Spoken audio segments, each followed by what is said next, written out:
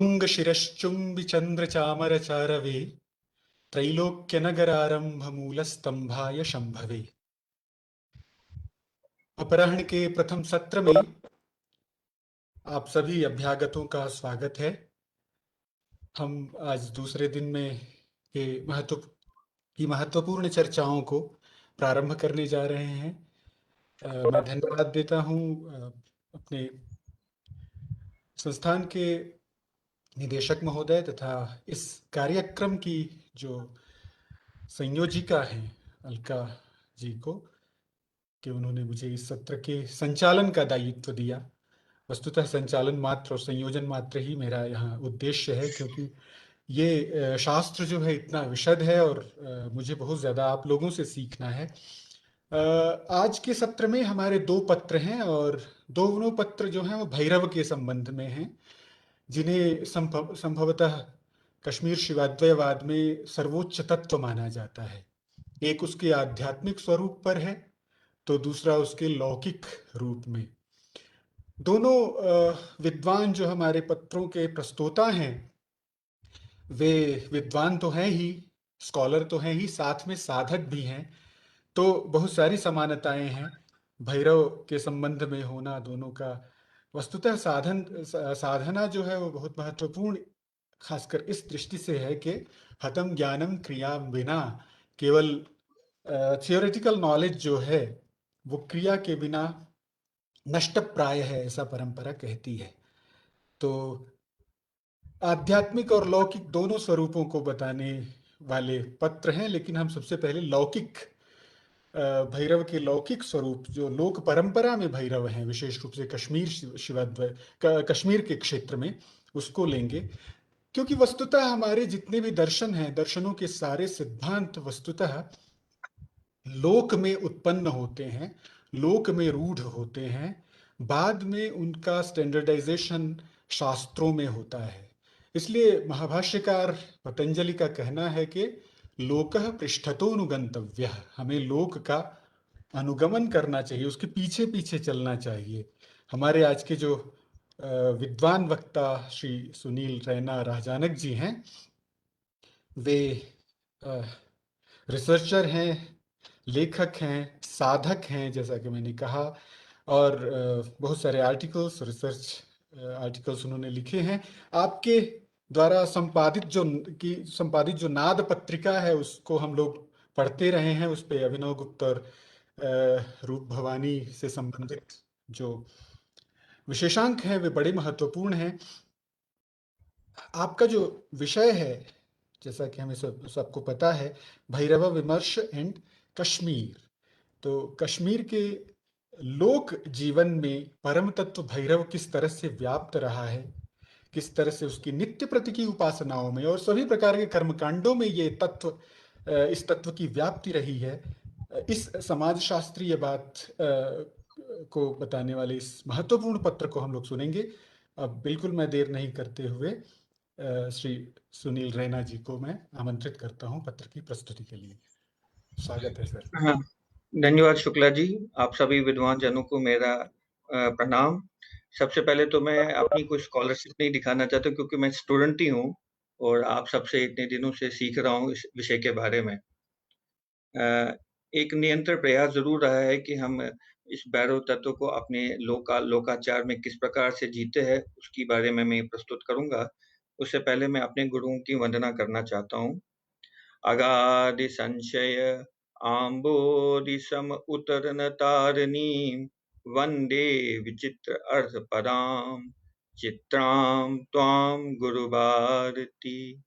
अभिनव गुप्ता शक्ति तद्गुप्तो यो महेश्वरो देवा तद उभयामल रूपम शिवम अभिनव गुप्तम शिवम वंदे।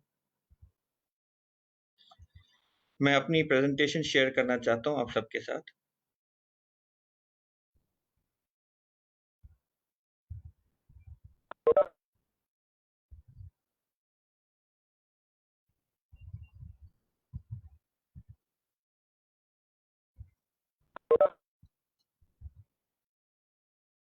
अगर आपको दिख रही हो तो एक बार बताइए। जी दिख रही है, बिल्कुल। जी, जो आज का मेरा विषय है, जो टॉपिक है, इट इज़ ऑन भैरव विमर्श। भैरव जो कश्मीरी शैव दर्शन के परम तत्व के रूप में माने जाते हैं, उनके हमारे कश्मीरी पंडितों के लोकाचार में, व्यवहार में and day to day lives में उसकी कितनी मान्यता है, महत्वता है, उसके बारे में मैं आप सबको इसका ध्यान केंद्रित कराना चाहता हूँ।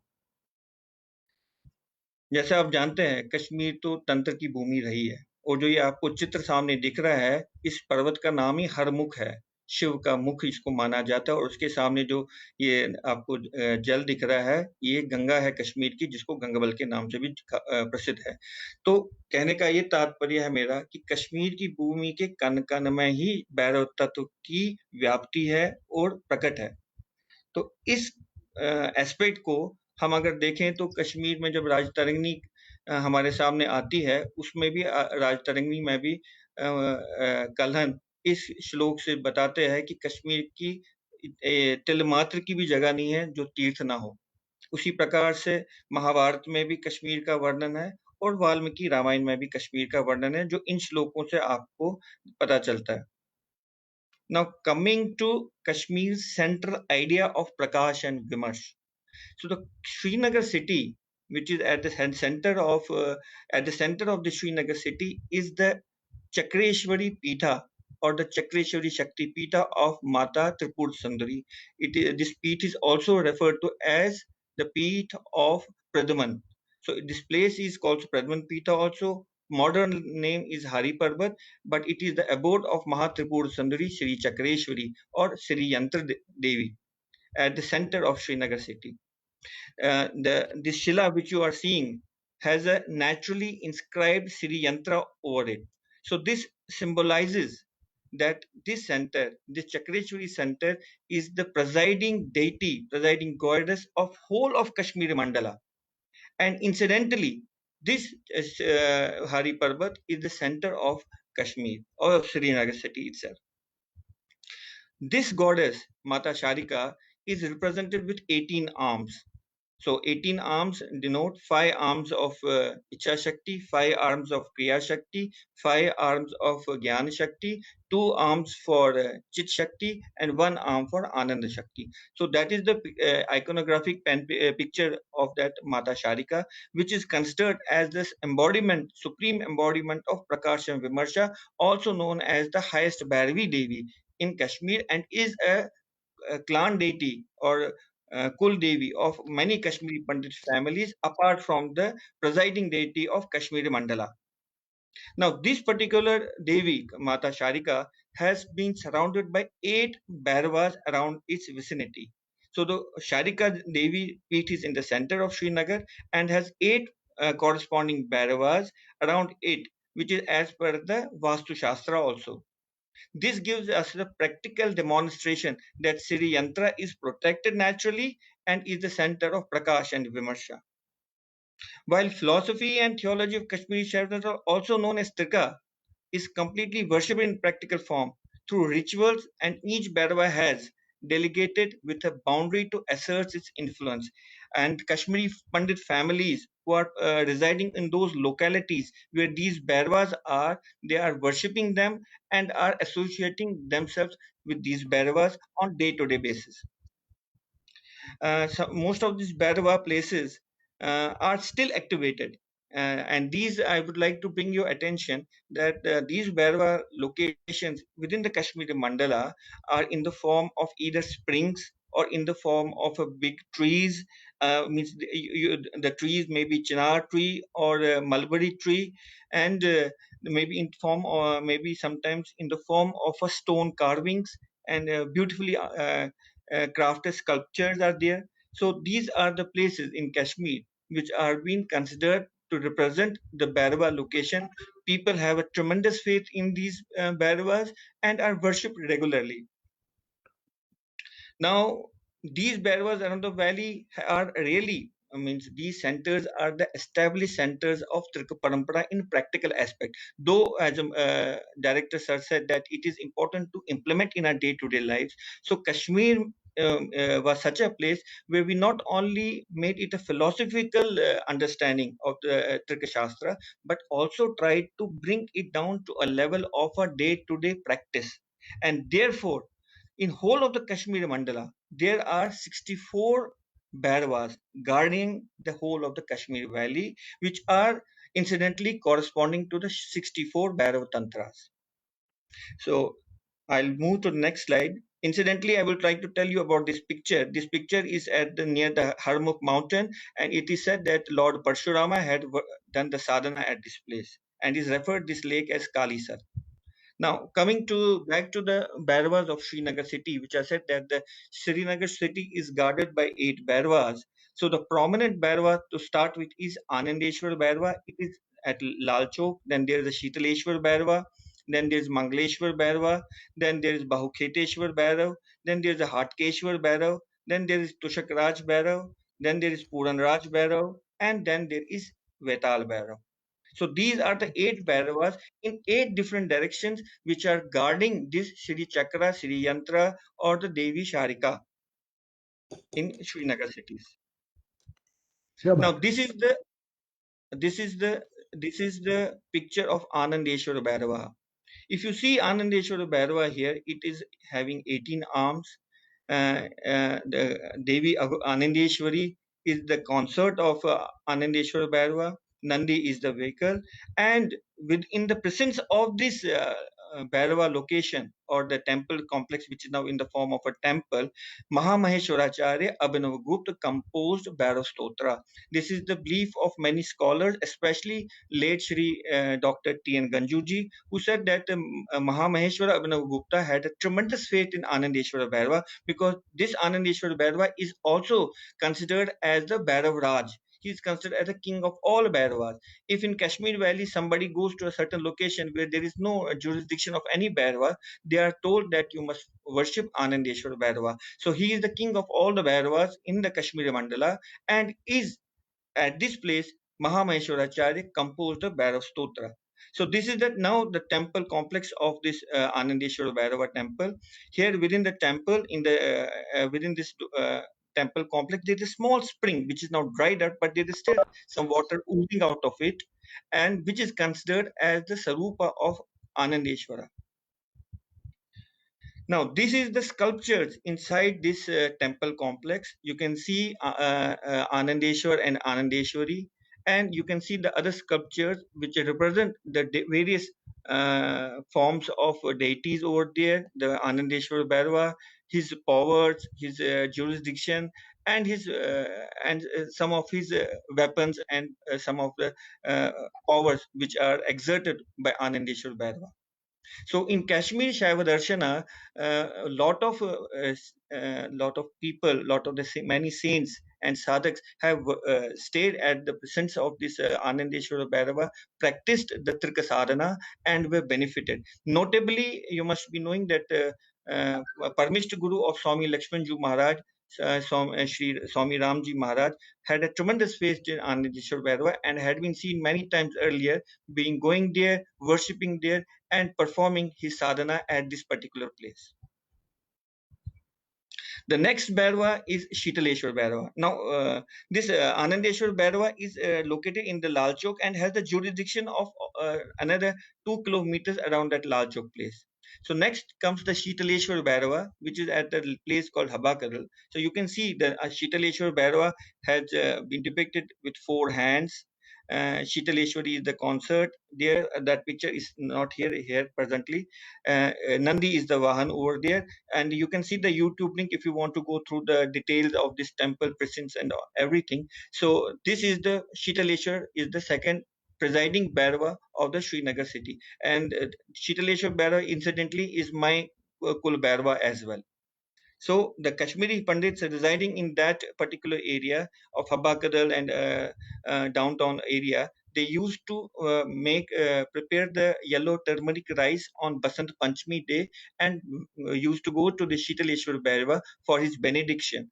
and it was the day which was celebrated there in the form of a big mela, or in the form of a big congregation. Havan was performed, people were used to celebrate there, and a lot of folk music and bhajan here were celebrated on that particular day. Now I come to third Bhairava, which is the Mangaleshwar Bhairava. It is another going beyond again towards the downtown area. This Mangaleshwar Bhairava has a Mahatmya also associated with it. The place here this is a small island near the Dal Lake on the back end on the backwaters of the Dal Lake, and it is this place at this Mangaleshwar Bhairava who is that Swami Lakshmanju Maharaj was initiated into the Trik Parampara sadhana by his guru Swami Mehtab Kakji. So you can see the connection that his Swami Lakshmanju Maharaj's uh, uh, Kul Bhairava is Mangaleshwar Bhairav, and it was here that his guru took him specially and initiated him into the Diksha Parampara at this particular space. This whole area is known as a Namchi. Actually, Namchi is basically, he said that was the son, was one of the demon in the earlier times who was killed by the Indra, by the powers conferred upon the Indra by Lord Bhairava. And Lord Bhairava appeared at this particular island, and when he left back, there were two trees. These two trees which you are seeing are considered as the Sarupa of Mangaleshwar Bhairava and are worshipped there. So one can see that in the sadhana parampara also, the Trika masters used to take the children or the new disciple into these places and get them initiated into the Trika parampara. Now I take you to outside Srinagar, because other Bairavas locations was very difficult for me to visit because of certain reasons, and because most of the land and adjoining areas are encroached, so it is very difficult for without taking the proper permission of the authorities to visit there. It's not not a good idea. But now I'll take you to Martand. So Martand is a place which you all know is associated with the Lalita Aditya Sun Temple. So near that Marthan temple is a Bhairava which is known as Ganganand Bhairava. This is the tree which is represented as the Ganganand Bhairava, and there are a lot of icons there which is not captured in this photograph, but there are that are in the YouTube channel here.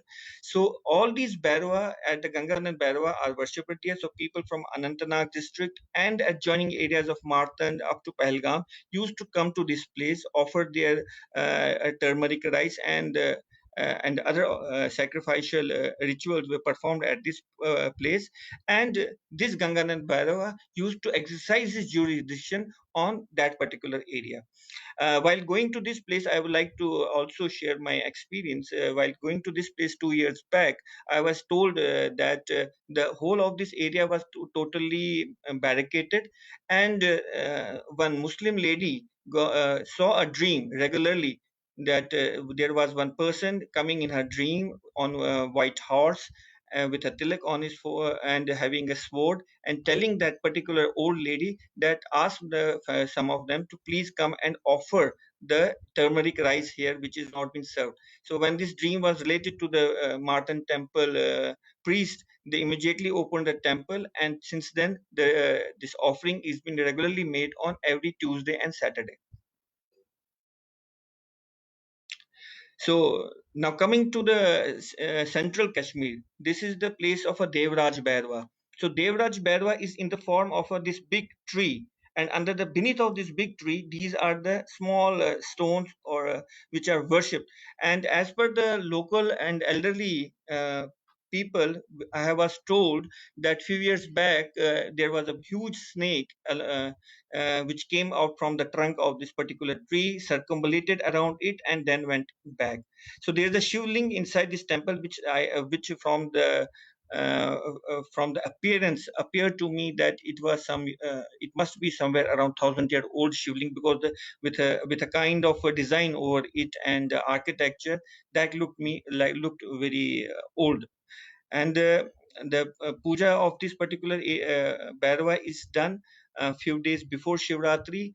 people in the Nunnar area or Ganderbal. You know, the Ganderbal is the place where there's a famous temple of Mata Kheer Bhavani. So people of that particular region come to this Bhairava, perform the Havan there, perform the puja on particular days, and offer their turmeric rice and whatever rituals are associated with it. There's a Mahatmya also of this Bhairava, and the many saints of this region have worshipped in the presence of this Bhairava and have experienced the Bhairava state while sitting under this tree. At the famous place of Swami Lakshmanju Maharaj ashram at Ishwar Ashram Nishat, near that place only there is a small Khemraj Bhairava temple, not a temple but it's a pond, a kind of a spring, although it's now been converted into a pond or a kind of a dust. It was very difficult to go there because it was surrounded by the houses and only that particular area was available to go because it was a spring there. So this Khemraj Bhairav is the presiding deity from Dalgate up to Dachigam area.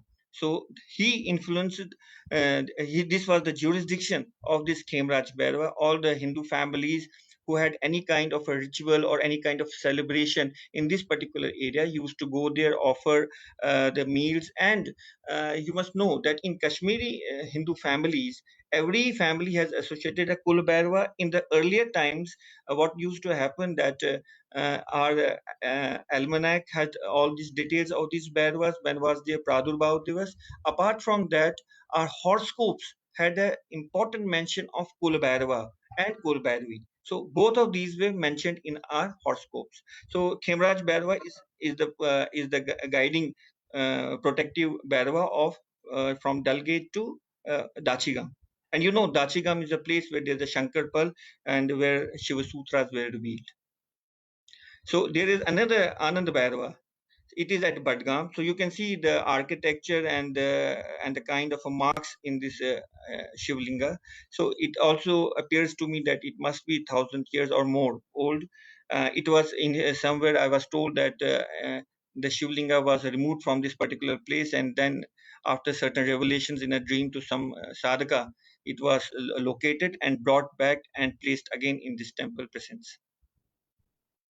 So people in that Badgam district area, they all come here and worship this Anand Bhairava. Now coming to Srinagar city's another Bhairava, Vetal Bhairava, which I said, the Vetal Bhairava is said to please the Supreme Bhairava in the form of a veena. So he's playing the veena here. He has a damru, noose, and other weapons. And is one of the hand is the Abhay in the form of a Abhay Mudra. So this Vetal Bhairava is at a place now known as Ranavari, and people in that area performed all the rituals associated with the Vetal Bhairava and consider him very powerful. And even the locals now see that this Bhairava is protected.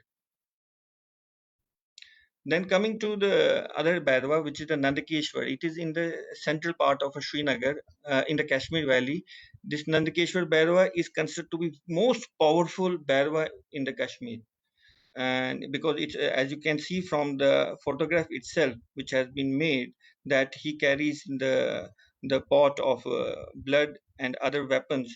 So therefore he is one of the most powerful Bhairava among the Kashmiri Pandit families, and has a lot of villages and jurisdiction exerted by him, and people have been regularly going there, praying there, and have seen that their voices or their prayers are heeded. So he is also in this presence, also in the presence of this Bhairava. This is the temple there. Many sadhakas have attained the Shivahood. And these are the two trees in between. This is the temple, and inside it is a small Shivlinga which composes is considered as a part of Nandakeshwar Bhairava. People worship here and perform the yellow turmeric rice within the presence, and distribute it among the people. So these are certain areas associated with this Nandikeshwar Bhairava. He's not only he's the only Bhairava who has his presence in Sumbal area of Kashmir.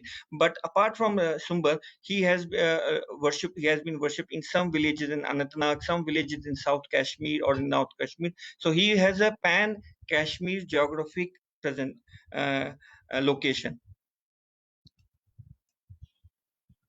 So these are some of the other Bhairavas. As I told you, there are 64 Bhairavas. So some of the Bhairavas which I could visit or I could get the details in.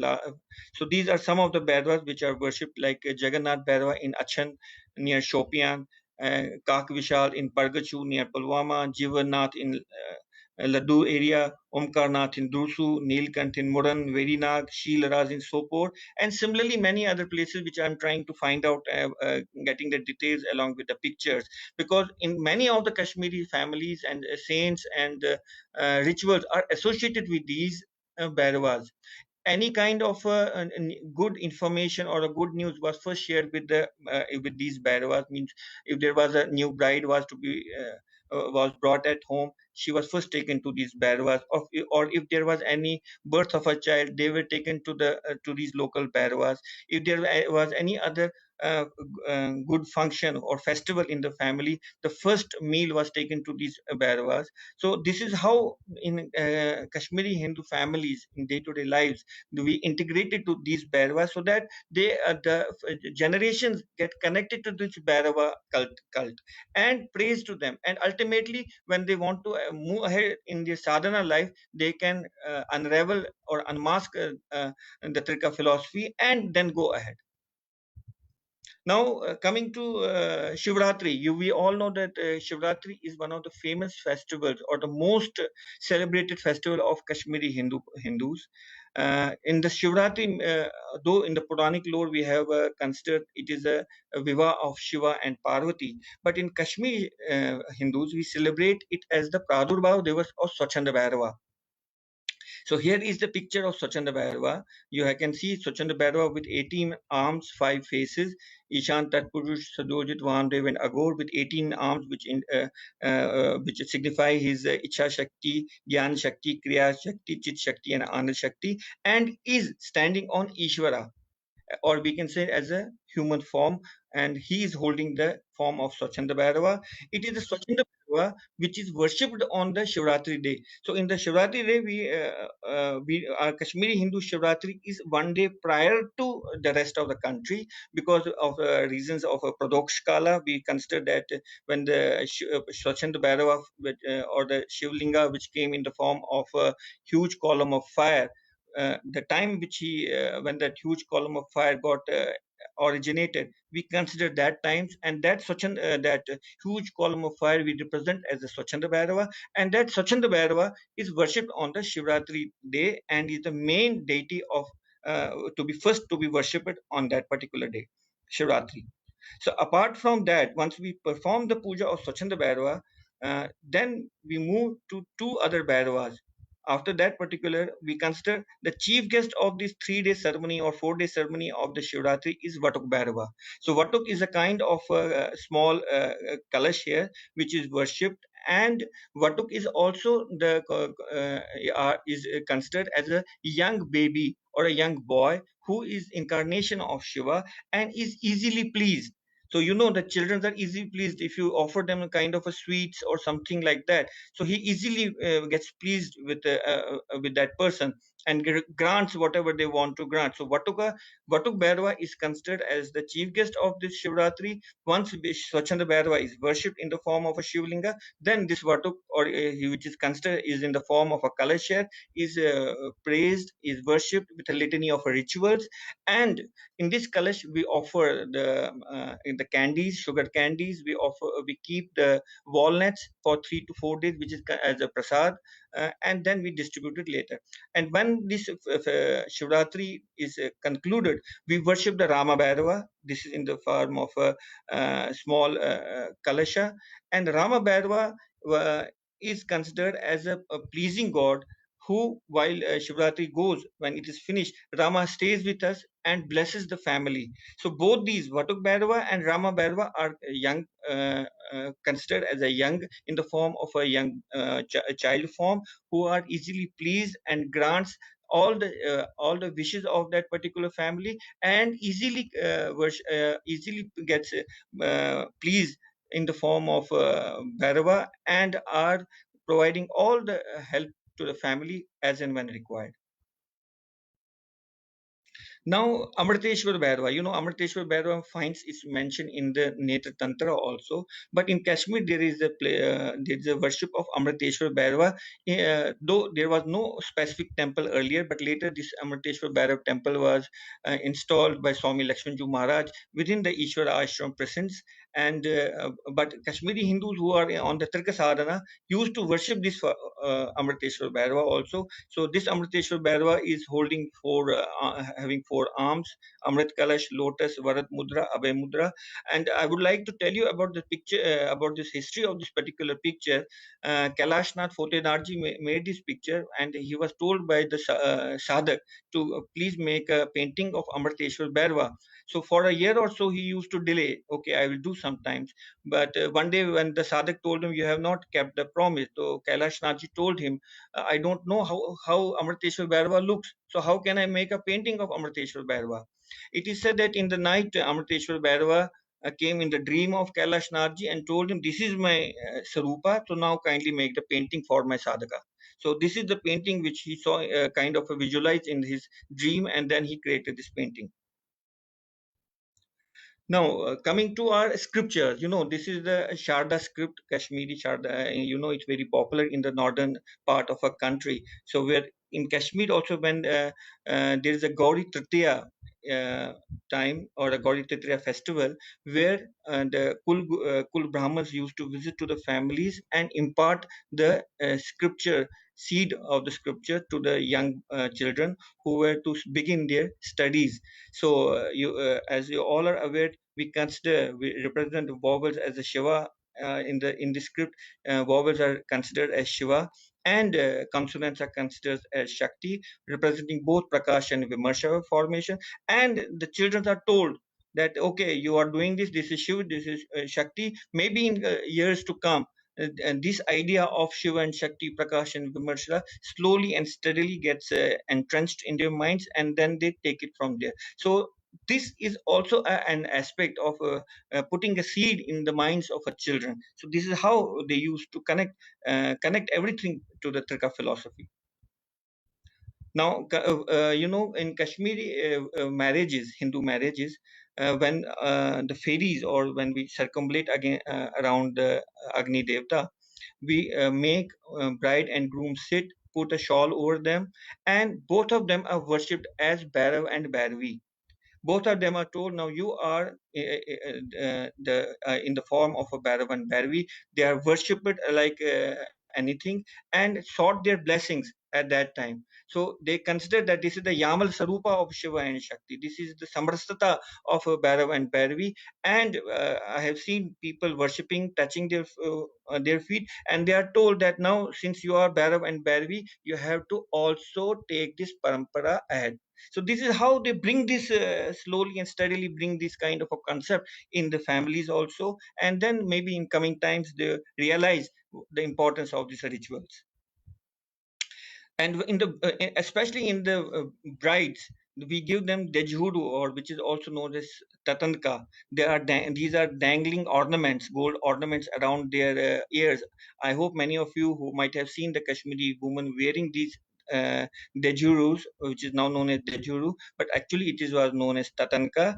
The dejuru is basically, there used to be inscribed Siddhi Yantra. The hexagonal yantra was there with a bindu in it, and was to be worn, put by the brides. The many people tell that it is the Mangal Sutra, but in Kashmiri Shaiva Darshana concept, it is not a Mangal Sutra. The woman is embodiment of Prakash and Vimarsha, and this ornament was a certification or a validation of that concept. When their husbands died, unfortunately, of any reasons, this ornament was not to be removed, because this concept was considered as a Yamala concept of both Shiva and Shakti, or Bhairav and Bhairavi, and was to be retained by that widowed lady. Now, in our birthday pujas, you might be Kashmiri Hindus follow the lunar calendar of birthday, and in all the lunar calendar birthday, now we first pray to these Sapt Chiranjeevis. Apart from that, a special prayer is made to the your own clan Bhairava, and he sought that let that Bhairava, your clan Bhairava, connect you to the Param Bhairava. So this is the yellow rice, if you can see, is a part of that celebration, and is first offered to your Kuldevi and the Kulbhairava, and both of them are named while performing the puja. Without that, they are not naming them, all the puja is not being considered fruitful.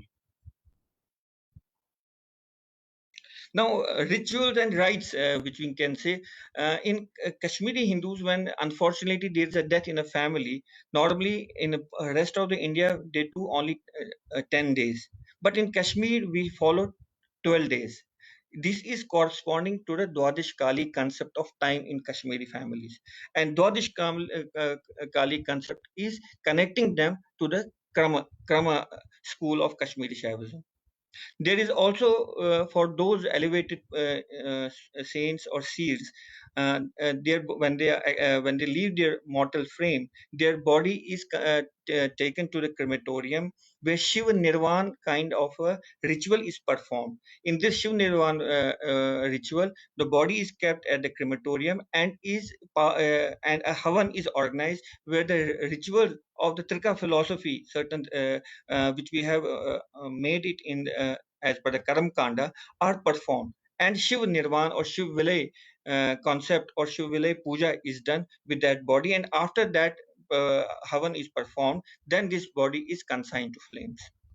There is also a Annapurna Shraddha ceremony, where if somebody's family members expire, then the individual, perform the Shraddha of himself, considering that his chitta is in continuity, is one with that of the person who has already expired. And then he says that since he is his chitti and his chitti are one only, we are the continued part of that same continuous process. Therefore, he performed the Shraddha considering himself as that person. Also, there is a concept of calendar, which is Mandyan calendar, which is as per the Trika philosophy. Similarly, there are 24 sanskars, and in Shivratri ritual, we perform the Bhairav Yag. When Swachandra Bhairav is worshipped, when Vatuk Bhairav is worshipped, there is a Havan done, which is known as Bhairav Yag Havan, and litany of rituals, mantras are associated with it, which is performed. Also, these Bhairavas, which are in different places in a valley, sacrifice rituals are done corresponding to their local beliefs and their own Mahatmayas. Now, how we have brought the saffron also the part in saffron is considered very pious in Kashmiri Shaivism, in Trika philosophy. You can see the three twigs of the saffron. Why the three twigs? They symbolize Parashakti, Aparashakti, and Aparashakti. And that is why these three twigs saffron were taken, and tilak formed of these three tilak of three these twigs, and put on your guru, or on the deity, or on the Parabhairava or the Bhairava whom you worship. So this is how we then brought this Trika philosophy at our day-to-day level, that everything is connected with the Trika. So that is why saffron is considered very pious in Kashmiri Shaiva Darshana. Now, walnut, which I said, walnut is considered as a part of prasada of Shivratri. You know, the walnut has two sides, two lobes, or two segments. When they come together, they are said that one segment is Shiva and another is Shakti. And when they join together, samarasta is formed, union is formed, and this samarasta of Shiva and Shakti makes it blossom in the form of a seed inside it, and this seed is worshipped, and therefore this walnut is the important part of every Kashmiri Hindu ritual and is considered as one of the representation of Trika philosophy. And when you break this walnut vertically along its axis, along its segmental axis, you can see there is a formation of a heart shape in this walnut, and which my gurus have told me that this walnut, which is the heart shape inside this walnut, reflects that Shiva or the consciousness resides within it. So this is a symbolic representation, or in a nutshell, a symbolic presentation how Trika says it. Trika says everything is within, and this walnut also says Shiva is within you. This is the heart, and this heart represents the supreme consciousness, and that is why it is considered a very important part of our ritual. Now, Devi Vitista, the Jhelum, which is now known as a Jhelum, is part of is basically goddess Parvati. It is shown on the golden fish with so much of adornments. The important thing which Devi is holding is a mirror. So mirror here is a symbolic darpana, which darpana tells us that this whole world is created nothing but because of this Pratibhigya Shakti. So this is how the symbolic representation of Kashmiri Shaiva Darshan or Bhairavi worship is brought into our day-to-day worship modes also. In Kashmir, there is a folk dance. Many of you might have heard there is a folk dance in Kashmir which is known as Band Pathar. So in this Band Pathar, those who perform this Band Pathar, they go there first to the shrine of a Shiva Bhagavati. This is the goddess Shiva Bhagavati. Her face in the form of a jackal. There is a legend why this face is shown as a jackal. I will not like to touch it. But when they worship the Shiva Bhagavati, Shiva Bhairavi, it is basically now it is known as Shiva Bhagavati. Shiva Bhairavi is worshipped, and along with this, the Bhairava is worshipped by these bands before they make any kind of a dance sequence. So this is how at the folklore level also, these folk dancers first pray to Bhairava and then they perform, because they consider all these folk dances come from the Shiva itself. Now, Sunil ji, हम थोड़ा सा yes, हमें अगले के लिए भी वो I'm करना है concluding फिर it now. Ji Yeah, I'm concluding. Similarly, there's a Bhumi Devi, which is also considered as a Bhairavi Devi there, and Ragna Devi, at Kheer Bhavani is considered as the Parashakti, and this is how whole of the geography within the Kashmir is sacralized with the Bhairav tantras, with the presentation of Bhairavs and Bhairis, and every Kashmiri Hindu relate it and bring it into their day-to-day lokachar. This is all I wanted to bring it forth before you. Thank you very much for hearing me and giving me uh, time to listen. I also thank all my gurus who have guided me all along. Thank you, Makranji Alkaji, for giving me the time for presentation. Thank you.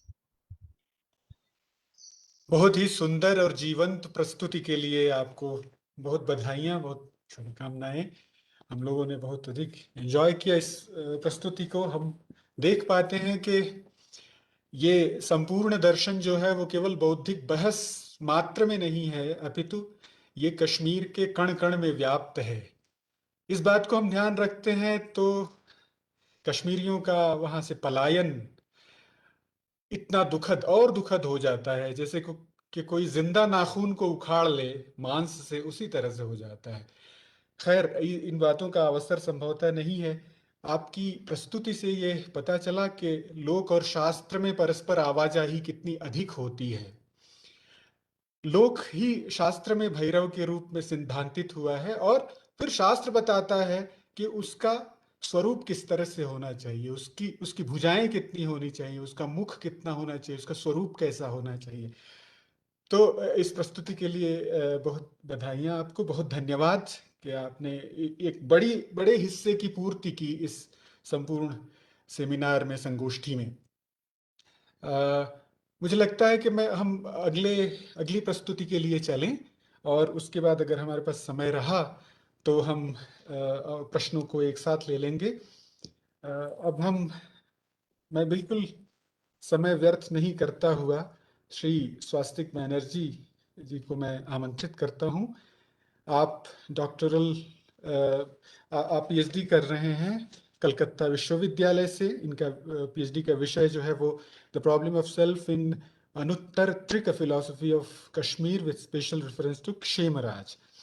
और आपका जो विषय है आज की प्रस्तुति का, वो अभिनव के भैरव स्तोत्र पर है। भैरव जो कि कश्मीर शिवाद्वैतवाद का सर्वोत्कृष्ट तत्व है, वो आत्मरूप किस तरह से है, उसकी आत्मा के आत्म सत्व के साथ अद्वैता क्या है, इसको वे भैरव स्तोत्र के आलोक में बताएंगे। स्वास्तिक जी, आपका समय लगभग 30 मिनट का अब शुरू होता है। धन्यवाद, आपका स्वागत है।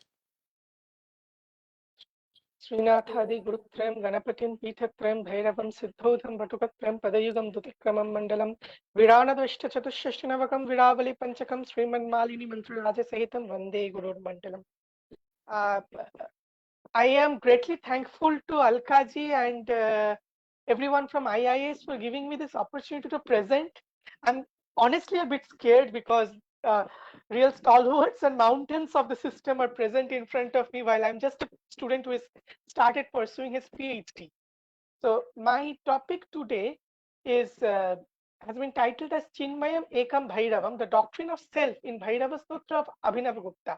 Now, I would take the permission and the freedom to deviate from how the traditional interpretation of the retelling of the Sutra may be. And as a student of philosophy, how I have been reading, like I have found a reading also because of very little time, I have been got very little time to reflect upon it. How I found an alternate, not rather an alternate reading, a reading within the text that it talks about a syllogistic way or a argumentative way to present the very doctrine of self. At the same time, there is this sadhana which is involved. And Balramji, I would request you to just give me a uh, uh, head up at the end of 25 minutes so that I can know that my time is getting summed up. Okay. The doctrine of self, like this text by Atul Chandra Mukhopadhyay, which was published in 1940s, he wrote that the doctrine of self necessarily follows the doctrine of knowledge, and vice versa, that the knowledge doctrine is something that many systems of Indian philosophy builds up on the doctrine of self. And this has been an objection to the philosophy of Kashmir Shaivadvaitavad or very thick philosophy of Tantra, which follows the doctrine of sadhana, that it does not give a pramana shastra. And it has been said by scholars like Yogendranath Bakshi and Pradut Kumar Mukhopadhyay that a person without a philosophy without a pramana shastra is not a philosophy at all. To which beautifully Professor Navajivan Rastogi has composed a pramana shastra for Kashmir Shaivism. However, if we carefully study the Tantra Loka, even in the first Annika, we do find that there is a very different model of pramana shastra, which is directly mentioned in there, and it goes to the jnana being of two kinds. Again, ajnana also being of two kinds, bodhya and paurusha. So this bodha jnana, which Abhinavagupta talks about, is aiming at giving one mind clarity over these concepts or the goal.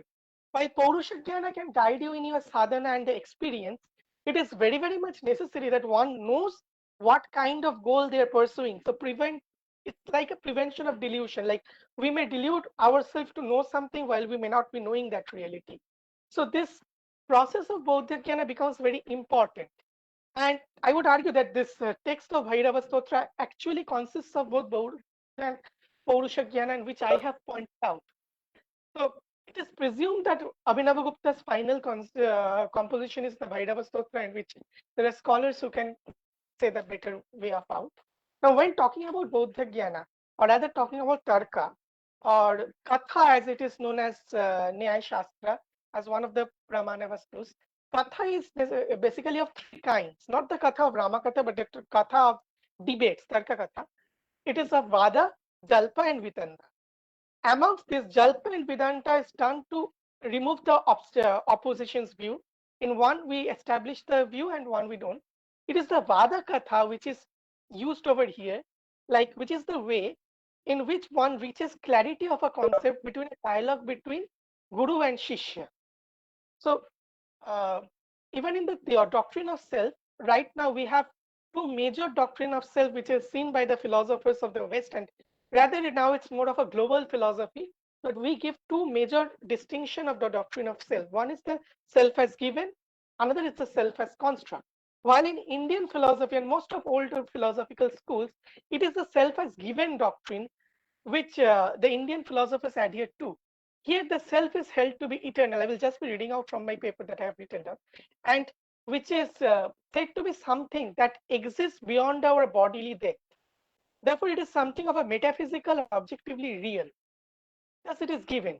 Again, from the Shiva Sutras, the very first sutras, we find Chaitanya Mahatma. That is, the self is consciousness, and this is what this school maintains. And Chaitanya Dash Atma, how we break this Chaitanya Mahatma up, does give us the view of several schools of philosophy, including Naiyayikas, who think that Chaitanya is the guna of the Atman, which is the Dravya. And this consciousness is the material and the efficient cause of this world. It is out of its own free will that in its own mirror does it reveal this existence. The process involves projecting the other, idamta, upon its own mirror in the form of a reflection, that is the mirror of its own awareness. This other idamta gradually starts to condense and the ahamta becomes concealed, and this idamta splits up to give an idamta, the pure objectivity as such, not pure objectivity, it's kind of objectivity, and an objective subjectivity which becomes the individuated self-consciousness masquerading as the self. In this case, it may be me, Swastik Banerjee, who is presenting the paper right now. This may be considered as the jiva or the prani, which is here the nara. And the jiva is a limited being who has been limited by the panchakanchukas, and in Matantra it's shatkanchukas. So what the kanchukas do is they conceal the ahamtas and start presenting in the limited form. And this, in the process of the trika, it becomes very important to recognize this jiva as the very Bhairava itself, and it becomes the goal and the liberation way itself. It should be noted that the jiva comes from the root jiva is in Prinate, and Balram Shuklaji is here. He will be able to see. I found somewhere that the root jiva means the to continue breeding, but the meaning that I found in the Dhatu part is not quite confirming with it, so I won't adhere to that meaning. So, however, while going to the word breathing, it's just a side note that the breathing process, the prana, becomes the very goal of our sadhana, because the gross prana enters into the sukshma prana to the pranana and ultimately to the spanda, which is also the process how the kundalini, when one goes into the sadhana, they use the process of kundalini by doing kumbhaka, pushing the air up, then again pulling it down. This entire process of mantra shika, which is found in different tantras as well. So this root becomes very important over here. However, the self as against the self as given doctrine, there stands a doctrine of the self as a construct, which is something that the new Western philosophy has come up to. And what it says is that they do not conform to a doctrine of permanent self, but it is an idea that gets constructed with time. The idea of permanent self for them is only of an instrumental value. And the fact that such an external self remains will be questionable to them. The contemporary of the philosophers of the West who pose to this view also pose a significant challenge to the view school which believes in the theory of self as given. However, it is not the intention of this paper to debate with them, and therefore just an overall view of them is done. Now, something should be kept in the mind while talking about self or soul in Western perspective. In Western perspective, the mind process and the functioning and the soul is often identified with the mind. While in India, this mind is just an instrument of cognition. Rather, we can take these three antakarana as in Kashmir Shaivism, buddhi, manas, and ahamkara. So this, in fact, becomes a resultant thing that happens after Kanchuka and makes a major difference. So we don't confuse the individual self to be something that is existing. We know the individual self is, after all, something that has been a result of a process of creation. And when the eternal self is discussed, the idea of self is necessarily held to be different from the mental process. And the mental process from the Tika's view is the result of a Kritima Ahamta, which will be dissolved as the Purna Ahamta starts to reveal itself. That is very much from beyond the Pralayakala Pramata. This Purnata's understanding may come from the intellectual discourse. However, it is the experience of the Purnata which will convince oneself of the highest to Chaitanya Mahatma or the Bhairava only through the process of sadhana. So sadhana again is something which happens because of the coming down of grace anugraha. This anugraha is one of the constant functions of Bhairava.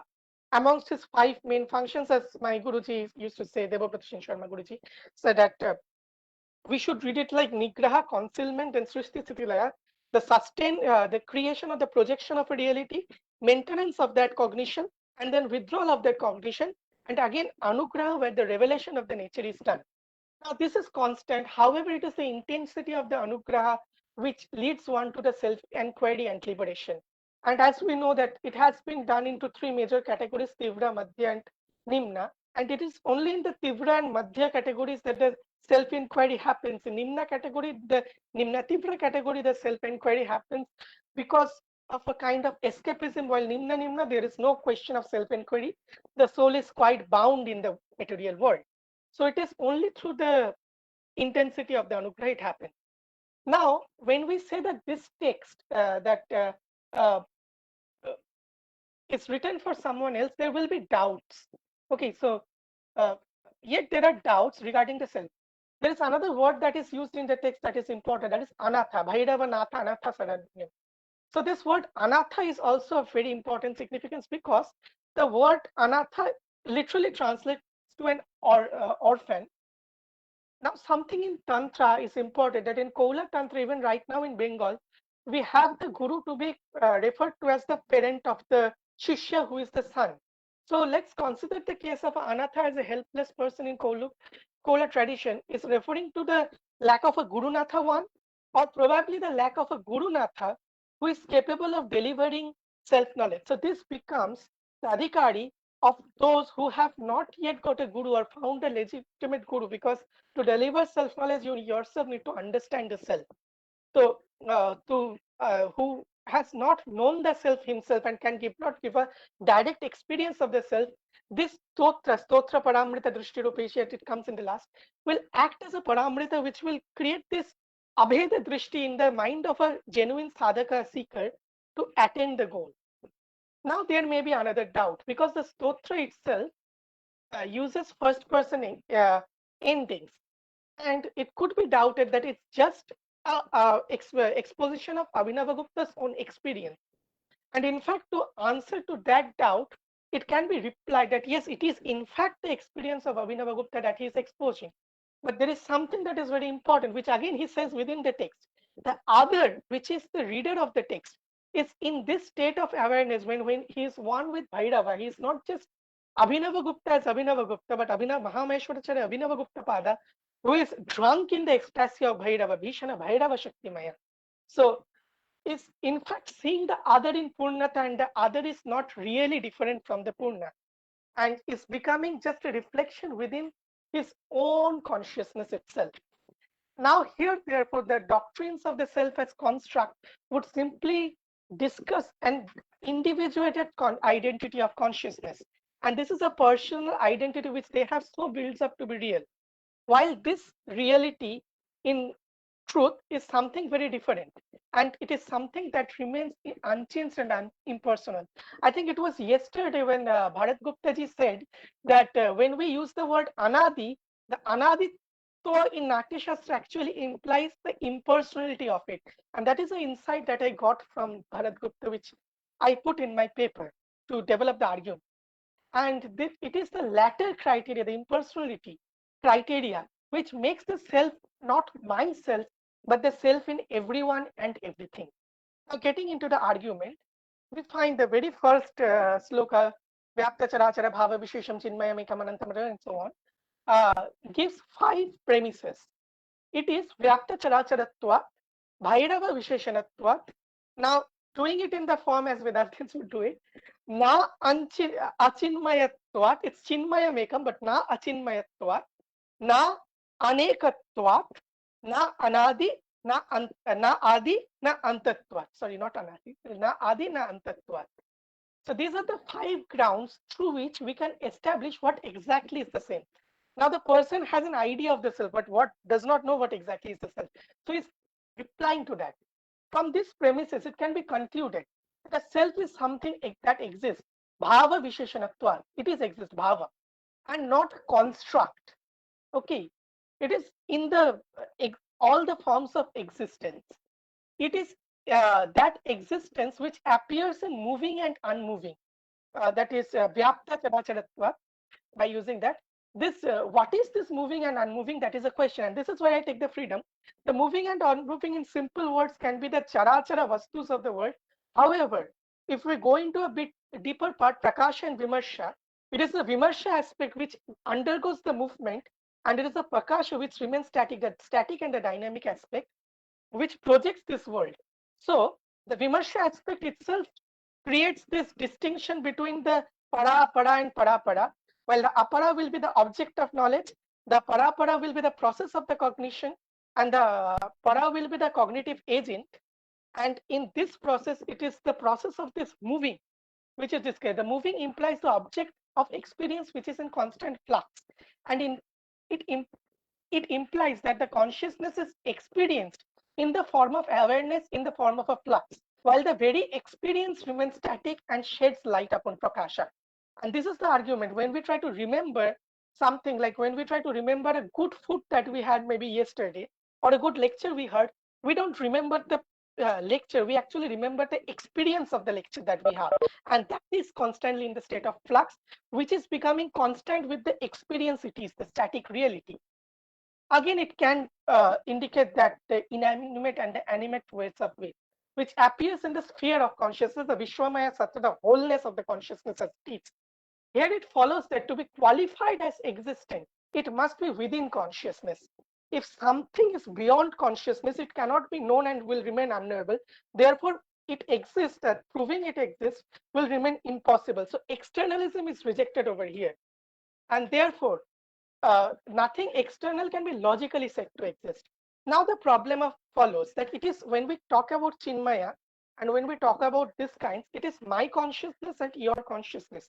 And the knowledge of the object is something transcendental real to the object of knowledge is something that we know with an intersubjective interaction of the awareness which prevails with the interaction with different conscious embodied consciousness. To answer this, the words Anantam and Anadim and Na Anekatva has been used. Now see, Na Anekatva is what is it reject, Ekat, that is Ekatva, is rejecting the idea of intersubjective consciousness giving the answer of consciousness. Therefore, this consciousness is essentially one which is present in all the body. Now we have the idea of beginning and end of a bodily consciousness. This bodily consciousness we do experience as ours to be beginning. Like I have been aware of a moment to begin, and again I have not been aware of a moment to come to an end. Now there is the other person who I do experience as an end. It may not be my event which is coming to an end. Therefore, to reply to this, the words Anantam and Anadim has been used.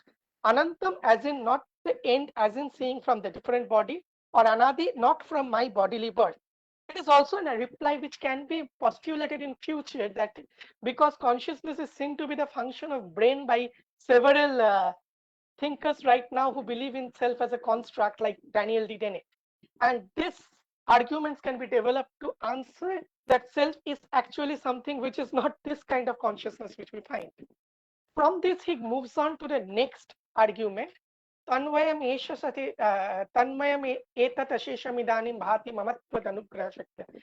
Through this, do we know that through your anugraha shakti, that through your grace, because it is the grace which brings clarity to the intellect, and it could have been nigraha that I could not have found the right arguments to find it in the right time to have the right knowledge that there is no distinction between self. Right now, it is established that the self is there, the consciousness is real, the self is consciousness, and there is my consciousness. Now, the question comes, how does my consciousness as the individual become one with the eternal consciousness of the Maheshwara Pramata, which is eternal? There's this Vishwamaya, Vishwamayam Taduttinam Hridayam Parameshituhu, and the Vishwattirna Sattva becoming one. And this is where he gives the answer. It is through this Anugraha Shakti that I have realized by this thing. Tvanmayam etam asheshatitanim bhati mamatvad anugraha shakta. Tvamcha mahesha sadaiva mamatma.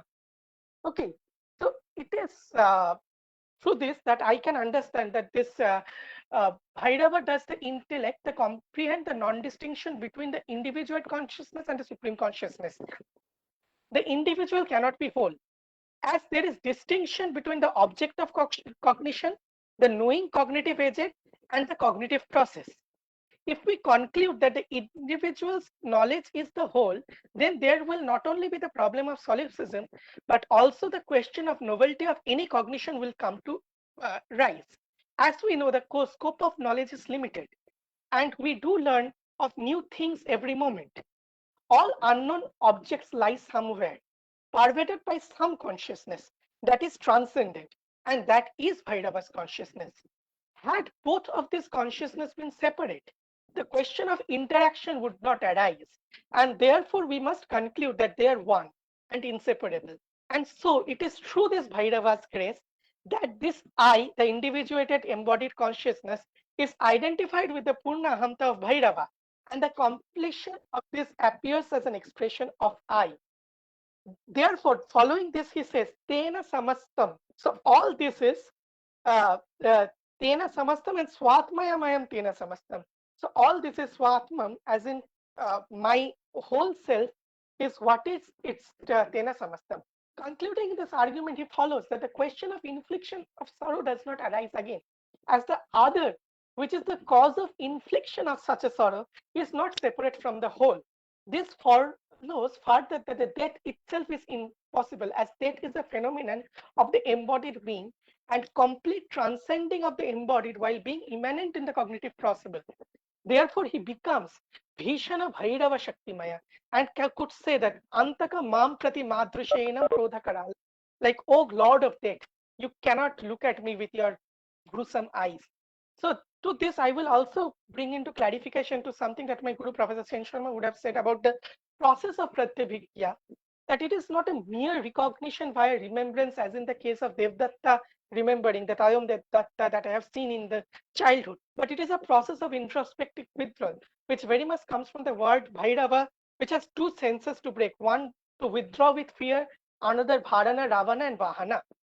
So here, the transcendence is not just the external sphere of awareness where I experience myself, everything in my awareness, and something that creates the border of the awareness, and going beyond that is a transcendent one. No, here the transcendent is instead going into the after going into the introspective withdrawal. So uh, it is the insight of the Vishwamaya Sattva, whereby looking oneself through the Anusandhana Kriya, does one see the pervading self. It is not by, there's a process of expansion as well seen, but it is ultimately by introspection, a reflexive introspection. This indicates a movement in reverse order of the creation by becoming Bhishana Bhairava Shaktimaya. It is also by entering into the Shakti and going in reverse order of the creation, which is the like outpouring of the Shakti, the Spuran. And then you go in the reverse, that is to go to the Bindu or Visarga and then ultimately to the Bindu. And more precisely, Vameshwari Shakti. And because Vameshwari Shakti, what she does is vomits the creation into existence. And now you go to enter. And this has been the major part of the sadhana which we find in Srividyas and other systems of sadhana. This process of reversing is itself like withdrawing with fear and re-entering the nature, thus becoming incapably of inflicting pain from another objective, our thing. This follows that Ittam Upoda Bhavanmaya Samviddhi Vidharita Bhurita Mishra. हाँ So, स्वस्तिक जी, आप yes, इसको wind up कीजिए। बहुत ही okay. सुंदर आप, हाँ, आप हाँ, वाइंड अप मेरे कर पास दीजिए। कितना टाइम है? 5 मिनट? मुझे लगता है हाँ 5 मिनट में आप कर लीजिए। ठीक है 5 मिनट में हो जाएगा। मेन आर्ग्यूमेंट खत्म हो गया। So the हाँ, reversal would mean that 4-5 going back to the Vaktatva and Pramata, this level, the level of mental worlds where the individual consciousness appears in this world of objective duality, and it disappears from the world of objectivity once it's transcendent. And therefore, when we get into this reflexive awareness, it automatically comes that the Bhairava who is fearful of death does not really affect him. Now, going back, while Prodhita Satya Vibodha Manichi, where he discusses this kind of stuff, he says that the idea of the individuated Ichha dies away, and we see that every event of this world happens to that Ichha. And it is where the reversal has taken into complete form. And he identifies the Ichha Jnana Kriya, which is the source of the manifestation of this world, as the very source which is functioning within this world. And therefore, he is drunk in this ecstatic enjoyment. However, there is a problem that there are certain times when I get inflicted in this pain. This is what he says in the next stotra. But again, through this stotra, I do realize myself. What is happening here is he's experiencing the coming down of grace in the form of the individual self, and again getting reabsorbed in the enjoyment to become that become a Nartakam Atma. And therefore, just such a stotra paramrita, that a stotra that indicates this Purna Hamta immediately gives the recognition of this eternal self. And therefore, in the final sloka, he says, like final to second, in the final sloka, he concludes, Nrityati gayate hrishyati garham sambiti yam mama bhairavana. Nrityati. The word Nritya in Natya Shastra is taken to be same as Natya. And this Nritya, as Padma Subramaniam says, that it's never without bhavana. And this subtle uses of Rechakas is what makes it very beautiful. And this Rechakas over here function as that very cognitive awareness of the Supreme Self. And therefore, through that sutra, following those sutras, Nartakam Atma, Rangu Antaratma, Prekshanani, Indriyani, we have that the self is complete and is acting out as an actor in this world. Therefore, Nrityati. Gayati, as in his words, his consciousness are becoming the very mantra. Katha mantra, chitta mantra, this sutras are there. And from which he is bringing out the words, as in the Paravak is coming down in the form of Vaikhari. And then the final word, Rishyati Garham. That is, his consciousness becomes overflowing with the bliss of Ananda. Swachanda Ananda Vrindotchalat Amritamaya Anuttaraspanda Tattva is what becomes revealed. In conclusion, where I would like to quote what we see that in the Ishwarashram Trust Ravi Vasarya Puja text, that they have added two more stanzas, which comes from the interaction between Swami Vivekananda and Swami Rama. Swami Vivekananda's stanza basically says that the world is Hari and the Hari is world. I would focus on Swami Ram's stanza, which basically summarizes the ground from which I am breaking the argument. And this is how he summarizes Bhairava Stotra. Adavante chitrasa rupam, madhye chitrasa buddhrupa rupam, bhatam bhatam bhava rupam syat, na bhatam chit anya rupam nasya. So to summarize the argument, what exists within consciousness.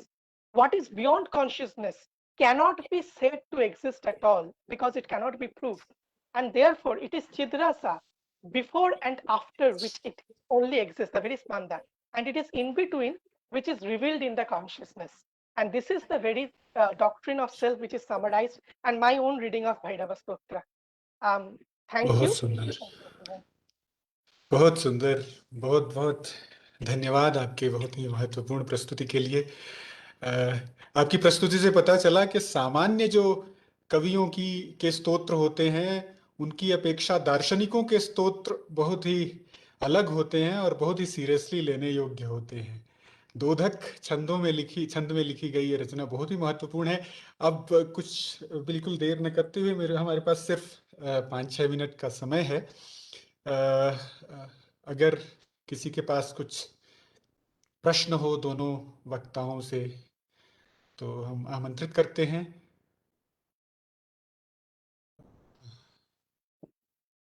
Professor Paranjpe की कोई टिप्पणी हो महत्वपूर्ण? मैं इतना ही कहना चाह रहा हूँ। I am so impressed with Swastik ji and also with Sunil ji. They represent the two different ends of the spectrum, you see, of how we engage with this very rich tradition. One is the insider who is a worshipper and inheritor of all the, I would say, ritual as well as philosophical content associated with the ritual. And the other is a tremendous intellect, I must say. I mean, this is the Bengali mind, you know, with all its refinement, finesse, and complexity. So now I just wanted to say one little thing to Swastik ji, you started with this question of whether the self is given or is it a construct, and you ended by completely demolishing this question itself with its what I would call pseudo dialectics, because this is certainly not the only choice. You see, if the self is given, by whom is it given? What is anterior to that which is giving it? If it is a construct, who is it that constructs it? Is it socially constructed?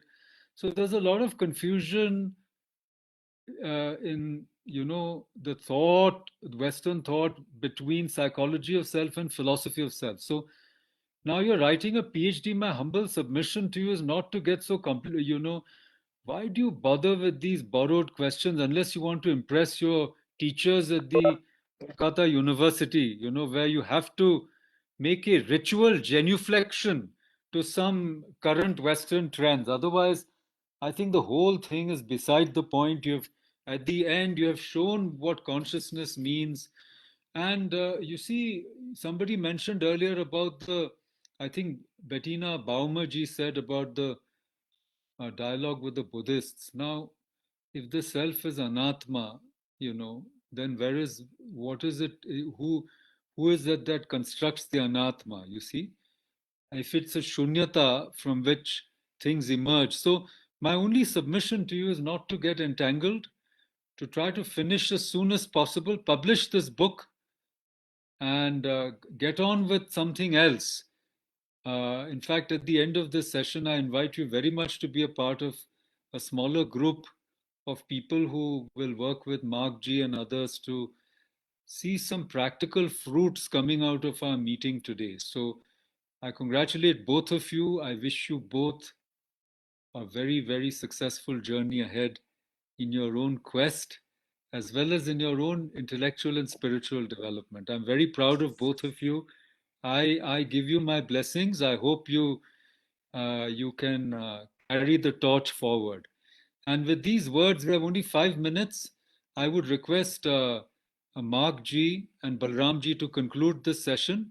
And immediately I see that Professor Bhatt is already here. We must start at 3:30, and we have two very important papers. I don't know if Vagish Ji is there. I do not see him. Professor Vagish Shukla ji भी उपस्थित हो चुके हैं. I welcome him. Vagish Ji is my old colleague from IIT Delhi, and he's a brilliant mind, absolutely brilliant. So I welcome all of them, and let us quickly move. So one line to 1 minute to Mark Ji, and then Balram Ji should conclude.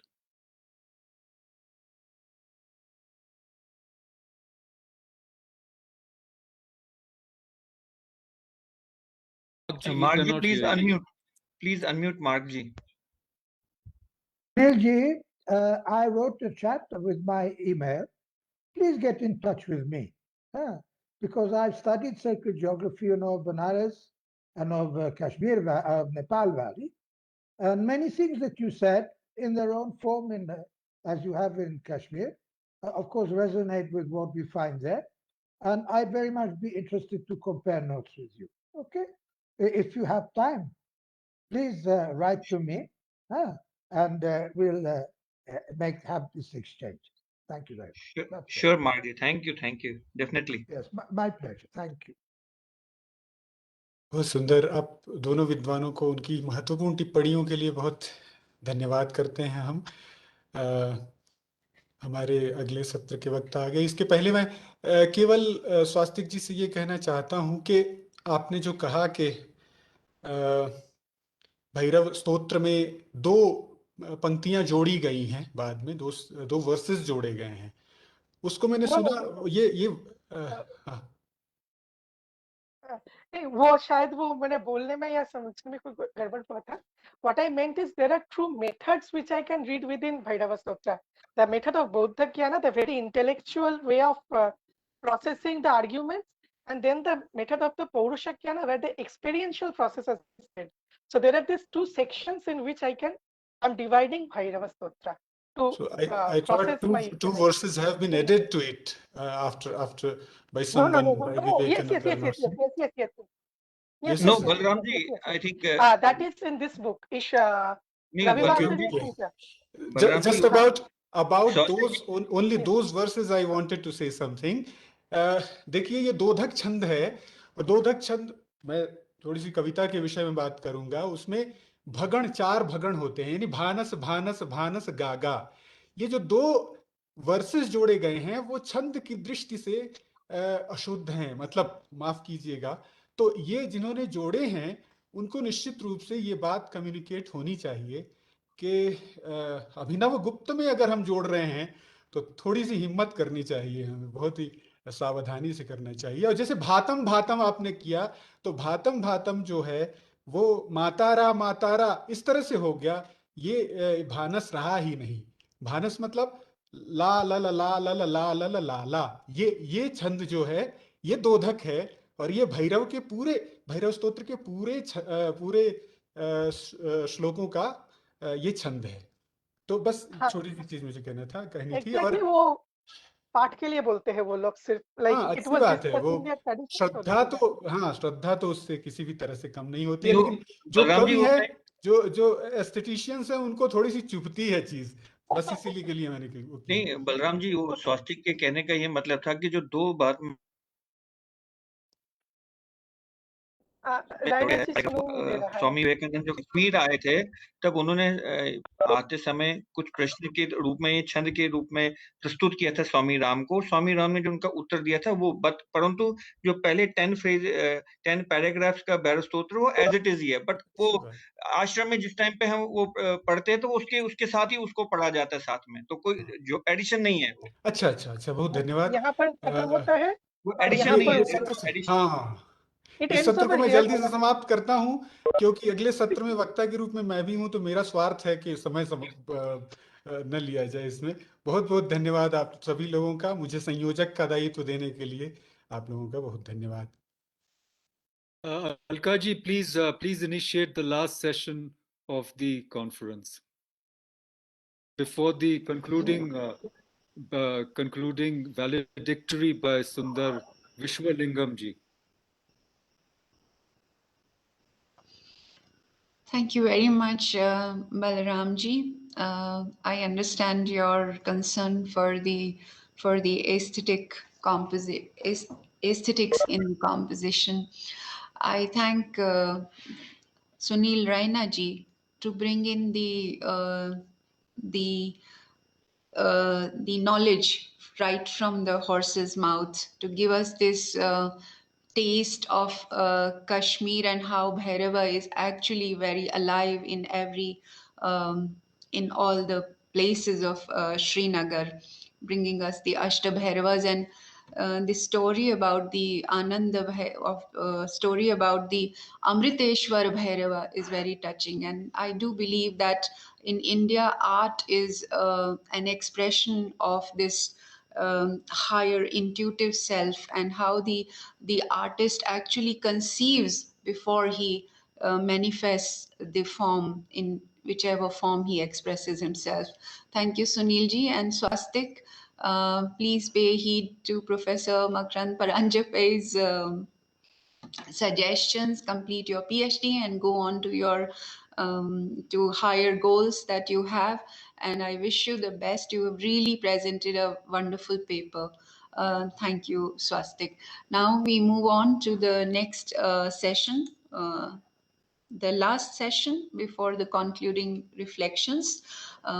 Here we welcome Professor S.R. Bhatt ji, who has been with us in the last seminar also, the freedom of ideas, like Swaraj of ideas. I'm very happy that he accepted to chair this session. Professor Bhatt is a chairman of former chairman of Indian Council of Philosophical Research. All of us know him. I would just welcome him now to take the session. And he has 2 speakers, and the time we have is up till 5 p.m. So over to Professor S.R. Bhatt. Please unmute yourself, sir. Thank you, Alka ji. And at the outset, I offer my thanks to Professor Makan Ramdev for asking me to take part in this international symposium.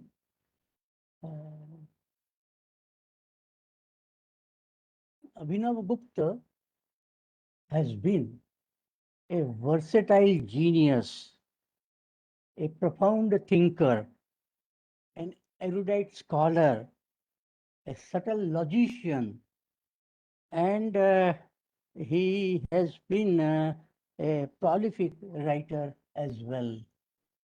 And therefore, in him, we find that in philosophical thought reaches to its climax. In him, we find different strands of philosophical thought getting synthesized. He was well steeped and well versed in all systems of Indian philosophical thought, and he has comprehended them in his Tantraloka. And we find that in him we have the Dhvani tradition of Anandavardhana. We have the Shivadvaita tradition of Utpala and Somadeva. We have the Vak Mimamsa of Bhartruhari, wherein he has, in fact, emphasized and highlighted the role of Paravaka as distinct from Bhartruhari, who concentrated more on Shanti, Madhyama, and Vaikhari. And then finally, we have the tradition of Bharata, and in fact, Abhinav Gupta is more known for his Abhinav Bharati, that commentary on the Natya Shastra of Bharata. As I said, he was a symbiotic thinker, and therefore in him we have a very happy symbiosis of Agama and Nigama. Both the traditions of Indian culture get synthesized in his thought. He has attempted synthesis at various levels. Say, for example, at the Laukika and Alaukika, as was pointed out Professor Makarand Ramdev yesterday also. We have Laukika rasa, but also we have Alaukika rasa enunciated in his writings. We have another synthesis in him, say, between what I would call, and I will elaborate it if time permits, say, between Iksha, Anviksha, and Pariksha.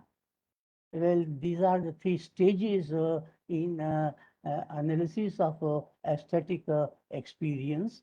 And then we also have still another synthesis, say, apart from Sthai Bhava. Well, we have a synthesis of Vibhava and Anubhava and Sanchari. And though he uses the term Sanyoga, it's not mere combination.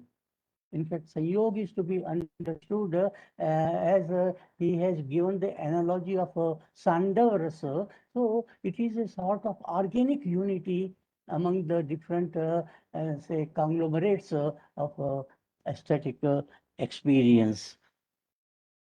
In fact, an aesthetic experience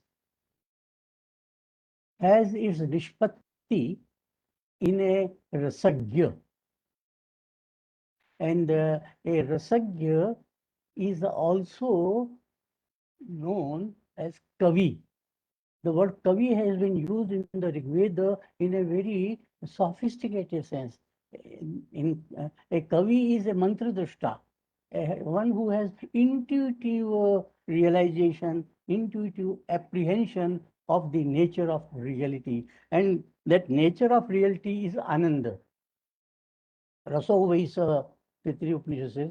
So that Ananda, Madhu Ataritayante, Madhu Ksharanti Sindavaha, this is the Vedic, Rigvedic Rika. So Madhu Vidya is propounded there, and therefore it is the reality is Sat, of course, it is Chit also, but it is ultimately it is Ananda.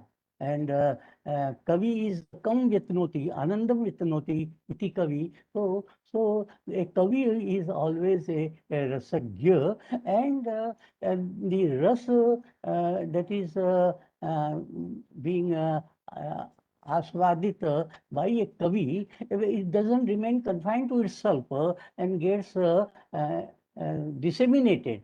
And so the dissemination is possible only, say, for a Saradaya, one who has the same psyche, same sort of a mental attitude. So, Saradaya, this is also has been called Sadharanikarana. So, we have, in fact, in Saradaya, you have Iksha. Iksha again is a technical term in the Vedas and the Upanishads, and that Iksha is intuitive realization, and that intuitive realization is when it is disseminated and it is co-shared by the Saradaya, it becomes Anu-Iksha, Anviksha. And then this Anviksha, both Iksha as well as Anviksha, when they are codified in language, then they become the subject matter of Pari-Iksha, Pariksha. Kavihi karoti kavyani rasam janati panditah. So now comes the role of a pandita. So we have Saradaya, then we have in fact, Rasagya, then Saradaya, and then Kavi, who is a Mimamsaka, who analyzes the niceties of aesthetic experience. Now we find that here we have another synthesis attempted by Bharata in his analysis of rasa, and has expounded by Abhinav Gupta, and it is a symbiosis of the subjective and the objective factors. It's not merely experience by the subject of the object, but there is a sort of an organic unity between the two, and therefore later on we have these concepts of alambana, which is pertaining to the subject, and uddipana, which pertains to the object. So that sort of synthetic unity we find in aesthetic experience, and therefore if it is to be evaluated, it cannot be evaluated in terms of either pure subject or pure object. I would like to therefore just read out, if within 2-3 minutes, my analysis of this sort of symbiosis of the it is written in Hindi, and just in 2 minutes I read it out. रसास्वादन जिसे इच्छा कहा जाता है, रसाभिव्यक्ति जिसे अनविक्षा कहा जाता है, और समीक्षा या परीक्षा जो उसकी विवेचन किया जाता है, इच्छा रसज्ञ को होती है, अनविक्षा सहृदय को होती है, और परीक्षा करने वाला शास्त्रज्ञ होता है। उदाहरणतः कवि रसज्ञ होता है, उसकी कविता स्वांतः सुखाय होती है, उसकी कविता से पाठक या श्रोता में रसोन्मेष होता है जो सहृदय होता है। कवि रसज्ञ हृदय वाला और उसके समान हृदय वाला सहृदय पाठक या श्रोता होता है। इसकी मीमांसा या समीक्षा करने वाला काव्य शास्त्री होता है। इसीलिए कहा गया है कवि करोति काव्यानि रसम जानाति पंडितः। रसज्ञ और सहृदय में रस का संचार होता है, परंतु यह आवश्यक नहीं कि परीक्षक में भी इसका संचार हो। परीक्षक में रस का संचार हो, यह आवश्यक नहीं होता है। परीक्षक तटस्थ भी हो सकता है, यह कहने का तात्पर्य है। तो इस तरह हम रसज्ञ, सहृदय और परीक्षक में सूक्ष्म भेद कर सकते हैं। रसज्ञ में रस स्वतः स्फूर्त होता है, सहृदय में उद्दीप्त होता है, और परीक्षक उसका तटस्थ भाव से विश्लेषण करता है। कहने का तात्पर्य यह है कि कला के दो पक्ष होते हैं, भाव पक्ष और विचार पक्ष। रसज्ञ और सहृदय का संबंध भाव पक्ष से है और परीक्षक का संबंध विचार पक्ष से है। रसज्ञ में अनुभूति होती है, सहृदय में उसकी अभिव्यक्ति या भावानुकीर्तन होता है, भाव का संप्रेषण, और ये दोनों प्रक्रियाएं नैसर्गिक सहयोगी प्रक्रियाएं हैं। तो इस प्रकार से मैंने इच्छा, अन्वीक्षा और परीक्षा में भेद किया है। मालूम नहीं यह, I don't know how far this sort of analysis is in line with the tradition, because in the tradition I think this distinction has not been done to the best of my knowledge between iksha, anviksha and pariksha in this particular context. There is another thing, I don't want to take much longer time. I would like to our erudite scholars to make their presentations, but one thing I would like to make more, and that we have Sanskrit language, you know, is a very wonderful language. Here we have synonyms, but we also have cognate terms, which I would call as Sagotra Pada, Paryayavachi Pada and Sagotra Pada. And in the language of Wittgenstein, they have family resemblance. And we have therefore, for example, in Amarkosh, for Ananda or Rasa, we have the following alternatives. Rasa, Ananda, Lavanya, Priti, Sundar, Ruchir, Charu, Shushma, Sadhu, Shobhanam, Kantam, Manoramam, Ruchyam, Manogyam, Manju, Manjulam, Abhishtam, Abhitsam, Radyam, Daitam, Vallabhapriyam. But I have also I located and identified a few other words, cognate words, like Adbhuta, Chamatkara, Manohari, Ramya, Lalita, Sushtu, Kamya, Kamaniya, Ramaniya, Saundarya, Shobha, Madhur, Uchita, Moda, Amoda, Ranjak, Duti, Sudarshana, Nainabhirama, Abha, Rupa, Valgu, etc. Well, I think these need to be classified. Say, for example, one classification can be, some are Aishwarya Paraka and some are Madhurya Paraka and so forth. I hope that say scholars may take up for analysis this sort of description that is available in our literature. So with these preparatory remarks, I invite now Professor Vagish Shuklaji, and I request the organizers first to introduce him and then invite him. On to the organizers. Thank you, Professor Bhatt. Actually, the bio notes have been given in the abstract and bio note booklet. Let's begin the session because we are running out of time. Ji, so Professor Vagish Shukla जी का स्वागत है. Please.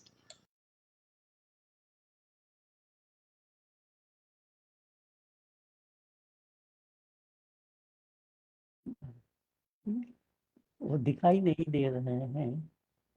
नहीं sir, हैं, बिल्कुल हैं, और वो शुरू कर रहे होंगे। अच्छा, हाँ। सर अनम्यूट करके प्लीज, अगर हम आपको देख भी सकें तो बहुत अच्छा होगा। हाँ हाँ सर ने अनम्यूट कर लिया और अब बोलना शुरू कर रहे हैं। हाँ, आवाज आ रही है? जी सर, आवाज आ रही है, आवाज आ रही है सर। ठीक है, आप शुरू करें। केवल चेहरा ठीक से दिखाई नहीं पड़ रहा है। अब कोई बात नहीं, नेटवर्क कनेक्शन जी हाँ, जी जी जी, ठीक है, शुरू करें कृपया। तो अच्छी बात है। आप सबको नमस्कार। और मैं यहाँ पर संक्षेप में की जो भगवद गीता पर टीका है, गूढ़ार्थ संग्रह, इसका एक संक्षिप्त परिचय आप लोगों के समक्ष देना चाहता हूँ। तो हम उनकी टीका पर तो बात करेंगे ही, लेकिन श्रीमद् भगवद गीता काश्मीर परंपरा में महत्व है, उसका उसकी ओर भी थोड़ा ध्यान दिलाना चाहता हूँ। बहुत सारी टीकाएं भी लिखी गई हैं और बहुत सारा वर्ष में हुआ है, लेकिन कुछ चीजें जो बहुत प्रत्यक्ष रूप से नहीं है उनको भी सामने रखना उचित लग रहा है। उदाहरण के लिए ये ईश्वर प्रतिज्ञा कारिका की ओर अगर हम ध्यान दें तो उसमें 3 अध्याय स्मृति, ज्ञान और अपोहन पर हैं। तो ये तीनों शब्द हमें श्रीमद् भगवद गीता में एक जगह मिल जाएंगे। जो सर्वस्य चाहम हृदय सन्निविष्टो मत्तः स्मृतिर् ज्ञान अपोहनम च, ये 15वें अध्याय में आता है। इसके अंतर्गत हम सामान्यतः ज्ञान का अर्थ करते हैं भूतपूर्व का प्रकाशन, स्मृति का अर्थ करते हैं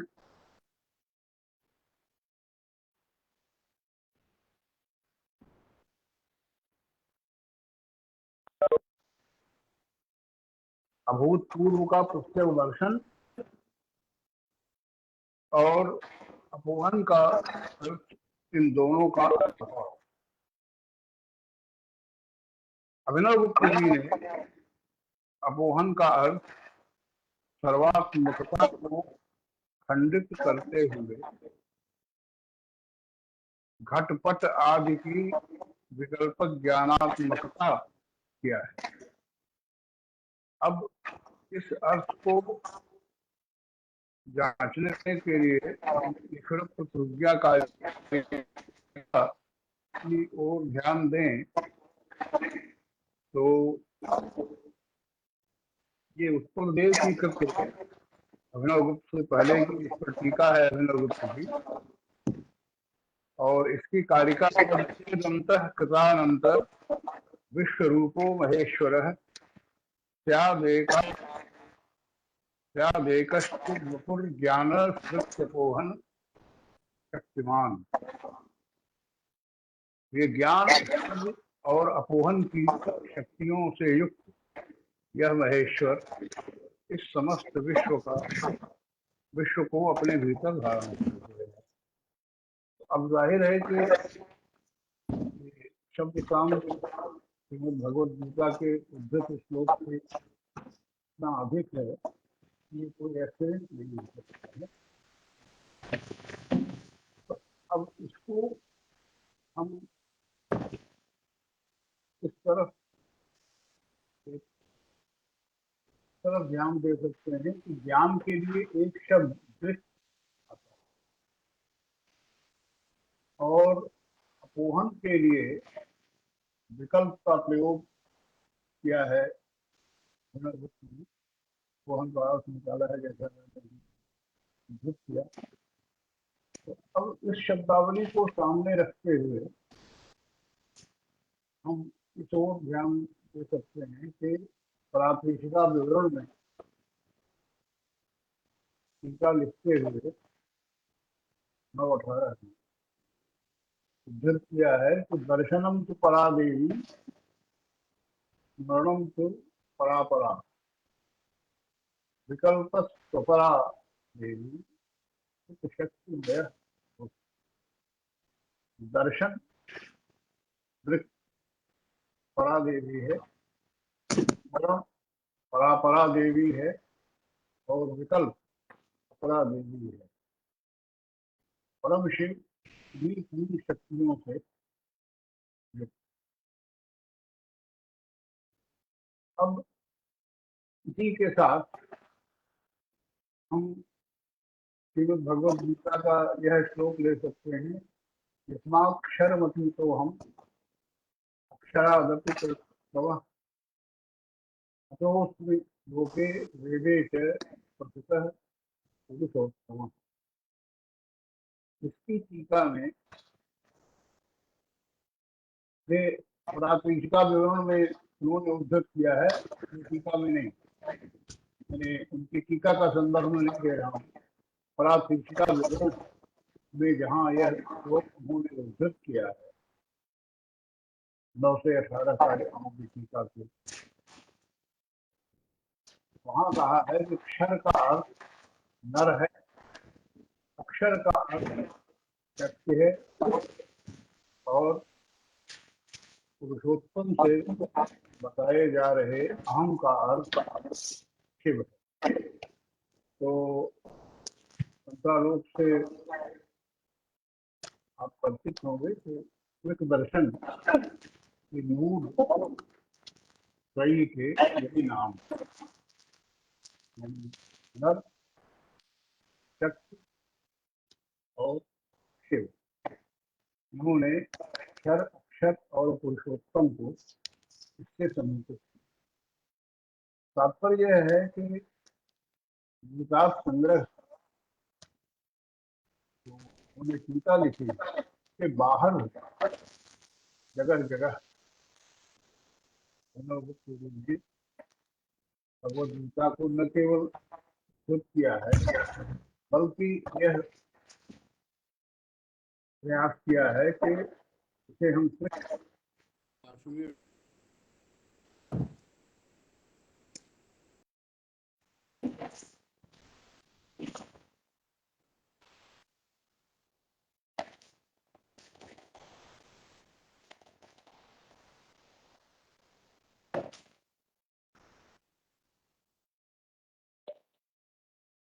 सर आवाज नहीं आ रही है आपकी।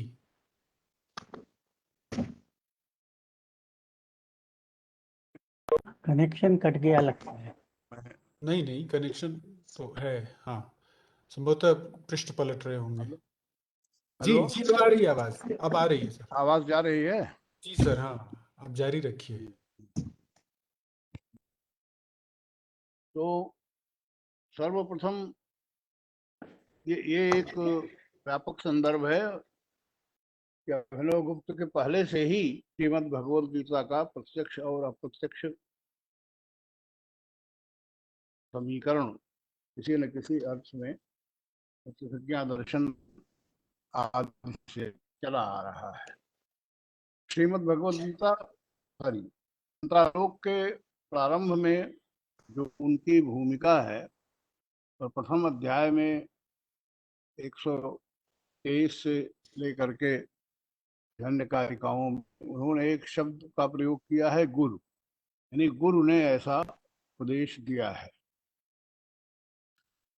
जिसका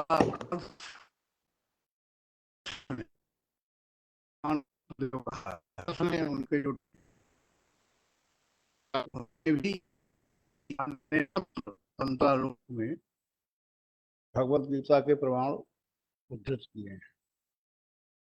और इस संदर्भ में यह भी ध्यान देना चाहिए कि जिसे काश्मीर पाठ कहते हैं, उससे ये सर्वथा संगत उदाहरण नहीं। इनमें से अनेक ऐसे हैं जो उस प्रचलित पाठ से प्राप्त हैं जो शंकराचार्य जी ने स्वीकार किया है। और स्वयं अभिनवगुप्त ने भी एक ही पाठ नहीं स्वीकार किया है, जैसे कि नेहा विक्रम नाशोस्ति वाला जो श्लोक है श्रीमद् भगवद गीता का, इसे जब उन्होंने प्रतिज्ञा विमर्शिनी में उद्धृत किया है हमने, अब विक्रम वही किया है जो कि प्रचलित पाठ है, और उसका अर्थ भी उनके टीकाकार भास्कर कंठ ने वही बताया है जो प्रचलित है आरंभ। लेकिन विचार संग्रह में अभिनवगुप्त जी ने यहाँ अभिक्रम की जगह अतिक्रम लिया है और उस पर टीका की है। तो उनके सामने कौन सा पाठ था या कश्मीर में प्रायः कौन सा पाठ स्वीकृत रहा है, इस पर भी कुछ अभी सोच विचार बाकी है। ऐसा नहीं है कि कश्मीर पाठ का कोई पूरी तौर पर निर्धारण हो गया है। खैर, तो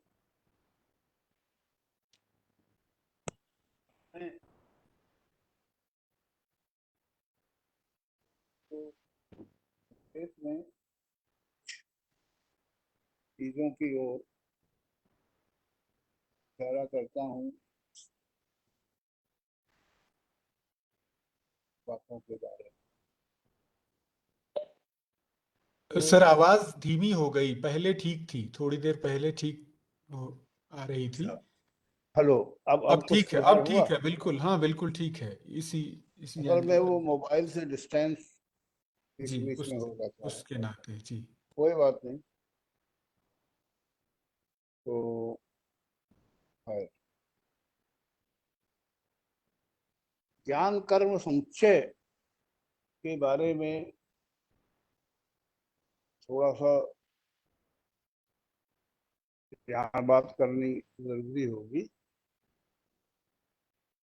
अभिनवगुप्त जी ने कहा है कि ज्ञान के बिना कर्म नहीं हो सकता और कर्म के बिना ज्ञान नहीं हो सकता।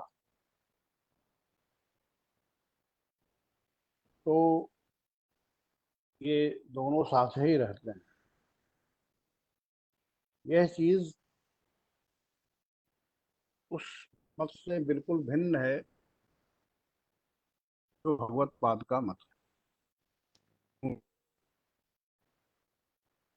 प्रयोजन अभ्युदय है, प्राप्ति आदि, और ज्ञान का प्रयोजन इनके प्रयोजन भिन्न है, तो इनका समुच्चय कैसे होगा?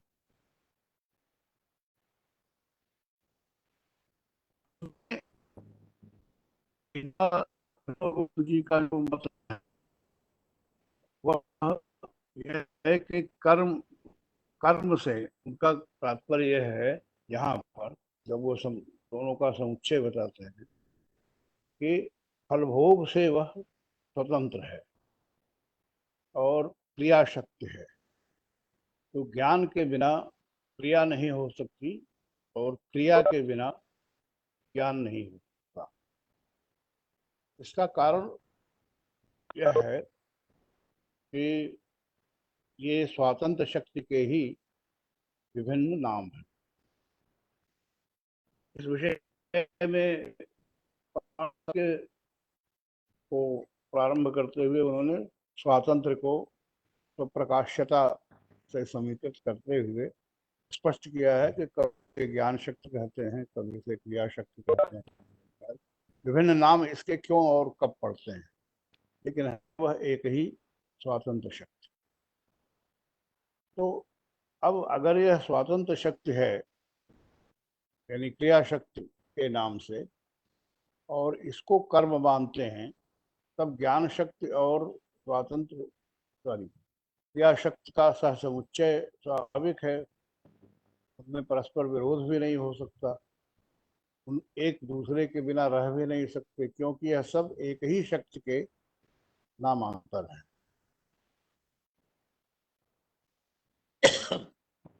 श्रीमद् भगवत गीता की यह जो टीका है ये बहुत ही संक्षिप्त है और टिप्पणियों के माध्यम से ही उन्होंने इस पर लिखा है, विस्तार से नहीं है और प्रतिपद अर्थ नहीं है, केवल अपना अभिप्राय उन्होंने व्यक्त किया है। इसलिए लगता यह है कि इसे बहुत विशेष रूप से और बहुत विस्तार से देखना चाहिए। लेकिन स्वातंत्र शक्ति को इसमें उनका जो प्रतिपाद्य है इस टीका में, वह यह सिद्ध करना है कि श्रीमद् भगवद गीता वस्तुतः एक शैवागम है जिसमें कि काश्मीर दर्शन की ही बातें कही गई हैं, या यूं भी कह सकते हैं कि काश्मीर शैव दर्शन ही दर्शन का विस्तार है, श्रीमद् भगवद गीता में प्रतिपादित है। ईश्वर प्रतिभिज्ञा विवृति विमर्शिनी में उन्होंने प्रथम अध्याय के 5वें कारिका पर लिखते हुए इसको आदि सूत्र की संज्ञा दी है। श्रीमद् भगवद गीता ने एक श्लोक उद्धृत किया है और उसके कहा है कि यह आदि सूत्र में प्रतिपादित, तो इसको आदि सूत्र के नाम से बताना तो सिद्ध करता ही है कि उनके मन में इसकी कल्पना शैवागम की है, जैसे हमारे लिए उत्तर आदि का स्वीकार सर्वत्र उन्होंने किया है प्रमाण, वैसे ही श्रीमद् भगवद गीता का भी किया है। अब कैसे उन्होंने यह समीकरण बैठाया है, इसका एक उदाहरण मैं देता हूँ। तो जब भगवान कहते हैं श्रीमद् भगवद गीता में कि मैं अपनी माया से विसर्जना करता हूँ, यदा यदा हि धर्मस्य ग्लानिर्भवति भारत के आगे आता है, आत्ममाया से मैं अपने को, तो माया को उन्होंने यह स्वातंत्र शक्ति है, यानी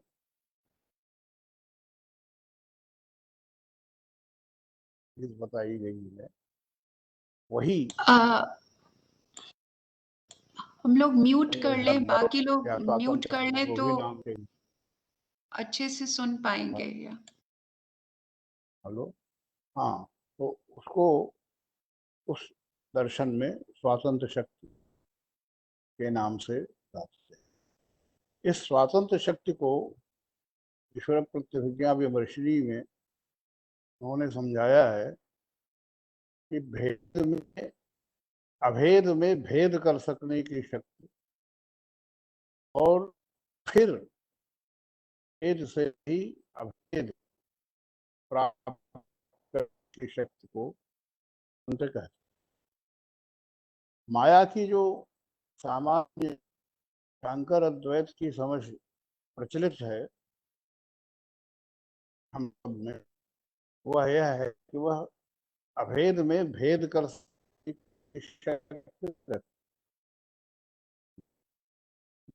भेद से अभेद की ओर जाने को हम सामान्यतया माया प्रसूत नहीं मानते, यानी उसके पीछे माया की शक्ति नहीं मानते। उसके पीछे हमारी समझ यह है कि यह ज्ञान की प्राप्ति पर होता है, जो कि माया के दूर होने से होता है। तो इस अर्थ में यहाँ पर माया के जो शंकर अद्वैत के अनुसार तो हमारी समझ है, और स्वातंत्र समीकृत करने पर अभिनव गुप्त जी ने इसे जिस प्रकार समझाया है उसमें भेद रखता है। हालांकि यह कुछ गौर की बात है, पर सोचना चाहिए कि इस समय माया को ब्रह्म की शक्ति कहा जाता है शंकर अद्वैत में, और श्रीमद् भगवद गीता के एक श्लोक की टीका में भगवत पाद ने शक्ति और शक्तिमान में अभेद भी बताया है। तो वह शक्ति क्या एक तरफा ही हो सकती है, अर्थात अभेद में भेद करने तक ही सीमित रहेगी, या भेद से अभेद को प्राप्त करना भी उसी शक्ति के सहारे होगा? ये ऐसा प्रश्न है जिसका उत्तर मैं यहाँ नहीं दे सकता। लेकिन अघटित घटना पटीयसी माया को कहने के पीछे क्या वे सारे तात्पर्य अंतर्निहित हैं जो स्वातंत्र में बताए गए हैं इस परिभाषा में? अभेद से भेद और फिर भेद से अभेद प्राप्त करने के, इस पर कुछ विचार होना चाहिए। वस्तुतः शब्द साम्य और भाव साम्य शंकर अद्वैत में और पाश्विक दर्शन में इतना अधिक है और उस पर विचार इतना कम हुआ है कि उसमें कहाँ अंतर है और कहाँ परस्पर सम्मत है, इसको समझना बिना किसी विस्तृत और विचार ना किसी विस्तृत और सर्वसाध्य विमर्श के संभव नहीं है। बहुत सारी चीजें ऐसी हैं जो अपनी ओर ध्यान आकृष्ट करती है। जैसे शिव सूत्र में मान लीजिए चैतन्यम आत्मा ज्ञानम अंधा, ये दो सूत्र हैं प्रारंभ में। नरक आत्मा, ये भी सूत्र है। तो भामती पर करते हुए अमलानंद सरस्वती जी ने जो अंतर बताया है शंकराचार्य जी में और कार में, वह यह है कि यानी उनका कहना यह है कि शंकराचार्य जी ने यह कहा है कि अपनी शक्ति से नट की तरह से हम आचरण करता है। शांतिकार ने इसे जीव के ज्ञान से जोड़ा है। ब्रह्म की शक्ति है, जीव जो भ्रम या अज्ञान के रूप में भ्रांतिकार ने वर्णित किया है। अब किस हद तक यह केवल शब्दों का अंतर है और किस हद तक भ्रांतिकार और भाष्यकार में दिया है, इस प्रश्न की ओर न मुड़ते हुए मैं केवल यहाँ इस शब्द साम्य की ओर इशारा करना चाहता हूँ कि आत्मा को, ब्रह्म को नर्तक जो सूत्र में भी कहा गया है और अमलानंद सरस्वती जी के अनुसार वो यही कहना है। तो दोनों सिद्धांतों में हम अगर कम से कम उस का संबंध तो दोनों में समान रूप से स्वीकृत हैं। उदाहरण के लिए ये दक्षिणामूर्त स्तोत्र की जो मानसोल्लास टीका है वो सुरेश्वराचार्य जी की है और का अद्वैत संप्रदाय में बहुत सम्मान है। और इसी प्रकार परमार्थ सार नाम का एक ग्रंथ है, इसके दो पाठ हैं मिलते जुलते थोड़े थोड़े अंतर से, जो शांकर अद्वैत में और पाश्विक शैव दर्शन में स्वीकृत हैं। तो ऐसे कई शब्द साम्य और भाव साम्य कुछ ग्रंथ हैं जो दोनों संप्रदायों में स्वीकृत हैं और दोनों उन्हें अपना बताते हैं, और कुछ ऐसी चीजें हैं जो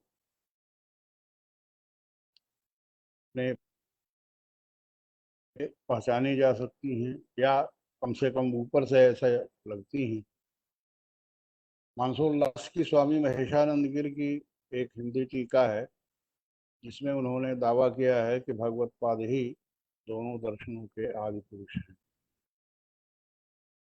खैर, इस विषय में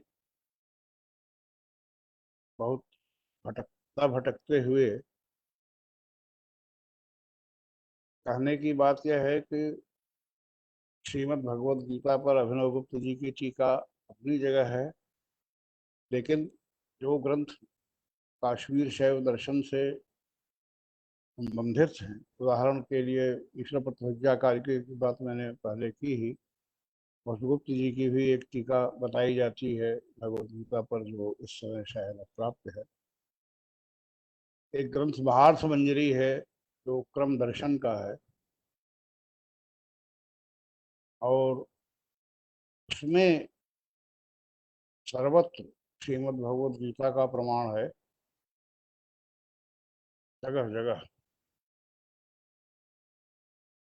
और अंत में तो जाकर कहना है कि कालकर्णी शक्ति जो क्रम दर्शन में है, वह उसी का प्रयोग भगवान ने किया था जब उन्होंने अपना विश्व आया है। तो इन संबंधों की अंतः परीक्षा कुछ अधिक गंभीरता पूर्वक और कुछ अधिक विस्तार से आवश्यक है। समयाभाव के कारण मैं बहुत सारे उदाहरण यहाँ गीतार्थ संग्रह से नहीं देना चाहता हूँ, किंतु एक बात की तरफ अवश्य इशारा करके मैं बंद करूँगा। वह यह है कि श्रीमद् भगवद गीता का जो श्लोक मैया विश्व से शुरू होता है, यानी भगवान का कहना है कि जो मुझ में आविष्ट है और उसमें मैं आविष्ट हूँ, वह मेरे लिए नष्ट नहीं होता और मैं उसके लिए नष्ट नहीं होता। उस पर टीका लिखते हुए अभिनव गुप्त जी ने समावेश शब्द का इस्तेमाल किया है और इस समावेश को अन्यत्र संभवतः परातीश का विवरण में ठीक में याद नहीं है, यानी इसके लिए पन्ना पलटना पड़ेगा। तो उसको उन्होंने भक्त बताया है, यानी समावेश वही चीज है जो भक्त है। हम सब जानते हैं कि काश्मीर शैव दर्शन में भक्ति केंद्रीय स्थान का है, लेकिन अभिनव गुप्त जी ने भक्त के जो अन्यत्र विवरण दिए हैं, अन्यत्र से मेरा मतलब है जगह जगह जगह जगह जो विवरण दिए हैं उनमें कई चीजों का समावेश है। जैसे पर भगवान ने कहा है कि व्यभिचारी भक्ति योग प्राप्त किया जा सकता है। हाँ, अव्यभिचारिणी भक्ति की व्याख्या करते हुए उन्होंने उसके जो लक्षण बताए हैं वो यही हैं कि रोने खड़े हो जाएं, उनसे आवाज न निकले आदि आदि। जो श्रीमद् भागवत के वाक गदगदा श्रोतेय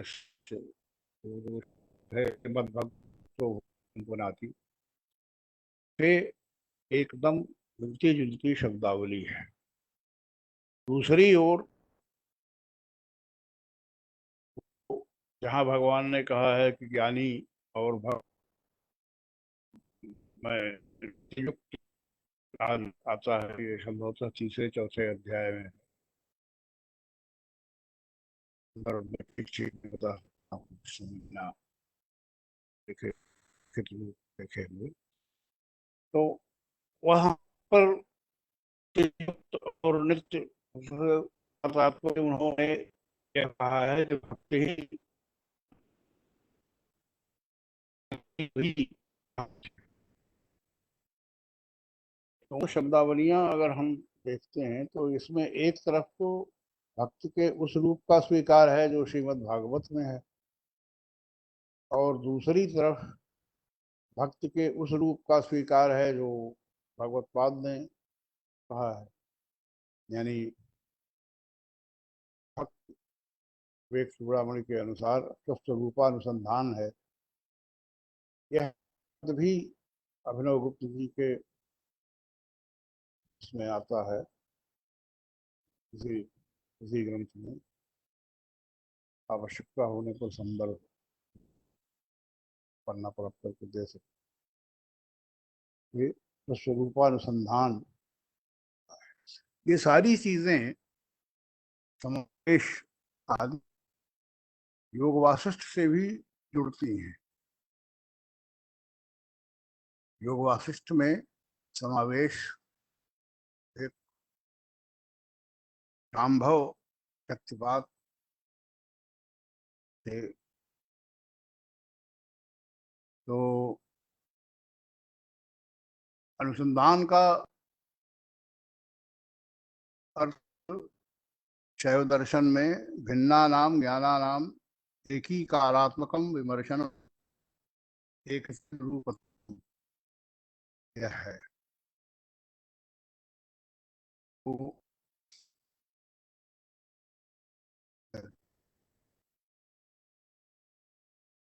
ये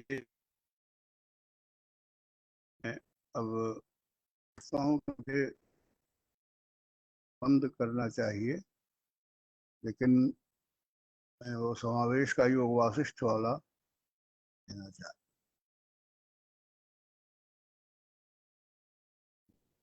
एक मिनट।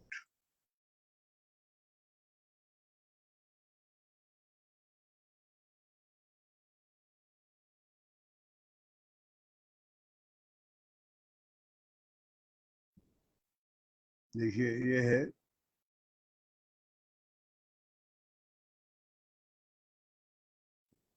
दर्शनात् स्पर्शनात् शब्दात् कृपया शिष्य देह के जनेद यह आवेशम शाम्भवम सही देशिका। उपदेश करने वाला वह है जो दर्शन से या स्पर्श से या शब्द से कृपा पूर्वक शिष्य की देह में समावेश की प्राप्ति करता है, संभव समावेश। और इस समावेश का जो टीकाकार ने अर्थ किया है आनंद बोधेंद्र ने, वह है जीवस्य उपाधि परित्यागेन शुद्ध ब्रह्म समावेश लक्ष्य शक्तिपात से हम कहते हैं। वह वस्तुतः यही है कि जीव अपनी उपाधि को छोड़कर शुद्ध ब्रह्म में समावेश हो जाए। इन सारी चीजों को श्रीमद् भगवद गीता के मज्जावेश मनोये माम श्लोक से, मज्जावेश मनोये माम नित्य युक्ता उपासते शुद्धया परोपेत ते में युक्त तमामता तेषां ज्ञानी नित्य युक्त एक भक्तिर्विशिष्यते यो हे ज्ञानिनो तर्थम अहम सच मम प्रिय। श्रीमद् भगवद गीता के श्लोक हैं, इनकी टीकाओं में अभिनव गुप्त जी ने सब चीजों को एक साथ मिलाया है। अब मैं यहाँ बंद करता हूँ, क्योंकि ये विषय तो विस्तृत है और उदाहरणों की कोई सीमा इसमें नहीं दी जा सकती। आप सब ने धैर्यपूर्वक सुनने का कष्ट किया, इसके लिए धन्यवाद।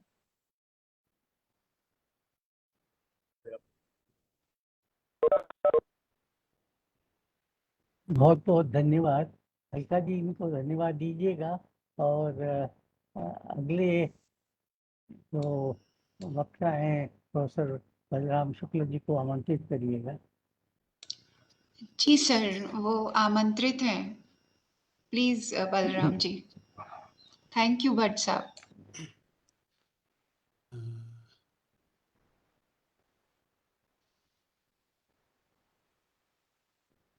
पदार्थरत्ननिकरं निजहृद्गञ्जपुञ्जितं ग्रथ्नन्तं स्मृतिसूत्रान्तः सन्तत्यैव स्तुमः शिवम् शक्तिसूचीं पुरस्कृत्य प्रपञ्चमणिसन्ततिं प्रविष्टोऽपि बहिस्तिष्ठन् जीयात् शिवमयः गुणः। आदरणीय सत्राध्यक्ष महोदय प्रोफेसर भट्ट, संस्थान के आदरणीय निदेशक तथा इस कार्यक्रम की संयोजिका, मैं सर्वप्रथम बहुत धन्यवाद देता हूं कि मुझे यहाँ पत्र प्रस्तुत करने के लिए आमंत्रित किया गया और मैं ये अपने आप को बहुत सौभाग्यशाली अनुभव करता हूं कि इस विषय के तथा अन्य भारतीय शास्त्रों के महनीय विद्वान इस संगोष्ठी में, इस सभा में उपस्थित हैं। स्वयं जिस पत्र को मैं प्रस्तुत करने जा रहा हूं, शब्दशास्त्र का अभिनवकृत दार्शनिक उपयोग, इस पत्र के प्रेरणा के रूप में जो दो प्रमुख विद्वान रहे हैं वे भी उपस्थित हैं। ये मेरा सौभाग्य है। प्रोफेसर वागीश शुक्ल जी जो स्वयं बड़े अद्भुत विद्वान हैं, अगर फारसी, संस्कृत, हिंदी, प्राकृत इत्यादि का कोई विचित्र मार्ग है तो वे उस मार्ग के हमारे पथ प्रदर्शक हैं, पीरे तरीकत हैं। और प्रोफेसर रस्तोगी, प्रोफेसर नवजीवन रस्तोगी जी, जिन्होंने पहले भी इस विषय से संबंधित मुझे बहुत ही प्रोत्साहन किया और अनेक ऐसे विषय हैं जो उनके पत्रों से, उनके लेखनों से प्रभावित हैं। मैं इस पत्र को प्रस्तुत करता हूं। इसमें दो विषयों को एक साथ मिलाया गया है। अब तक जो चर्चाएं हुई हैं, सामान्यतया वे चर्चाएं अभिनव गुप्त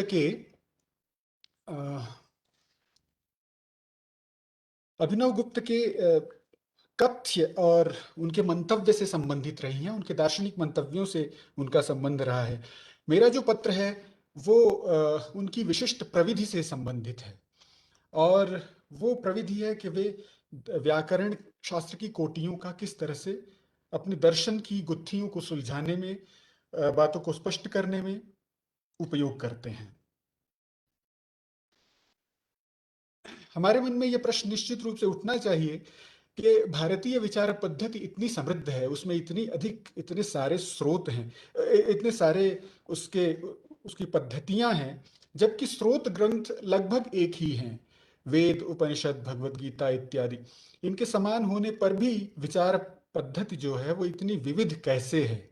अगर हम इस पर विचार करें, और वो केवल विविध ही नहीं है, तार्किक स्तर पर व्यवस्थापित भी हैं, तो इस प्रश्न के विचार करने पर उत्तर आता है कि समान स्रोतों का उपयोग करते हुए भी दार्शनिकों के मध्य में जो मत का वैविध्य है वो इन स्रोतों के व्याख्यानों के वैविध्य के कारण है और व्याख्याओं के भेद के कारण है।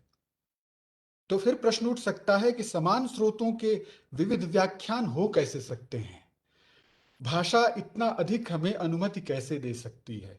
तो इसका उत्तर है कि हमारा जो व्युत्पत्ति शास्त्र है, हमारा निर्वचन शास्त्र है या व्याकरण शास्त्र है, वो इतने अधिक विकल्पों की गुंजाइश छोड़ता है, उसकी समृद्धि इतनी अधिक है, विविधता इतनी अधिक है, जिसके कारण व्याख्याकारों को अनेक प्रकार की कल्पनाओं का अवकाश मिल जाता है और जिसके कारण वे अपने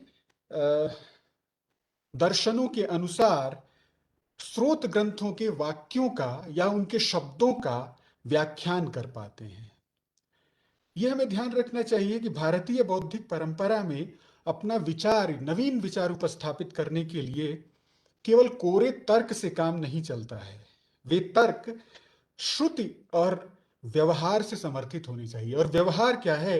भाषिक व्यवहार। इसीलिए नैयायिक बहुत सारे अपनी कैटेगरीज का जो लक्षण देते हैं वे प्राच्यादिक व्यवहार हेतुर्दिक। तो भाषिक व्यवहार या सामान्य लोक व्यवहार दर्शन के लिए बहुत महत्वपूर्ण है।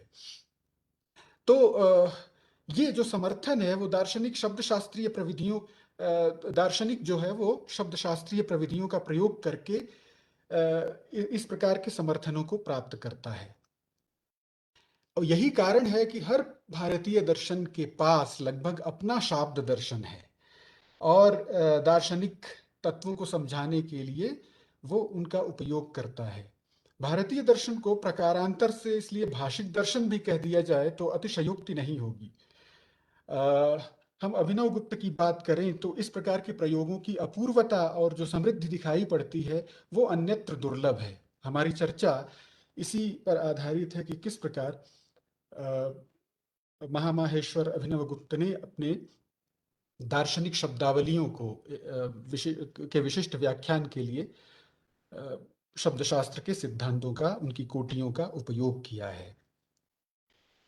थोड़ा सा हम इस प्रकार के उपयोगों पर चर्चा करेंगे कि अभिनव गुप्त पहले व्यक्ति नहीं थे जिन्होंने इस तरह के उपयोग किए, इस तरह का प्रयोग किया। वस्तुतः संस्कृत भाषा जब बोलचाल की भाषा नहीं रही उसके बाद भी हजारों वर्षों तक वो बौद्धिक विमर्श की भाषा रही। और उस समय उस संपूर्ण जो भाषा है उसको व्याकरण के माध्यम से हजारों वर्षों तक सीखा जाता रहा। तो एक तरह से संस्कृत भाषा और पाणिनीय शास्त्र या भारत का जो संस्कृत का व्याकरण शास्त्र है उसमें एक पर्यायता हो गई, सिनोनिमिटी हो गई। तो हम जब संस्कृत के बारे में चर्चा करते हैं या संस्कृत के बारे में सोचते हैं तो हम पाणिनि की टर्मिनोलॉजी में सोचते हैं। वस्तुमात्र का विश्लेषण जो हम करते हैं वो भाषा के माध्यम से करते हैं, लेकिन भाषा अपने आप में एक वस्तु भी है। तो भाषा रूपी वस्तु का जब हम विश्लेषण करते हैं तब किसके माध्यम से करते हैं? तब हम भाषा के ही माध्यम से करते हैं। तो भाषा का विश्लेषण करने वाली जो भाषा होती है वो विशिष्ट प्रकार की भाषा होती है और वो केवल वैयाकरणों के पास होती है, जिसको आप पराभाषा या मेटा लैंग्वेज कह सकते हैं। भर्तृहरि जब दो प्रकार के शब्द या दो प्रकार के अर्थ बताते हैं तो उसमें उनका मंतव्य ये है कि संसार के समस्त लोग जो हैं वो केवल एक प्रकार की भाषा का उपयोग करते हैं, जबकि वैयाकरण के पास एक दूसरी भाषा भी होती है। और वो दूसरी भाषा क्या होती है? वो व्याकरणिक कोटियां होती हैं जिसके आधार पर वह संपूर्ण भाषा का विश्लेषण करता है। और हमारी जो संस्कृत भाषा है वो उसके बारे में विचार, उसके बारे में जो कुछ भी चिंतन सरणी रही है वो इन्हीं व्याकरणिक कोटियों की शब्दावली में रही है हमेशा। तो यद्यपि जो शिवाद्वयवाद है उसको व्याकरण ने बहुत अधिक प्रभावित किया, खासकर व्याकरण दर्शन ने, लेकिन हमारी चर्चा का जो विषय यहाँ है वो व्याकरण दर्शन नहीं है, अपितु व्याकरणिक कोटियों के द्वारा व्याकरण का जो स्ट्रक्चरल साइड है वो किस तरह से प्रभावित कर रहा है उनकी व्याख्या पद्धति को, इसके विषय में है। लेकिन उसके पहले हम थोड़ी चर्चा करेंगे इस प्रकार के जो समान उपयोग हैं अन्यान्य विद्वानों के द्वारा, अन्यान्य दार्शनिकों के द्वारा, ताकि ये बात स्पष्ट हो जाए कि ये परंपरा अभिनव गुप्त से पहले भी थी और किस तरह से समस्त शास्त्रों में इस तरह से व्याकरण का उपयोग होता रहा है। तो मैं थोड़ा सा इसको शेयर करूंगा, मुझे लगता है कि ये हो जाना चाहिए। हाँ, दिखाई पड़ रहा होगा मुझे लगता है। दिखाई दे रहा है ना? जी दिखाई दे रहा है। तो हम सबसे पहले भगवत्पाद शंकराचार्य की बात करते हैं। कुछ ही उदाहरण हम लेंगे, फिर हम चलेंगे अभिनव गुप्त पर। आचार्य शंकर का ब्रह्म जिज्ञासा जो सूत्र है, ब्रह्म जिज्ञासा अधिकरण का जो सूत्र है, धातु ब्रह्म जिज्ञासा, प्रसिद्ध है कि ब्रह्म की जिज्ञासा, इसमें इसके समास की जब व्याख्या वो करते हैं तो कहते हैं कि यहाँ जो का है या संबंध कारक है, वो कैसा संबंध है, वो कारक षष्ठी है, षष्ठी जेनेटिव केस जो है वो जेनेटिव कौन सी जेनेटिव केस है, वो कारक संबंध को बताने वाला है या संबंध सामान्य को बताने वाला है।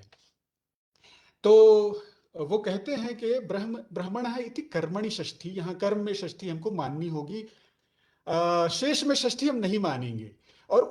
और इस तरह ये एक व्याकरणिक प्रक्रिया है, एक व्याकरणिक डिवाइस है, प्रविधि है, जिसका उपयोग करके वो विशिष्टाद्वैतवादियों को, जो वस्तुतः आने वाले हैं, उनका खंडन एक तरह से कर रहे हैं। उनके समय में भी कोई ऐसी परंपरा विशिष्टाद्वैतियों की जरूर रही होगी जो कि केवल ब्रह्म को ही मुख्यतया जिज्ञास्य नहीं मानते हैं, वे अविद्या को, जगत इत्यादि को, चित अचित इत्यादि सभी को मानते हैं ब्रह्म सूत्र का जिज्ञास्य। लेकिन जो शंकराचार्य हैं वो कहते हैं नहीं, कर्मणि षष्ठी माननी होगी, ताकि कर्म में षष्ठी मानेंगे तो आपका ये केस रिलेशनशिप को बताएगा, और जिसके नाते ब्रह्म मुख्यतया प्रतिपाद्य हो सकेगा। जिज्ञास्य का सीधा सीधा तात्पर्य वर्ण्य भी है, तो ब्रह्मसूत्र का मुख्य तात्पर्य, मुख्य वर्णनीय जो है वो ब्रह्म ही हो, ये उनका फिलोसॉफिकल स्टैंड है। और ये स्टैंड वो व्याकरण से लेते हैं, व्याकरण से समर्थित करते हैं कर्म में षष्ठी मान करके, और उसके बहुत सारे उदाहरण देते हैं, तर्क देते हैं कि कर्म में ही हम षष्ठी क्यों माने, शेष षष्ठी क्यों न माने। दूसरा उदाहरण उन्हीं की भगवत गीता की व्याख्या से है, तत्वदर्शिनः की व्याख्या वो करते हैं। और तत्वदर्शी कौन है? जो ब्रह्म को जानते हैं, ब्रह्म के याथात्म्य को जानते हैं। लेकिन तत्व का मतलब ब्रह्म का याथात्म्य कैसे हो गया? तो कहते हैं तद का भाव जो है वो तत्व है, और तद मतलब ब्रह्म, लेकिन तद का मतलब ब्रह्म हुआ कैसे, ये व्याकरण से बताते हैं। वो कहते हैं कि तद जो है वो सर्वनाम है, ये ग्रामेटिकल कैटेगरी है, ये प्रोनाउन है। सर्वनाम का क्या मतलब है? सर्वम च ब्रह्म तस्य नाम तद। तो तद का मतलब ब्रह्म इसलिए है क्योंकि वो उसमें सर्वनामता है, और ब्रह्म सर्वात्मक है, इसलिए सर्वनाम जो है वो ब्रह्म का नाम है, इसलिए तद ब्रह्म का नाम हो गया। और इसलिए तस्य भावः तत्वम जो है, यानी ब्रह्म का भाव, यानी ब्रह्म का याथात्म्य, ब्रह्म का याथात्म्य जो देख पाए उनको हम तत्वदर्शी कहते हैं।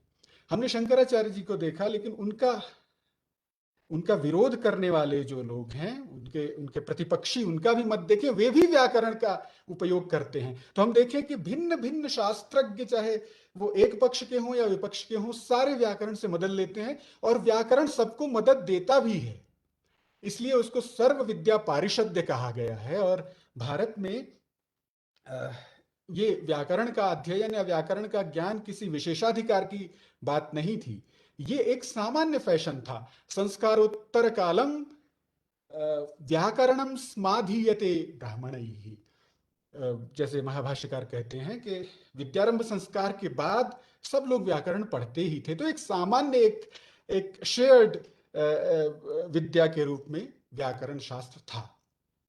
विश्वनाथ को हम देखें, हम जानते हैं नित्यम विज्ञानम आनंदम ब्रह्म, ये कश्मीर शिवाद्वैवादियों का भी स्टैंड है, और अद्वैवादियों का भी है कि आनंदम ब्रह्म, ब्रह्म जो है वो आनंद स्वरूप है। तो आनंद स्वरूप ब्रह्म जो है ये अद्वैतवादी मानते हैं, लेकिन नैयायिक ये बात नहीं मानेंगे। तो नैयायिक इस पंक्ति की व्याख्या कैसे करेंगे? उनके पास भी सूत्र है, उनके पास एक वो कहते हैं कि इसमें अच प्रत्यय लगा है, और ये अच प्रत्यय जो है वो, ये जो अच प्रत्यय है वो वस्तुतः किस लिए है? मत्वर्थीय प्रत्यय है, यानी आनंद वाला। आनंद का मतलब खालिस आनंद नहीं है, आनंद वाला है। और इसका समर्थन एक और व्याकरणिक कोटि से करते हैं नैयायिक। वो कहते हैं कि आनंद का अगर अर्थ नहीं, अगर आनंद का अर्थ सिर्फ आनंद होता, शुद्ध आनंद होता, तो बृहदारण्यक उपनिषद में आनंदम शब्द नहीं आया होता। आनंदम आने का तात्पर्य है कि वो ब्रह्म का विशेषण है, और विशेषण तभी होगा जब वो मत्वर्थीय में होगा, यानी आनंद वाला होगा। अन्यथा पुलिंगत्वापत्ते है, नहीं तो पुल्लिंग की आपत्ति हो जाती। खैर आगे हम देखें, श्रीकंठ जो शक्ति विशिष्टाद्वैत के वादी हैं, उसमें वो ईक्षतेर नाशब्दम की जब व्याख्या करते हैं तो सदैव सत की व्याख्या कर रहे हैं। सत जो है वो वो कहते हैं सदैव सौम्येदमग्र आसीत, छांदोग्य उपनिषद में। हम जानते हैं कि शंकराचार्य सत का मतलब निर्विशेष ब्रह्म लेंगे, लेकिन वो क्या लेते हैं, वो कहते हैं कि सत का मतलब निर्विशेष ब्रह्म, निराकार ब्रह्म नहीं हो सकता, विशिष्ट शक्ति शिव, शक्ति विशिष्ट शिव ही होगा। क्यों? क्योंकि सत शब्द को तो देखिए, अस धातु और शत्रु प्रत्यय है, तो दोनों के अपने अपने अपने अपने पार्ट है ना। तो सत का जो अर्थ है और शत्रु का जो अर्थ है, सत का जो अर्थ है वो प्रकृतिवाचक है, और शत्रु जो है शक्ति ही शिवश्च सच्छब्द प्रकृति प्रत्ययोदितौ तौ तौ ब्रह्म सामरस्येन समस्त जगदात्मकौ। तो इनका अर्थ जो होगा, सत का अर्थ जो है वो प्रकृति और प्रत्यय दोनों है, शक्ति और शिव दोनों है, न कि अकेला निर्विशेष ब्रह्म है। और ये व्याकरण से वो समर्थित करते हैं कि प्रकृति प्रत्ययौ सहार्थम ब्रूतः, दोनों के अर्थ, उसमें दोनों के अर्थ का भाग होना चाहिए। हम दूसरे शास्त्र में अगर आए तो वही चीज है। अगर हम विज्ञानेश्वर को देखें तो विज्ञानेश्वर जो 11वीं शताब्दी में मिताक्षरा टीकाकार हैं, बहुत ही प्रसिद्ध, वो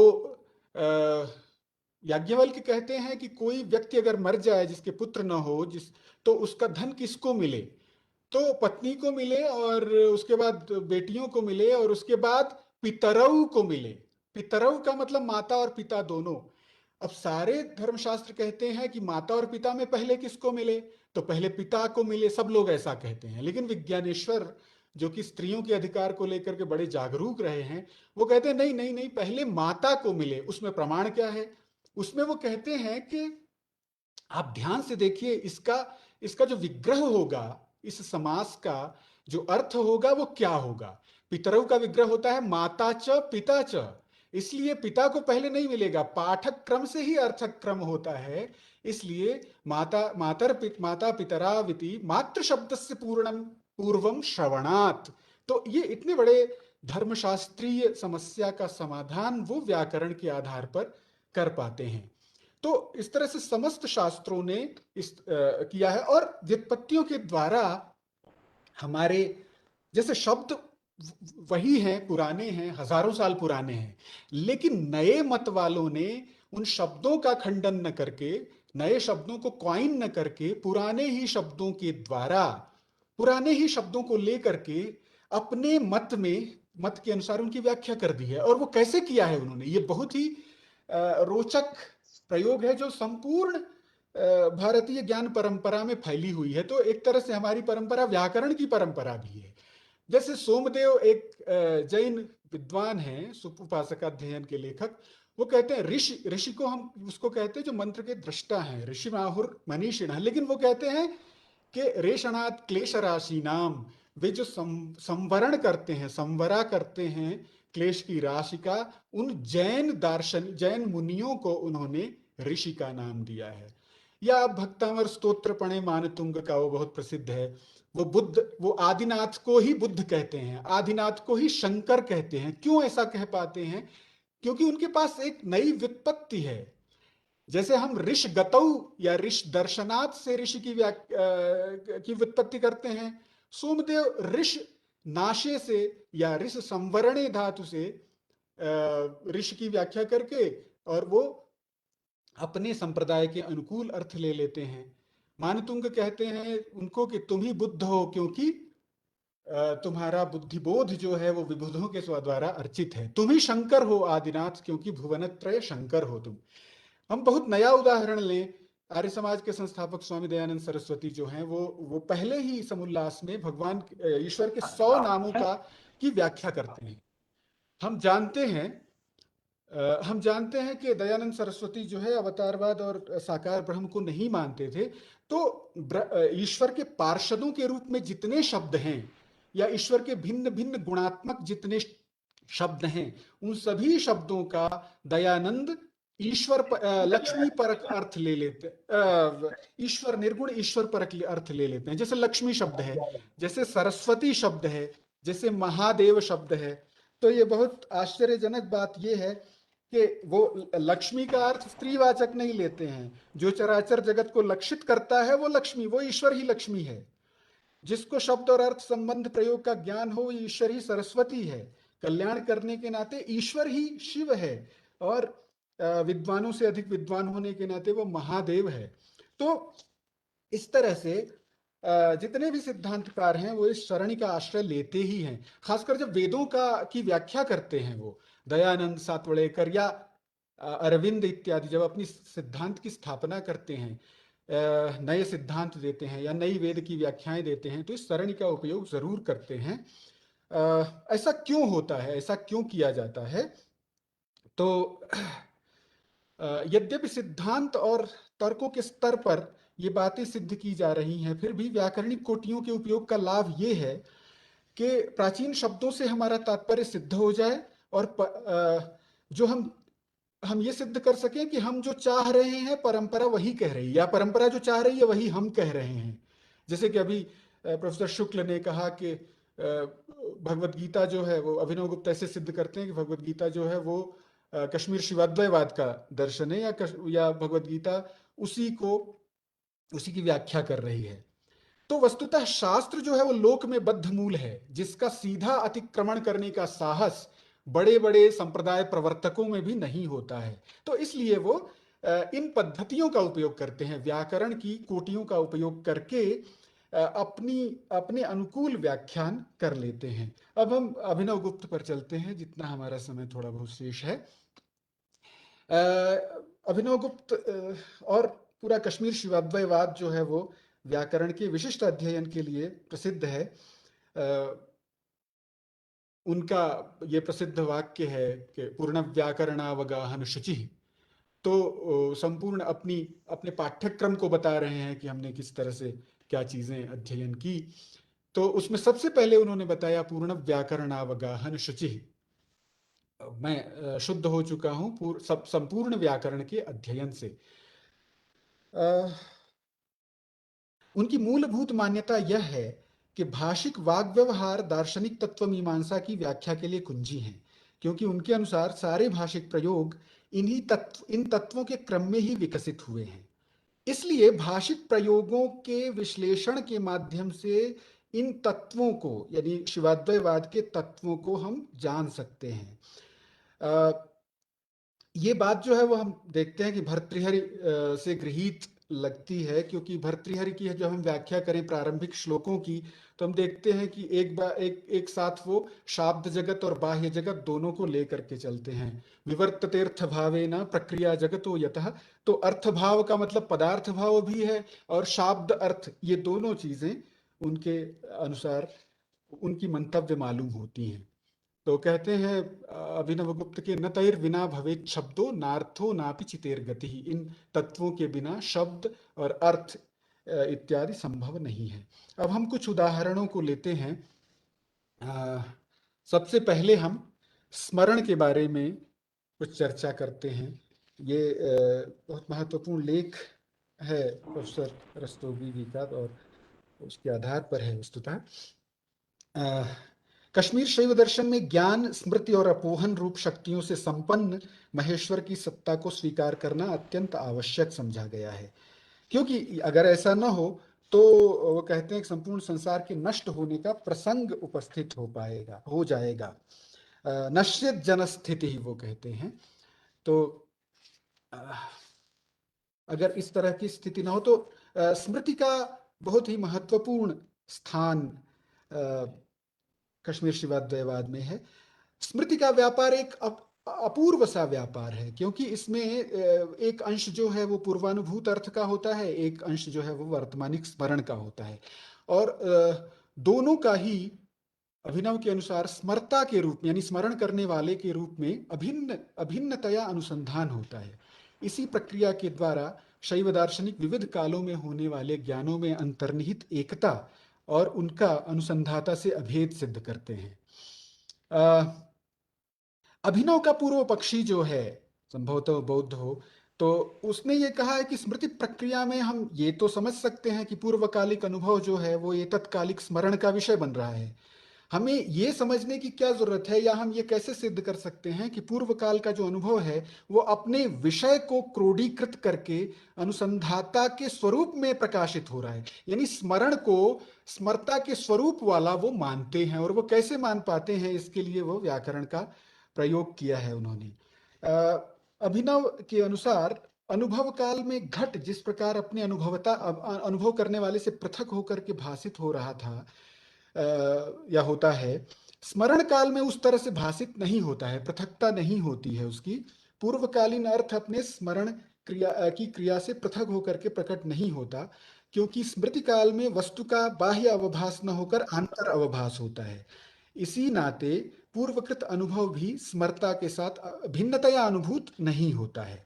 अब इस बात को सिद्ध करने के लिए जो उत्पल देव का स्मृति का लक्षण है, सही जो आप देख सकते हैं, सही पूर्वानुभूतार्थोपलब्धा परतोपि सन विभशन सइति स्वैरी स्मरतीत्यपदिश्यते। इस पे अधिक चर्चा न करते हुए हम सिर्फ इस शब्द को देखते हैं, पूर्वानुभूतार्थोपलब्धा।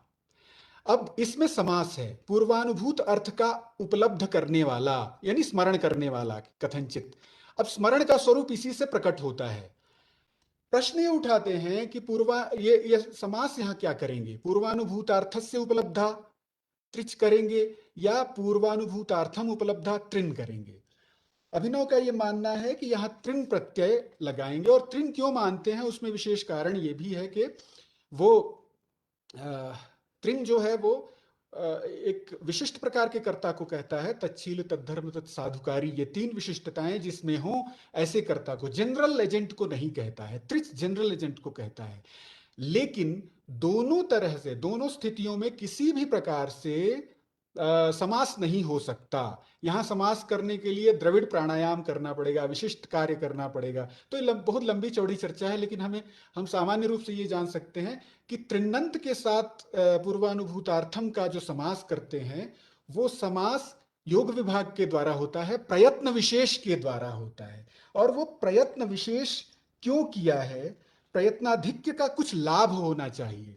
प्रयत्नाधिक्य का मतलब है लाभाधिक्य, अधिक लाभ होना। और वो अधिक लाभ ये है कि अगर ये यत्न न किया जाए तो समास बनेगा ही नहीं। अगर समास नहीं बनेगा तो एकार्थी भाव नहीं होगा। और ये तत्पुरुष समास होता है, आप समझ सकते हैं। तत्पुरुष समास में उत्तर पदार्थ की प्रधानता होती है। उत्तर पदार्थ है उपलब्धा। उपलब्धा यानी उन भावों को का उपलाभ करने वाला, स्मरण करने वाला। तो देखिए पूर्वानुभूतार्थस्य जो है, पूर्वानुभूतार्थस्य जो है, पूर्व अनुभूत जो विषय हैं वो पूर्व पद है। तत्पुरुष समास में पूर्व पद का अर्थ उत्तर पद, अपने अर्थ को उत्तर पद को दे देता है, समर्पित कर देता है। तो ये एकार्थी भाव रूप सामर्थ्य होता है।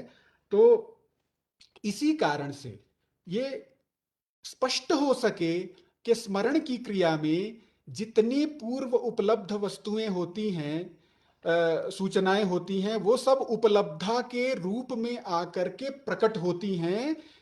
ये समझाने के लिए हमें समास करना ही होगा, और इसी नाते उत्पल ने समास किया है, ऐसा अभिनव गुप्त कहते हैं, ताकि वो स्मरण के स्वरूप को समझा सके कि स्मरण जो है वो स्मरता के स्वरूप वाला होता है। और इसके कारण वो स्मरता जो है वो भिन्न भिन्न कालों में वर्तमान वस्तुओं को सी पाता है।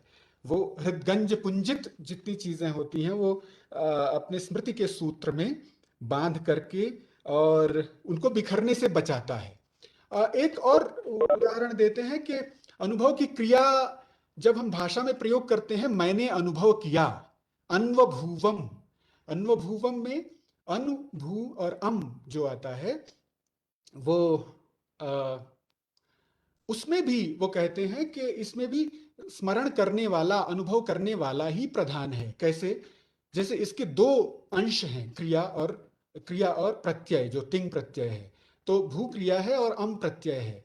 अब व्याकरण शास्त्र के, व्याकरण दर्शन के अनुसार का प्रयोग करके वो कहते हैं कि प्रकृति प्रत्यय प्रत्ययार्थम सह ब्रूतः, प्रकृति और प्रत्यय दोनों मिलकर के प्रत्ययार्थ को बतलाते हैं, यानी प्रत्ययार्थ की प्रधानता होती है। यानी अनुभू और अनुभू का अर्थ है क्रिया, अनुभव करने की क्रिया, है कर्ता, उस क्रिया का करने वाला। ये दोनों मिल करके किसको बताते हैं? कर्ता को बताते हैं। तो स्वयं अन्वभुवम जो है, अन्वभुवम की क्रिया का जो निर्गलित अर्थ है, जिसमें उस संपूर्ण अर्थ विश्रांत होता है, वो अनुभव करने वाला ही होता है। इससे भी पता चलता है कि स्मरण जो है, स्मरण की क्रिया जो है स्मरता के स्वरूप वाला ही है। इसीलिए पदार्थ रत्न निकरम निज हृदगंज पुंजितम इत्यादि कह करके उन्होंने उसकी स्तुति की है। मुझे लगता है कि समय कितना है। चैतन्यम आत्मा में जो चर्चा हुई थी, ये पहला शिव सूत्र है, आत्मात एव चैतन्यम, चैतन्यम आत्मा, जिसको उत्पल ने अपनी कारिका में इस तरह से कहा है। और इसमें प्रश्न उठाया गया है कि चैतन्यम क्यों कहा गया है, चेतन कहा जाना चाहिए, धर्मी, क्योंकि धर्म चैतन्य धर्म है, उसका सामानाधिकरण्य धर्मी के साथ कैसे बन रहा है? धर्मी के साथ धर्म का सामानाधिकरण्य करने से पहले तो अभिनव कहते हैं कि आत्मा धर्म स्वरूप नहीं हो जाएगा, क्योंकि धर्मी वो है जिसमें सभी समस्त धर्म विश्रांत होते हैं। तो इसलिए ये तो नहीं होगा कि आत्मा जो है वो धर्म स्वरूप हो जाएगा। तो फिर चैतन्य के साथ उसका सामानाधिकरण्य क्यों किया गया? और हम जानते हैं कि ऐसा क्यों किया जाता है।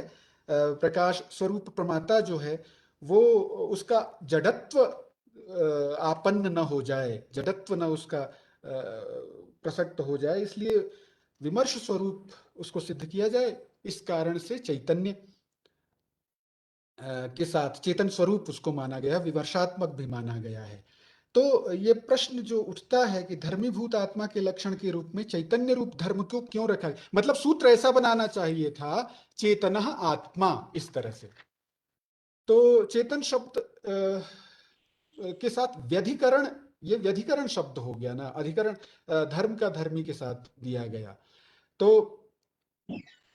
इसमें अभिनव का कथन है कि चैतन्य शब्द को आत्मा के समानाधिकरण में इसलिए रखा गया है ताकि उसके द्वारा आत्मा में अनेकानेक धर्मों के होते हुए भी चैतन्य रूप धर्म की प्रधानता दिखाई जा सके।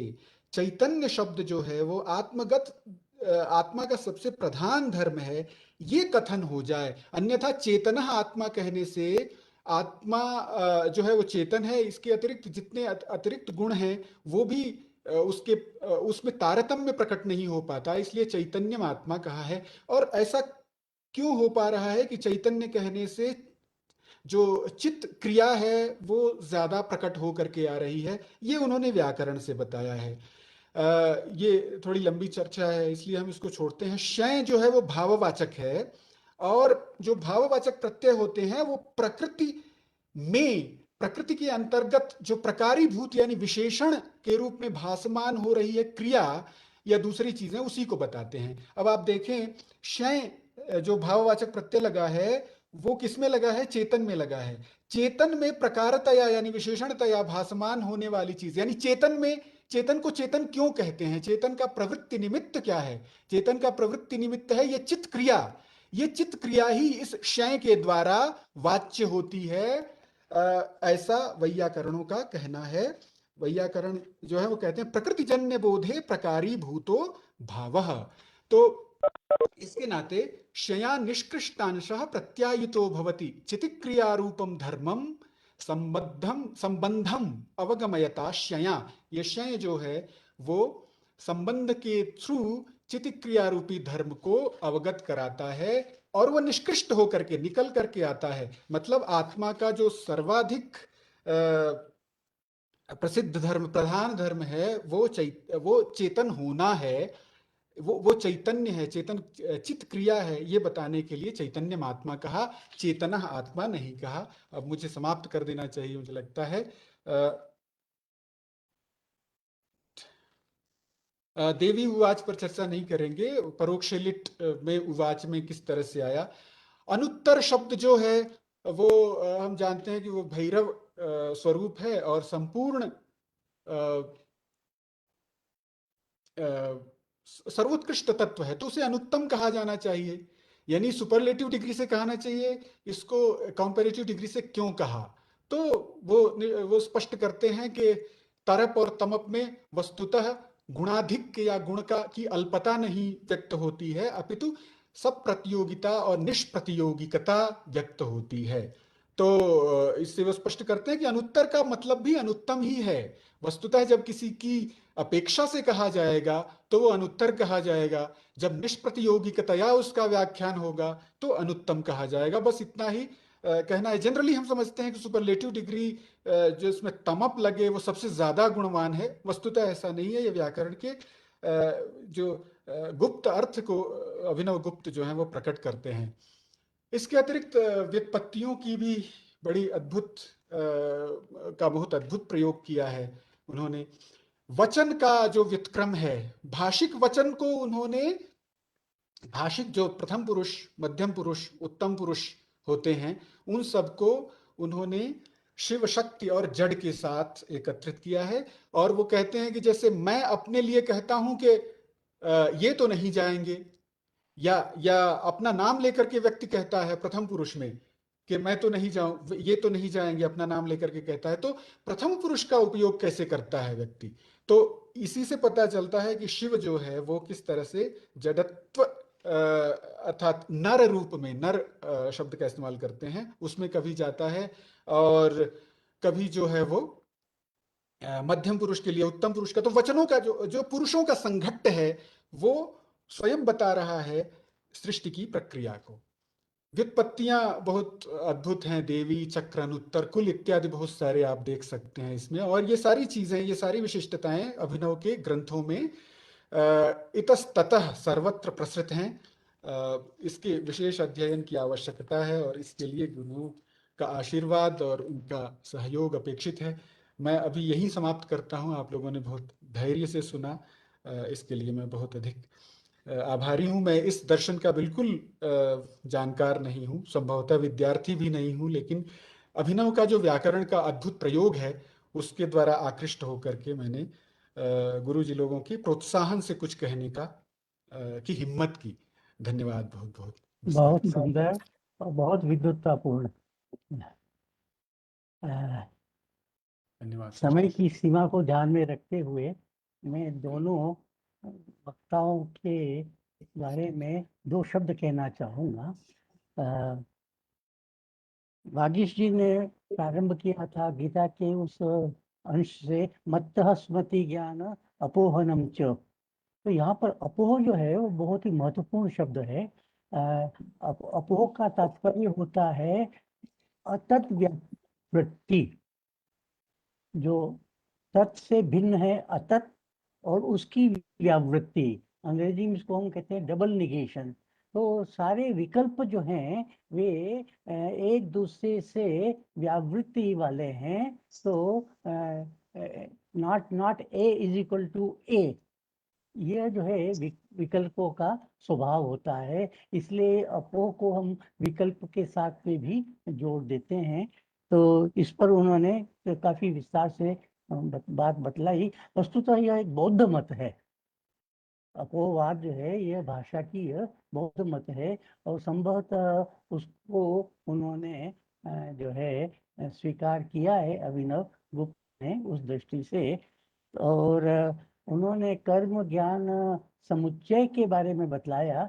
वस्तुतः समुच्चय के बजाय समन्वय शब्द ज्यादा उपयुक्त होगा। समुच्चय में क्या होता है कि दो पृथक चीजें होती है और उनको हम जोड़ देते हैं, लेकिन सांख्य और योग को भगवद गीता में कहा गया है उन्हें हमें पृथक नहीं मानना है। वो पंडित लोग तो उनमें समन्वय की ही स्थापना करते हैं। भगवद गीता तो समन्वयवादी है, और वही समन्वय जो है हमें मिल जाता है जब हम स्वातंत्र शब्द के अर्थ को देखते हैं। तो उसमें भी जो है इच्छा, ज्ञान और क्रिया की त्रिपुटी हमें स्वातंत्र में मिलती है। स्वातंत्र्य जो टेक्निकल शब्द हमको इस परंपरा में मिलता है, तो समन्वयवादी परंपरा ये रही है, ऐसा मेरा अभिमत है। लेकिन उन्होंने अंत में उन्होंने माया शब्द की भी उत्पत्ति बतलाई है। माया जो है वह विचित्र अर्थ सर्गकारी शक्ति के रूप में शैव सिद्धांत में प्रयुक्त हुई है। लेकिन शैव सिद्धांत शंकर मत से भेद नहीं करेगा, जबकि शंकर कहते हैं कि यह जो है ये सदसत व्यतिरिक्त है, न तो सत है और न असत है। तो इस दृष्टि से भी हमें माया शब्द के अर्थ को समझना चाहिए। प्रोफेसर बलराम शुक्ल ने बहुत ही विद्वतापूर्ण अपना पत्र प्रस्तुत किया।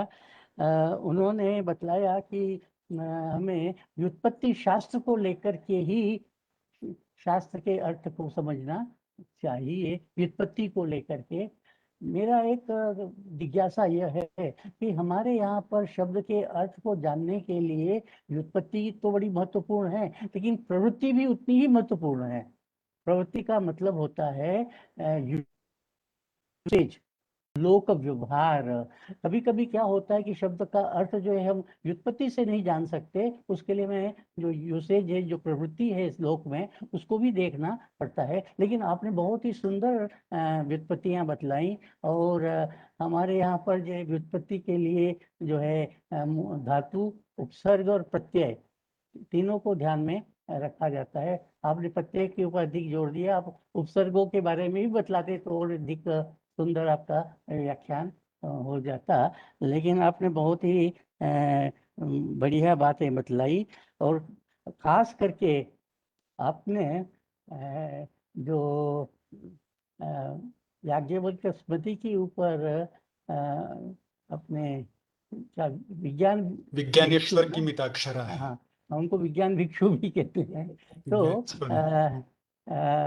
उनने जो पितरों शब्द का जो अर्थ बतलाया है कि माता से पिता से, ये आज के संदर्भ में बड़ा उपयोगी है कि हमारे यहाँ पर जो है स्त्री का महत्व कितना अधिक रहा है हमारी संस्कृति में। और आज जो पाश्चात्य संस्कृति के प्रभाव से हम वीमेंस एम्पावरमेंट की बात करते हैं, वस्तुतः हमारे यहाँ तो एम्पावरमेंट तो बिल्ट इन रहा है हमारी संस्कृति में।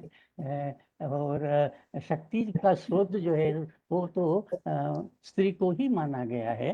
तो ये बहुत ही सुंदर बात आपने बतलाई। और आपने भक्तामृत स्तोत्र को भी उल्लेख किया।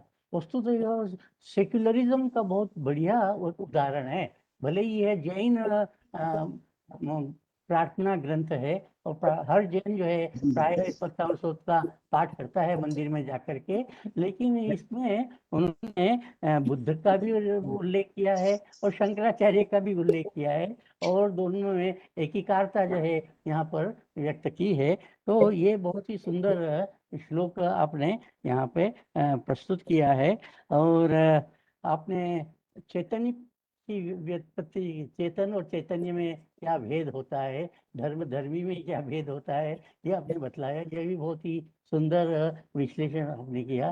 तो हम आपके प्रति आभार व्यक्त करते हैं कि आपने हमको जो है ज्ञान का लाभ प्रदान किया और बहुत ही सुंदर व्याख्यान दिया। वस्तुतः ये अभिनव गुप्त जो हैं वे सभी तत्कालीन दर्शनों का निचोड़ प्रस्तुत करते हैं, और उनमें उनकी पराकाष्ठा में प्रतीत होती है। चाहे वह जो है वाक मीमांसा हो भर्तृहरि की, उसकी पराकाष्ठा भी अभिनव गुप्त में मिलती है। खास करके परावाक्य विश्लेषण में अद्वैत वेदांत की भी मिलती है, क्योंकि यहाँ पर जो है ब्रह्म को निष्क्रिय नहीं माना है। ब्रह्म जो है वो तो शक्ति के रूप में है, और शक्ति के लिए वैसे मैं दो मेरे पास में वर्सेस हैं, लेकिन समय के अभाव में नहीं कहना चाहूँगा। लेकिन ये जो है शिव सत्तात्मक है। शिव जो है वह शक्ति से पृथक नहीं है, और शक्ति जो है वह क्रियात्मक है, गतिशीलता उसमें निहित है, तभी उस वहाँ पर उन्मेष की संभावना होती है। तो आपने बहुत ही महत्वपूर्ण बातें बतलाई, और इसके लिए धन्यवाद. Now over to the organizers. Thank you, Bhatt Saab. That was absolutely brilliant. The two papers were also outstanding, and it was really, what should I say, an intellectual feast for us. But I'm so happy to welcome Dr. Sundar Vishwalingam, a dear friend of mine. Looking at his face, I feel wonderful. We met at IGNCA last time. Uske pehle Chicago mein hum mile the, and he took me around to the new giant temples that have come up near the Chicago area, as well as to Akshardham.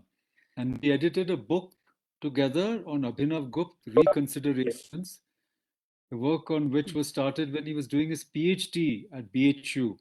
And then he had collected these papers, many of the great people, especially, people like Premalata ji and others who had worked on music and Abhinav Gupta. Many of these people had passed away. But Sundarji had collected these papers and we were able to publish them. The book is now out of print, and DK Publishers has signed a contract with us to try to bring a new edition in which Guruji, Navjeevan Rastogi ji's very long piece translated by Alkaji will also be included. So I'm very, very delighted and happy that Sundarji can join us today. He has been working tirelessly in Abhinav Gupta studies. In fact, he has a group called Swabhinava Group, and it's one of the richest digests and exchange of ideas. And I think taking Abhinav Gupta's thought in a particular direction, looking at humor, the Vidushaka, he's the pioneer in this field in the world, in my opinion, because he has taken Abhinav Gupta studies in this direction, which nobody else has thought about doing it. So he's going to offer his valedictory remarks. But before I invite him, Sundarji, I want to flag something really important that has come up today.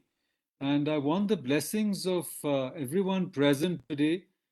Mark Daskowski ji, Guruji Rastogi ji, esteemed Bhatt Sahab, yourself, and others present, that we want to bring out some books and critical editions on Trika Darshan, on the works of Abhinav Gupta, including Abhinav Bharati.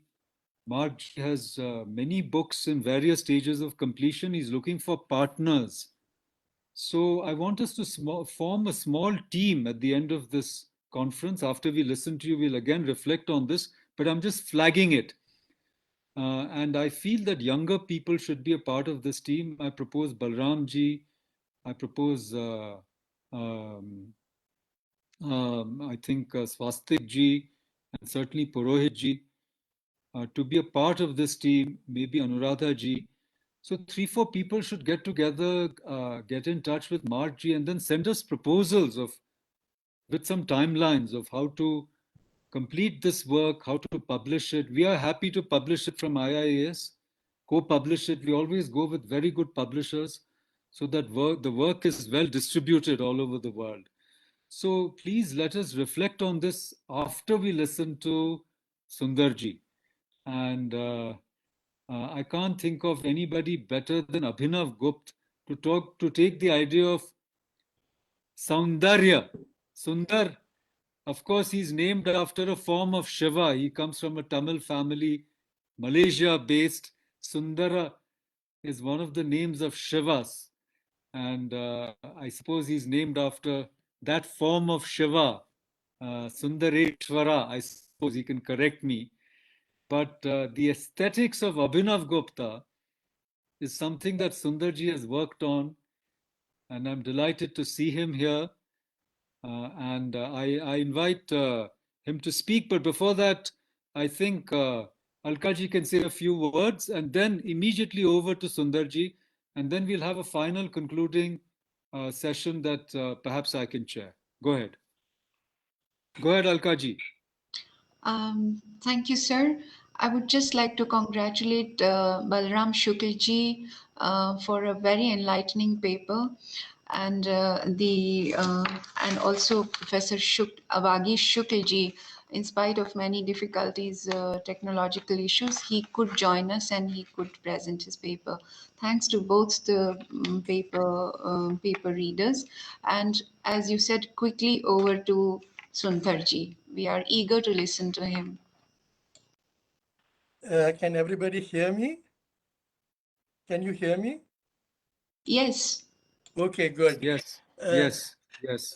So if I understand correctly, I have 30 minutes. And I guess we won't have time for questions then. Okay, so anyway, first of all, friends, I'm delighted to be able to participate. And I can see, quite a list of very interesting papers. Unfortunately, given the time difference, I've not really been able to attend. And another reason I could have stayed up all night to attend, but I also received the invitation only on Friday. And so I have actually been quite busy preparing. And even then, there was insufficient time to prepare a fresh paper on a single topic like all of you have done, and I should perhaps have also done. So what I had proposed was instead to share some disparate thoughts, sort of interrogating our relationship today with Abhinavagupta, who lived 1,000 years ago. So as I said, since I've been allotted 30 minutes instead of 45, we won't have time for Q&A. In any case, I won't be able to do justice to the points I want to raise. And so this is something we can perhaps discuss at our forum. Hello? So as Makaran said, Please mute yourselves, except Sundarji. I request everyone to mute yourselves. And Sundarji, it's my fault. I requested Alkaji to contact you at the very last moment, not because I wanted to delay inviting you, but this whole thing unfolded so fast. And then I had this flash that we can't do this without bringing you in. So I said, doesn't matter. We'll just prevail on him to join out of the sheer compulsion of love and friendship. So I apologize. No, you don't need to apologize. Actually, I think it has worked out for the best, because if it had not been for the last minute thing, I would not have thought of presenting this particular, these sort of thoughts, disjointed thoughts. And so I think these are thoughts which have been with me for a very long time. And so otherwise I would not have presented them, and I think it's important to present them. So, so basically, I'm delighted because Makaran and I, as he mentioned, co-edited Abhinavagupta Reconsiderations in 2006. And in my lengthy introduction to that volume, what I really tried to do was not just study Abhinavagupta, think about what he said, but try to think and feel and see things as he did. Of course, there's huge distance. This is not a given. But all the time when I used to read Abhinavagupta, I was actually really fascinated by his mind, by his way of thinking, etc. Of course, his conclusions on various issues are very important.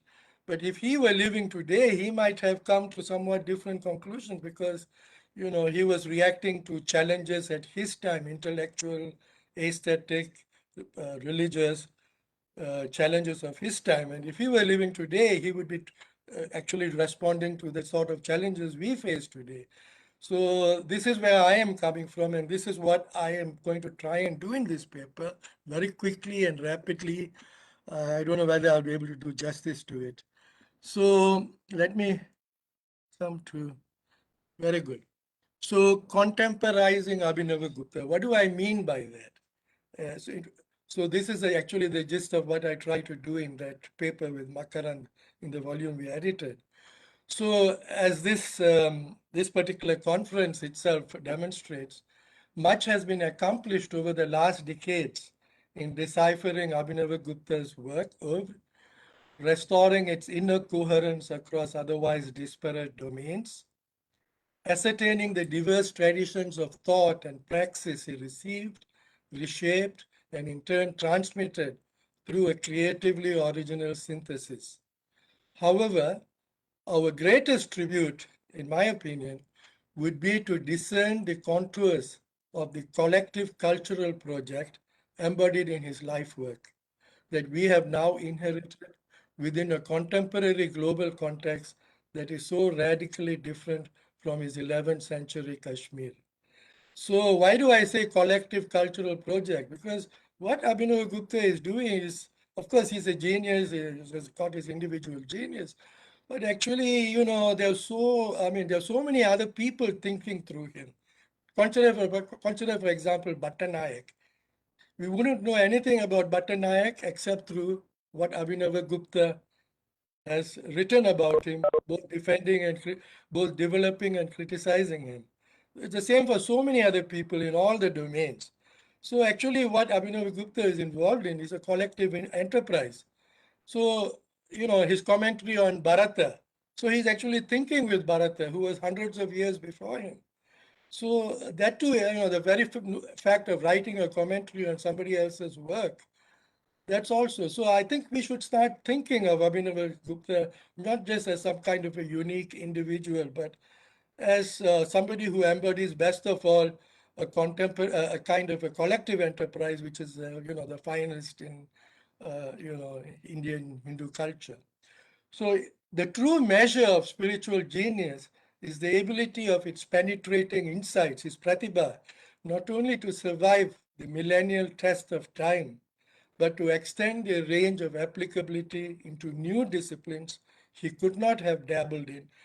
For example, now we have something called the human sciences, psychology, sociology, etc., which have their own parameters and categories of thought. So how do you translate his work into all these new frameworks, disciplinary frameworks, and to problems beyond India he could not have foreseen. So Abhinav Gupta, as great as he was thinking within a particular tradition largely confined to India. So this is our problem. If we want him to live, continue living, we have to make him our contemporary.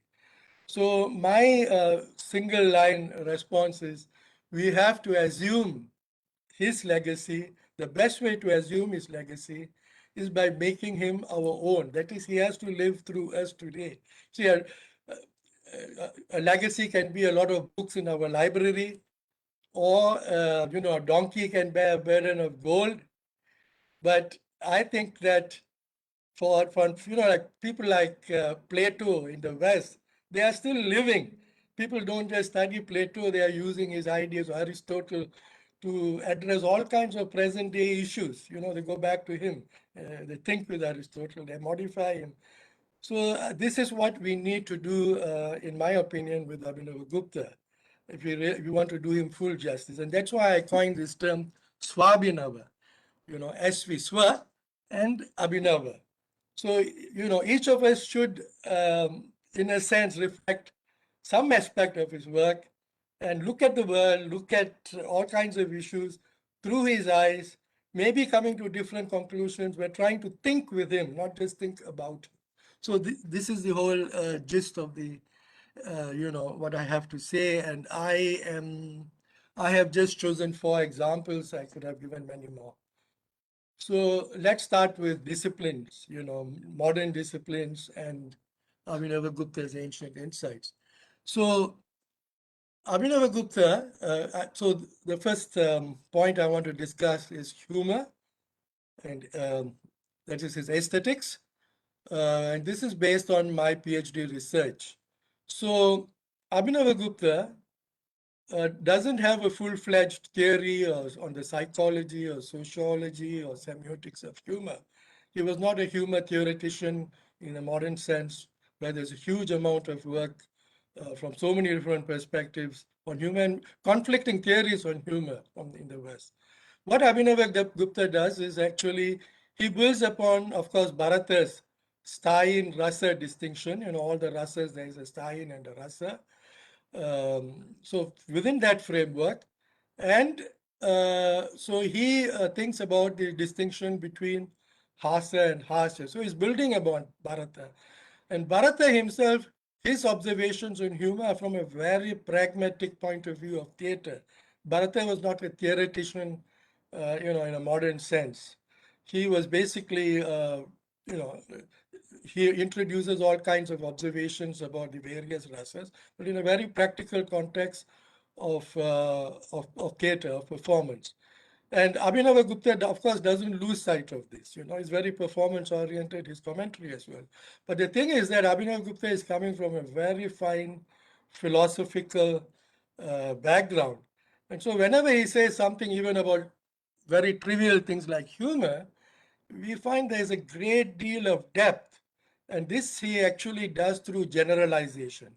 So, for example, Bharata says, when he talks about the Janya relationship between the various rasas, he says that Shringara Bhasa, the semblance of Shringara, produces Hasya.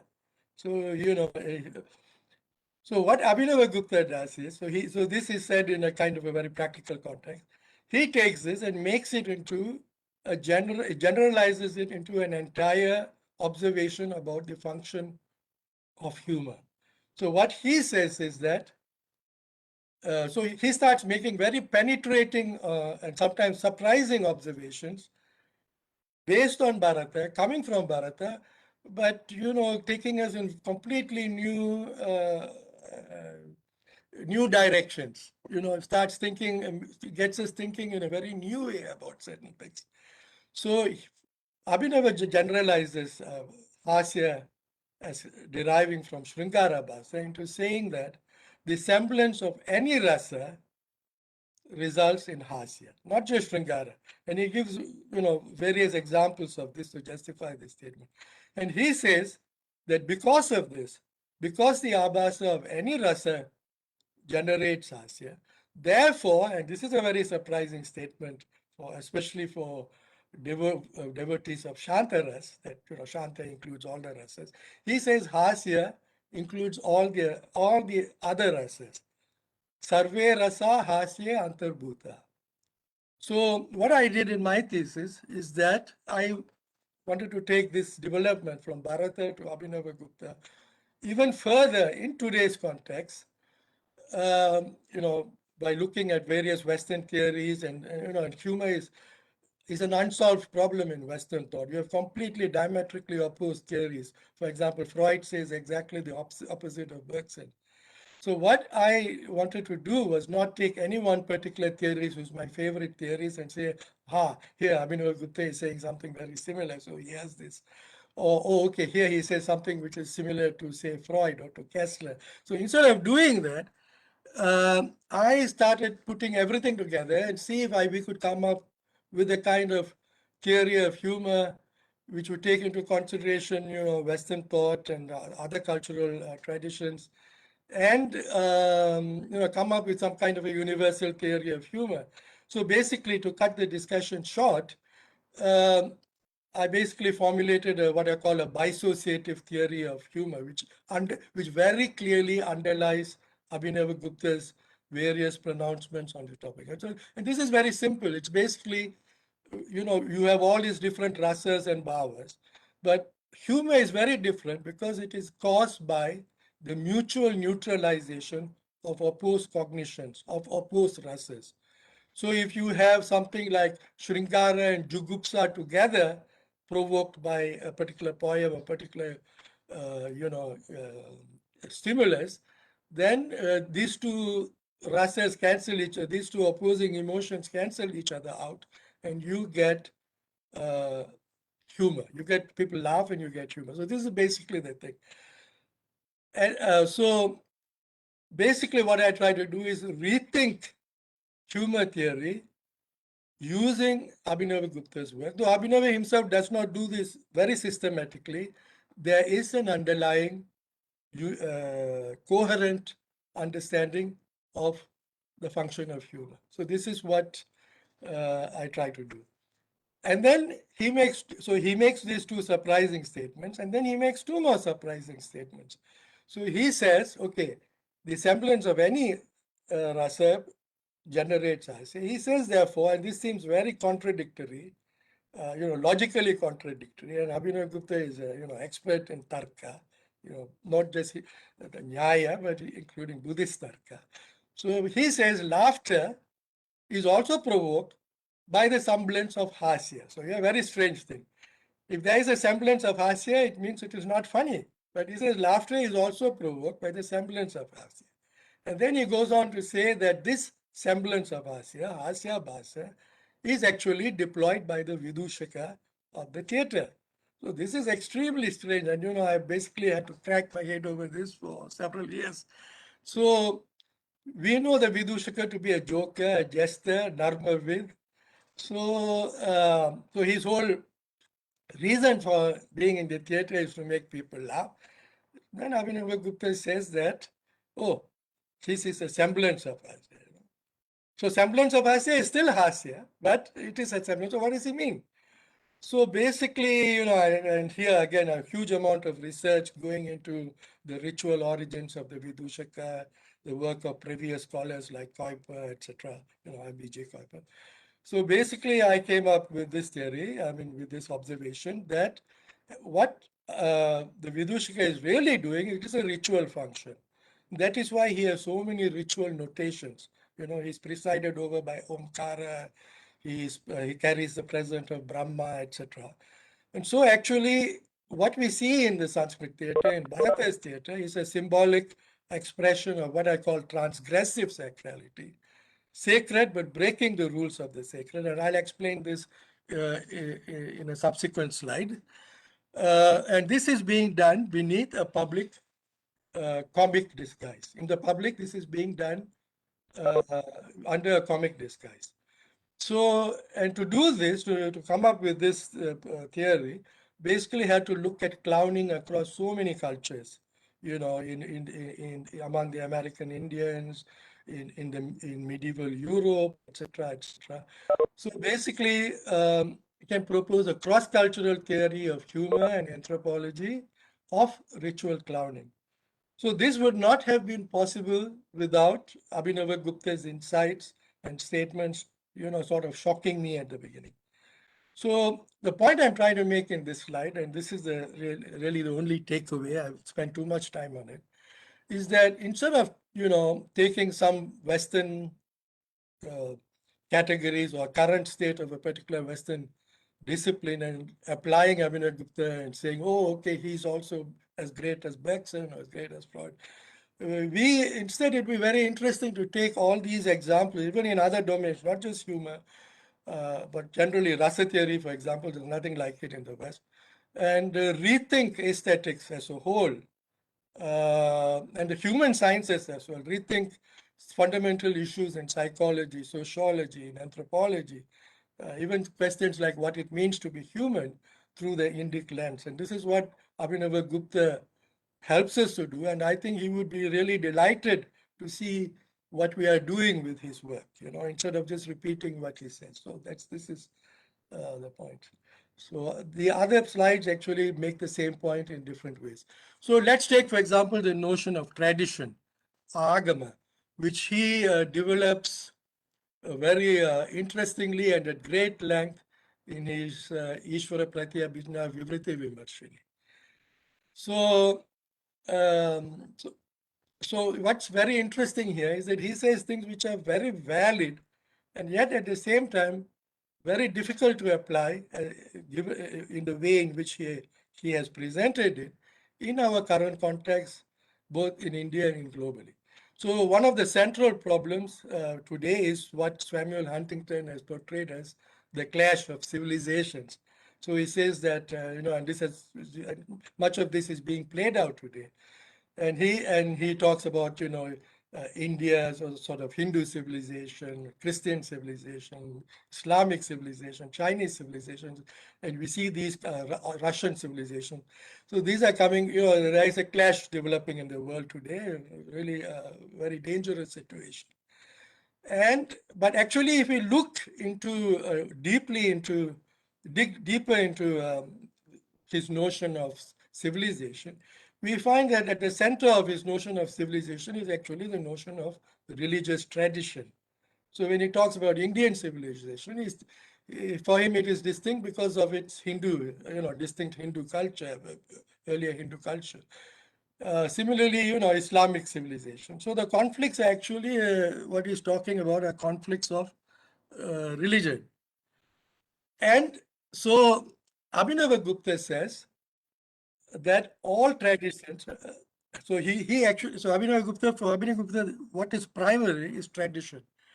Tradition actually overrules even tarka. So ultimately when people reason, he says, they end up reasoning within a particular tradition, whether they want to or not, even if they think they have distanced themselves from the tradition unconsciously, they start off thinking that the foundations of their thought are always within a tradition. And he says, and this is very interesting, whereas all these traditions are fighting with each other even today, he says that all traditions are valid, but for their respective adherents. Not for their respective adherents. And the people should follow their respective tradition, because if they start mixing the traditions, it will become very confused and they will not have the benefit of any particular tradition. And at this time, just before I discovered Abhinavagupta, I was very closely studying the works of this French esotericist René Guénon. So I was very surprised to see the degree to which there were agreement in so many ideas, and particularly this notion of tradition, the way they formulated it. So Guénon actually is a French person of Catholic background. He converted to Islam because he thought that it was impossible to convert to Hinduism. It's something you sort of receive. But at the same time, he felt that Advaita, he didn't know about Kashmir Shaivism. He felt that Advaita, for him it was Shankara, was actually the highest expression of tradition. So how is this applicable today? So there's a problem here. So Abhinavagupta, in this context, while he's talking about tradition, he raises this question about what about traditions which come from outside India? So say the best example now would be the Abrahamic traditions. So he says then in the 10th, 11th centuries that these traditions, these other traditions coming out from India, they are actually agama bhasa, semblance of tradition. But it's important to see why he says this. He says that these are semblances because embracing these traditions, being exposed to them, is becoming exposed to non-Aryan influence. It says Arya Samparka Bayat, so that is why they are Agama Bhasa. See, he doesn't say that about Buddhism. For example, Dharmakirti, whom he admires and who he considers his most worthy opponent, he's always called Arya Dharmakirti, even though he's a Buddhist. He's kind of leading the charge of the Buddhist perspective in the debate with the Hindus. So for him, that's okay. The Jaina Acharyas, they also are, Arya in the sense they share common culture, cultural assumptions. But he says that, these other foreign traditions, they are semblance of tradition. But what is the situation today, Today, basically, we have no choice. The Abrahamic faiths are very deeply implanted in India. We have Christianity, Islam, etc. And now Hindus also, there's no more this Kala Pani. You cannot cross the ocean. There's a huge thriving Hindu diaspora here in the US, so where they have to face so many other traditions, Chinese and indigenous, etc., etc. So we have to think with Abhinavagupta, follow his reasoning, but at the same time, perhaps come to conclusions and which suit our own times. So, as I said, so for Abhinavagupta, even Buddhism, for example, many people would say, oh, it's a creation of an individual, the Buddha, Siddhartha. So it's a human creation. This is what the orthodox Vedic, thinkers may say. That's how they dismiss Buddhism, and how they might even dismiss yoga, for example, and the pronouncements of a yogi. But Abhinavagupta says that Buddhism itself is a Paurusheya, because it is actually a form of vimarsha, reflexively transcendent idea, intention, value centered around impermanence, which has expressed itself as Buddhism, see, through the Buddha. So it cannot be reduced to a human creation. So, this is the extent to which Abhinavagupta goes to support tradition. So how do we sort of think about this and apply this in our own context? Now, if we look at these traditions, look into the history over so many centuries and millennia of these traditions, we see actually, these traditions have gone through diverse adaptations, and we can actually look at them, this vimarsha, this original vimarsha, idea, intention, value, whether it is Moses or the Buddha or, Lao Tzu, or, they have become like tentacular collective projects going in so many different, even contradictory directions. So if we look at it this way, we no longer have to argue, oh, my revelation versus your revelation. I mean, how do you say? I mean, your revelation is false, my revelation is true. There's nothing to discuss. But if we start looking at tradition in this way, this provides a viable shared platform for interreligious dialogue. And so I think this is a very crucial thing, because as I said, the clash of civilizations has actually become a clash of religious traditions. And so right now, and this, you see, you can't speak of India right now as just being Hindu tradition. There's a clash of traditions even in India. There's a clash of traditions in Europe with, say, for example, with the growing Islamic presence in Europe. So we have a clash of traditions in the Middle East, with the fighting going on in Gaza, etc. So, and not only is this clash of traditions between religious traditions, it is also within religious traditions. If we take Islam, the biggest problem now is the Shia-Sunni conflict. See, it is even overriding other religious conflicts in the Middle East. So this is a time when even Muslims and Christians have their own inner conflicts now. Hinduism itself, is undergoing an inner conflict. You see the turmoil over what is called Hindu nationalism and things like that.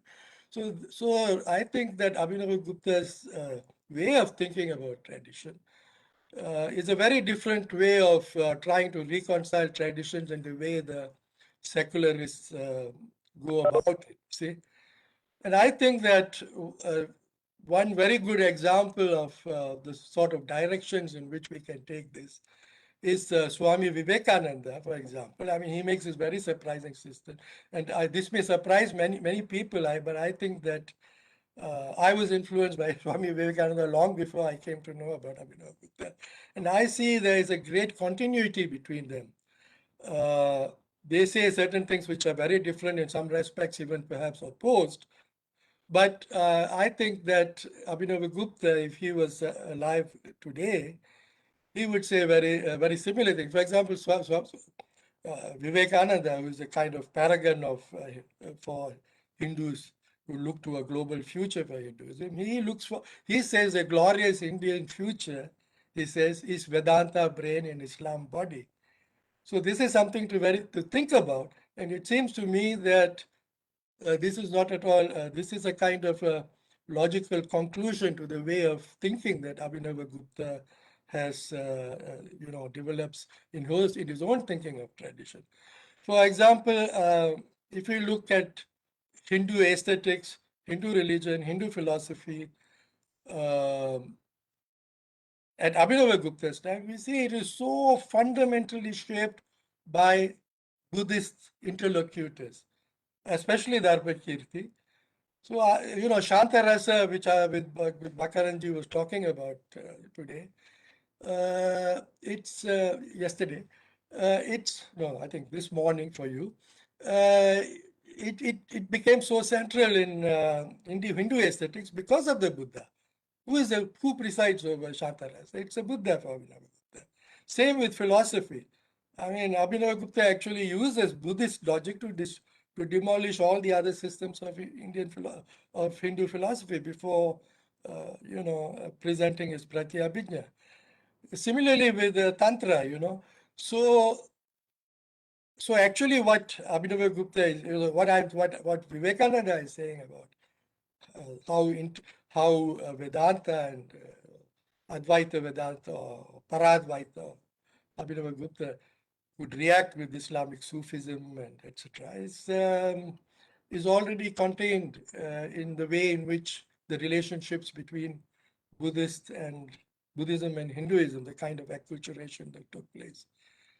So the conclusion would be that we have to perhaps collectively reshape Sanatana Dharma in dialogue with rival traditions. So do I have another about 15 minutes? Hello? Sundar, maybe 5, because some of the issues you have raised are so important, and we want a few comments to come in, and we also want to discuss some practical outcomes. So I request you, if you can, to sum up in about 5 minutes, and Okay. because it's already 5:45 here, you see, in India. Yeah. So, Yes, I know. okay. Unfortunately, I had to start a bit late. Okay, I think the important thing is I have sent you a very dense paragraphs. So, and actually, it's impossible to go over it with Arindam Chakravarti. After reading this, he said to me, "Oh, good luck in trying to cover this in 30 minutes." He wrote to me, and I understand he had been invited to be a keynote speaker. Anyway, okay, I'm going to rush through this and just give you the gist. So, Brahmanism. So, Abhinava Gupta for me is the pinnacle of what Brahmanism is. An ideal Brahmin for me, all the positive things we think about in a Brahmin and in Brahmanism.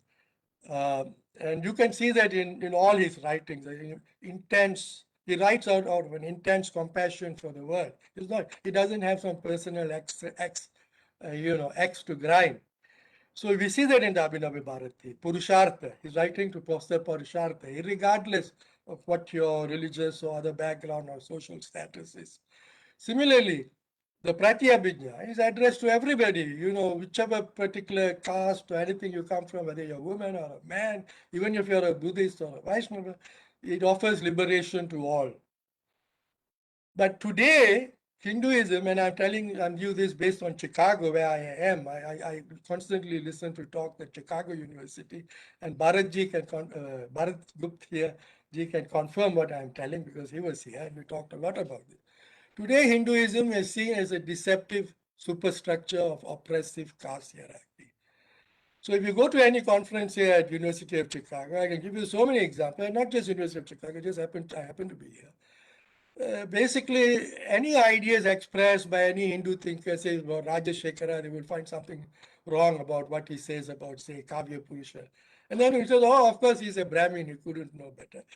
I mean, this is said very explicitly, and then everybody will laugh.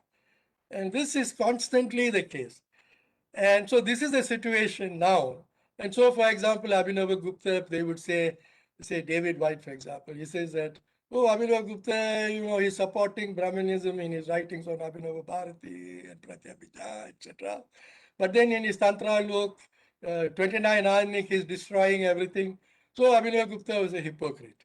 I mean, he says that very clearly in his book, A Kiss of the Yogini. So this is it, So what do we do? I mean, we have this completely diametrical valorizations of this whole collective enterprise we call Hinduism. No, but look at Abhinava Gupta. It's very interesting. As I said, he's a great Brahmin, and I'm not saying this ironically.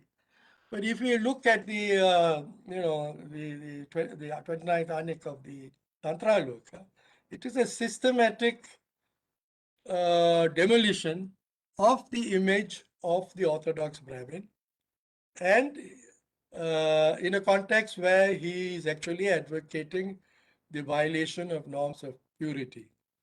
And he says that if you retain the self-image and self-understanding of the Orthodox Brahmin has of himself, you cannot attain the sort of liberation I'm talking about. The liberation, Anduttara Bhairava, you cannot attain that. So, and more than that, why is it that unlike Shankara, who speaks about Brahman, Abhinava Gupta and the Shaivas, the Kaulas, they have chosen Bhairava, the Brahmani side Bhairava. I mean, in the Puranas, central defining thing about Bhairava is, his Brahmani side. So why have they chosen him to symbolize ultimate reality? And Bhairava is also, though he's a Puranic deity, he's a Hindu deity, a very close relations with, tribal deities, etc. I mean, he's very popular among the tribals in Nepal, elsewhere. So anyway, I don't want to go into these details, but so this is very interesting. And then when we look at his comments, which I gave under humor about his notion about the Vidushaka being the semblance of humor, we see that the Vidushaka is always called a Mahabrahmana, a great Brahmin. And this is said in a very ironical sense, because he always does things which a Brahmin shouldn't do. That's why we laugh at him. But at the same time, the Vidushaka is this Mahabrahmana is always next to the king, in some ways even superior to the king. So there is a supreme valorization of the Mahabrahmana. And this figure of the Mahabrahmana existed long before Abhinavagupta, and it has Vedic roots. So the sort of things which we associate with Abhinavagupta and Kaula tradition and Tantra, they already have the roots in the Vedic tradition. And this is what Abhinavagupta says, for example, 29 Anik. He says that Kula Yaga is actually the Adi Yaga. And he says that the Vedic rishis already knew this, but they kept quiet about it.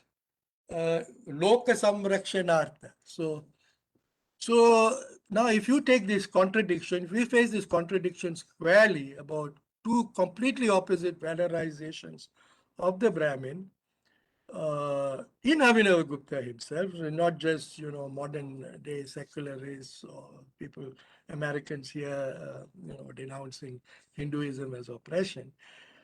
We see that we think about it, apparent contradiction. So I think this is a very good starting point to rethink the whole notion of dharma. See, we on the one side, dharma is eternal. On the other side, when we say dharma, very often in the past, it meant varnashrama dharma, a certain kind of a social order, but underlying that is something deeper. So, I think that thinking very deeply about this contradiction can help us think about dharma as a kind of a civilizational project. Certain ideas in germ gradually express themselves through time. And finally, I don't want to go into detail. I'll let you read this. I wanted to talk about freedom. So Swatantriya, I won't at all go into detail about this slide, but we have two conflicting notions about freedom, Swatantriya. So Abhinavagupta has a notion of Swatantriya, where Agama is seen as an avenue to Swatantriya, because at the heart of tradition is this experience of Swatantriya. Whereas in the West, we see tradition as something very oppressive, and this starts with the Enlightenment. Tradition is something that human beings are, at birth, they are already born free, but traditions say all this hijab and all this stuff, or caste, untouchability. So all of these things are imposed on human beings through tradition. Whereas Abhinavagupta has a completely different notion of freedom. And this has now huge repercussions, political, etc., otherwise today. So my my thing is, how do we bridge the political and spiritual dimensions of Swatantriya? Are there two different kinds of Swatantriya that have nothing to do with each other? Or is there a single Swatantriya? And how do we think out Abhinavagupta's notion of Swatantriya in the political domain? And I recommend all of you, in this respect, to read Swami Vivekananda's beautiful ode to the 4th of July. And Swami Vivekananda, in fact, I think personally chose to die on the 4th of July to send a message, a symbolic message. This ode to the 4th of July actually celebrates freedom. It's a celebration of freedom spreading across the entire globe. And my question would be, is he celebrating America, freedom in the American sense, because it's to the 4th of July, Independence Day? or is he celebrating Indian, non-dual, non-distinction of self and the other, innate freedom of the self, which he felt was missing in the American understanding of political freedom. So I will end with that. Thank you. I'm sorry I took up so much time. Thank you, Sundar, for that absolutely brilliant reflection on 4 primary themes: humor, tradition, the idea of the Brahmin, and on freedom. I'm so glad that we prevailed on you to join us, albeit at the last minute. You know, I can assure you that some of the issues you've flagged have been preoccupying us throughout this conference. Because when we began, we had some very powerful statements on what the loss of Kashmir really means to India's intellectual traditions, and how in today's Kashmir, in the valley, people have no knowledge of what came before the advent of Islam, almost no knowledge. Abhinav Gupta is not taught in schools or colleges, rarely in philosophy departments is he engaged with seriously in the very land of his birth. And the questions you ask about coexistence of contrary traditions, some of which may be considered incommensurable, are so profound, and the directions you propose are really enticing in their possibilities. I just want to touch on 1 or 2 things that you mentioned. First of all, how you say that it is actually Hasya Rasa, which is the Pradhana Rasa, and not Shanta Rasa somehow. I think there's a lot of there's a lot to be said about both of those, because, and I said in my remarks in the morning that what is the quintessential representation of the Shanta Rasa? Is it the inward-looking Buddha, eyes closed, the Mathura Buddha, not the emaciated and you might say extremely handsome Buddha of the Gandhara with his ribs showing and his hooked nose and shoes? So these are questions for us, and I think when we open our eyes from the Shanta mode, we should be able to laugh at ourselves and at the world, because the world doesn't really make sense. And Vagish asked, when you move from Apara to Para, is it still Maya? That's the question he asked. You know, when you move from Para to... Yeah. Actually, Abhinav, because you said, Abhinav Gupta says in one point that you can get moksha through hasya. Sarvam vikritam. By seeing everything as vikritam, incongruous, you can laugh your way to moksha. And I think this is what the Pashupata used to do. And one more point I would make very quickly. You are perfectly right about Shanta. In fact, Abhinav Gupta, Shanta is more important to him than Hasya. So, but this is from different points of view. So Shanta is the supreme rasa from the point of view which you mentioned. Hasya is not the supreme rasa. It just includes all the rasas. It's an all-inclusive rasa. He even talks about Shanta Bhasa, but and again, from another point of view, I think Abhinav Gupta would have, especially if we look at his tantric writings, he would have said that Sringara is the basic rasa. And this is what, Bhoja says, in a Sringara Prakasha. So, you could make different claims. Exactly. See, Indian thinking is very complex and multivalent. It's not reductionist like much the Western thought is, Exactly. I was just coming to it that. deals with ambiguity. It's very comfortable with ambiguity and ambivalence. Absolutely. I mean, the tradition always saw Sringara as the king of the rasas, because Eros is the life force. You see, without Eros, there is no life, there is no creation, let alone procreation and so forth. But I'm especially hailing you as a proponent of Hasya, simply because look at the world. I mean, I'm talking about modernity. I'm talking about Samuel Beckett and Vladimir and Estragon, right?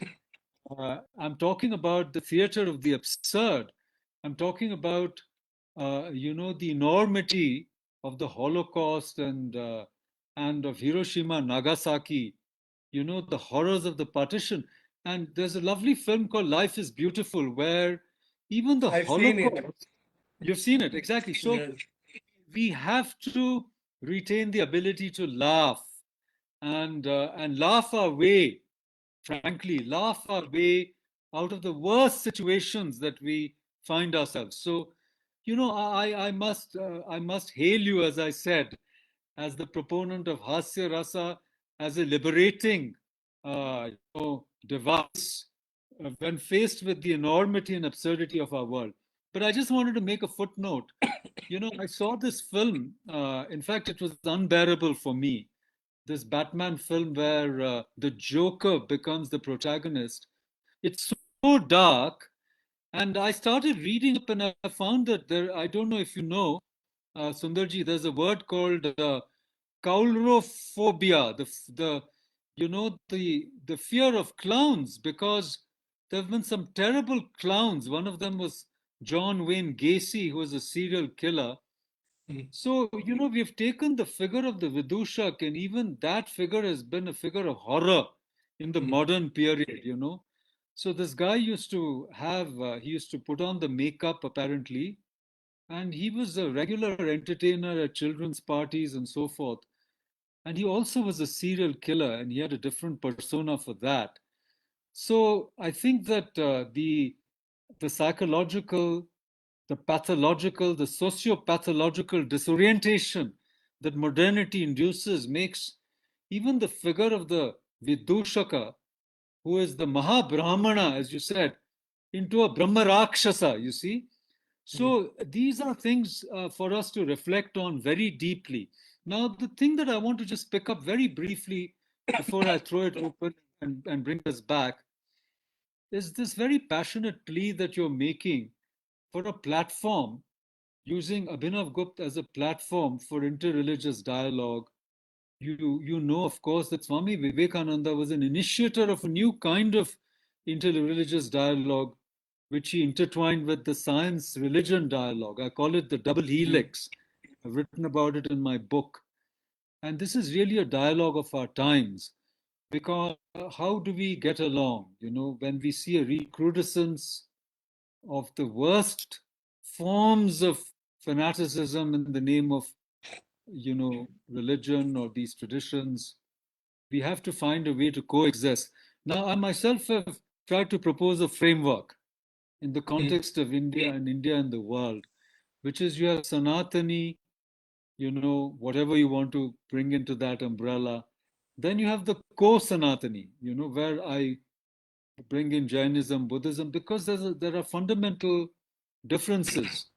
You know, one is you want to bring the world of the gods down to earth, and the other is you want to elevate the human being through incredible tapas to higher than the world of God. So if you go to a Jain shrine, we went together, you see Yes. the Tirthankar is a massive figure like the Akhanda Purusha, and the gods and goddesses are smaller figures around the Tirthankara. So, you know, it is raising the human being above the world of the gods. And you might say even Krishna is a pastoral myth where by holding up the Govardhan Parvat on his little finger, he's saying, look, we humans are superior to Indra. You know, we used to quake in horror of the thunderbolt wielding Indra. But you know what? Now we human beings can create, you know, a Vrindavana, which is better than Vaikuntha. And even the Parijat tree he has stolen from the heaven for his favorite wife, or one of his favorite wives, or Rukmini, in fact. So it is a different version to me of the Prometheus myth. And Krishna is not tortured like Prometheus was. You know, he builds Vrindavan is where we want to all go if you are a Krishna bhakt. Anyhow, so you have the Sanatani, the co-Sanatani, and the non-Sanatani. You see, up to the non-Sanatani, there's coexistence. The modern, the Marxist, the Abrahamic, and any perhaps certain versions of the I would say the cynic, SINIC, not the CYNIC, are non-Sanatani. but very, very comfortably able to coexist. The real challenge is when the non-Sanatani becomes the anti-Sanatani. And we started with the destruction of Kashmir. Rakesh Kaulji was here, his wonderful novel on the Kota Rani.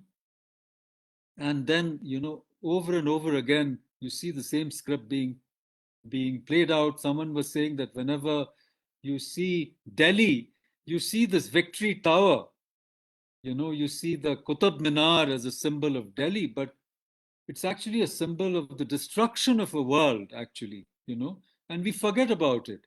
So anyhow, when the Sanatani becomes the anti-Sanatani, that's where you have Shivaji with the tiger claws, actually giving a befitting response to a much bigger, much more powerful Afzal Khan, who has him in a bear hug.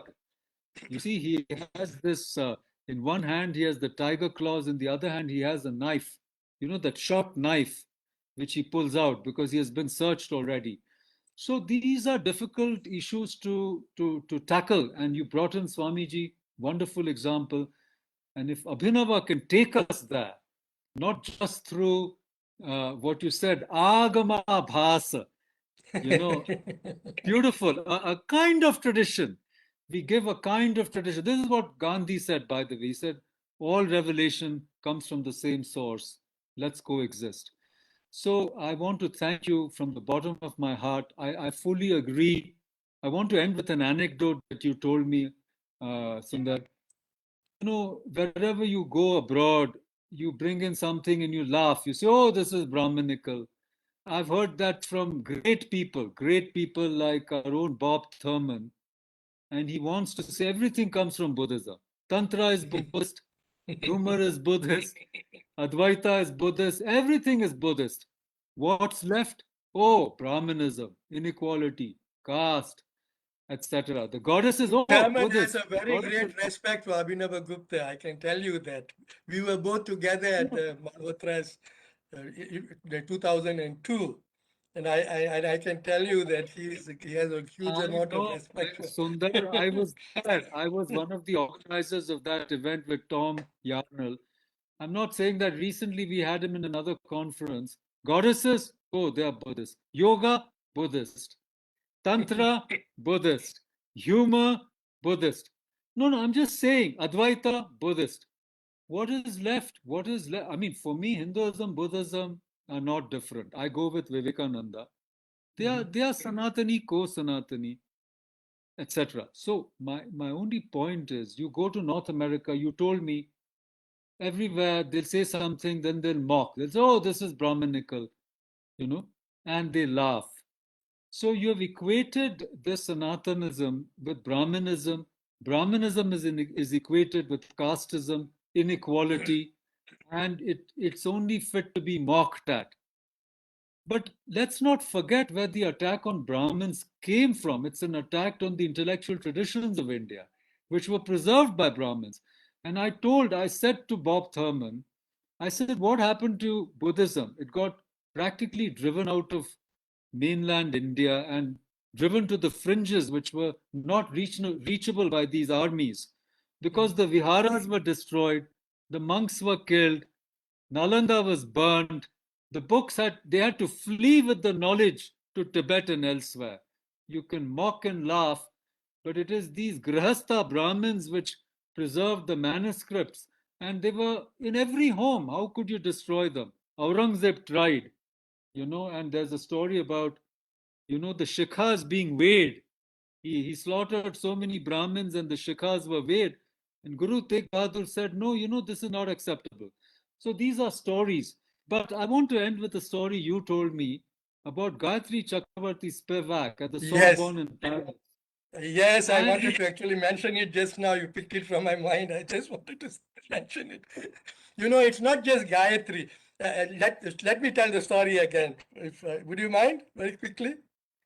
It's your story. You're the hero of the story. Okay, it's very interesting because in my, actually you are talking about anti-Sanatanis and we think of, say, Muslims or Dalits or what. But in my opinion, the biggest anti-Sanatanis are modern Brahmins, many contemporary Brahmins. See, and I'll tell you why. So So let me start. I was going to give another example first, but let me start with Gayatri. So the first time I met Gayatri Spivak was at the International College of Philosophy in Paris, very here for the first time. So she's like the Durga of post-colonial studies. And she had come with cropped hair, military boots, and she was speaking very strongly, criticizing the West.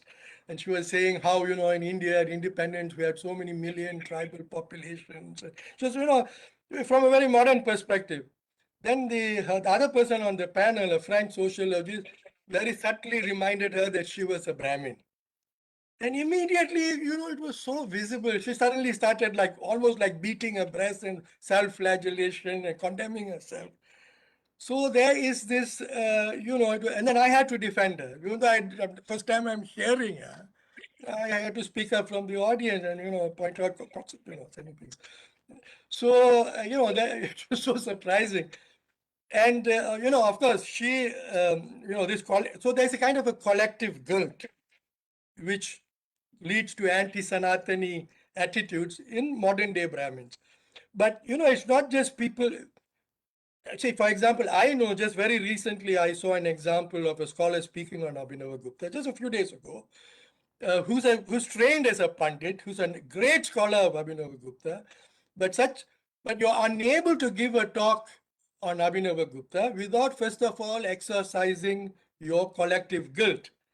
So you have to begin, because you're expecting to be criticized as if you are Hindu, you are defending. See, when you say anything positive about Hinduism, you are accused of being Hindutva. So even if you are a trained Pandit, very well versed in the Shastras and in Western philosophy, you have to start by, perfunctory vehement condemnations of Modi and things like that, which are completely out of context, for the talk. So this is being either they keep very quiet and don't speak aloud, or they start condemning themselves before saying good things about Abhinavagupta. So this is what I am saying. I think you probably know whom I'm speaking about. Huh? Exactly, Sundar. The anti-Sanatani has penetrated so deeply and has combined with the leftists who have a stranglehold on liberal arts colleges and departments of humanities and social studies all over the Western English-speaking world, that it is not possible to be an unapologetic Hindu. So much so that Tulsi Gabbard and others are constantly being slammed, you see. Yes. We see all this. But now, just to conclude, I'm saying that I'm delighted that Abhinav Gupta becomes an ally in this, not so much fight, because I don't want to make everything into an us versus them, swa para. No, I think that, with Atma Bodha, Swaprakasha, we have to present ourselves in a manner which is really our best, and that is very attractive to the world.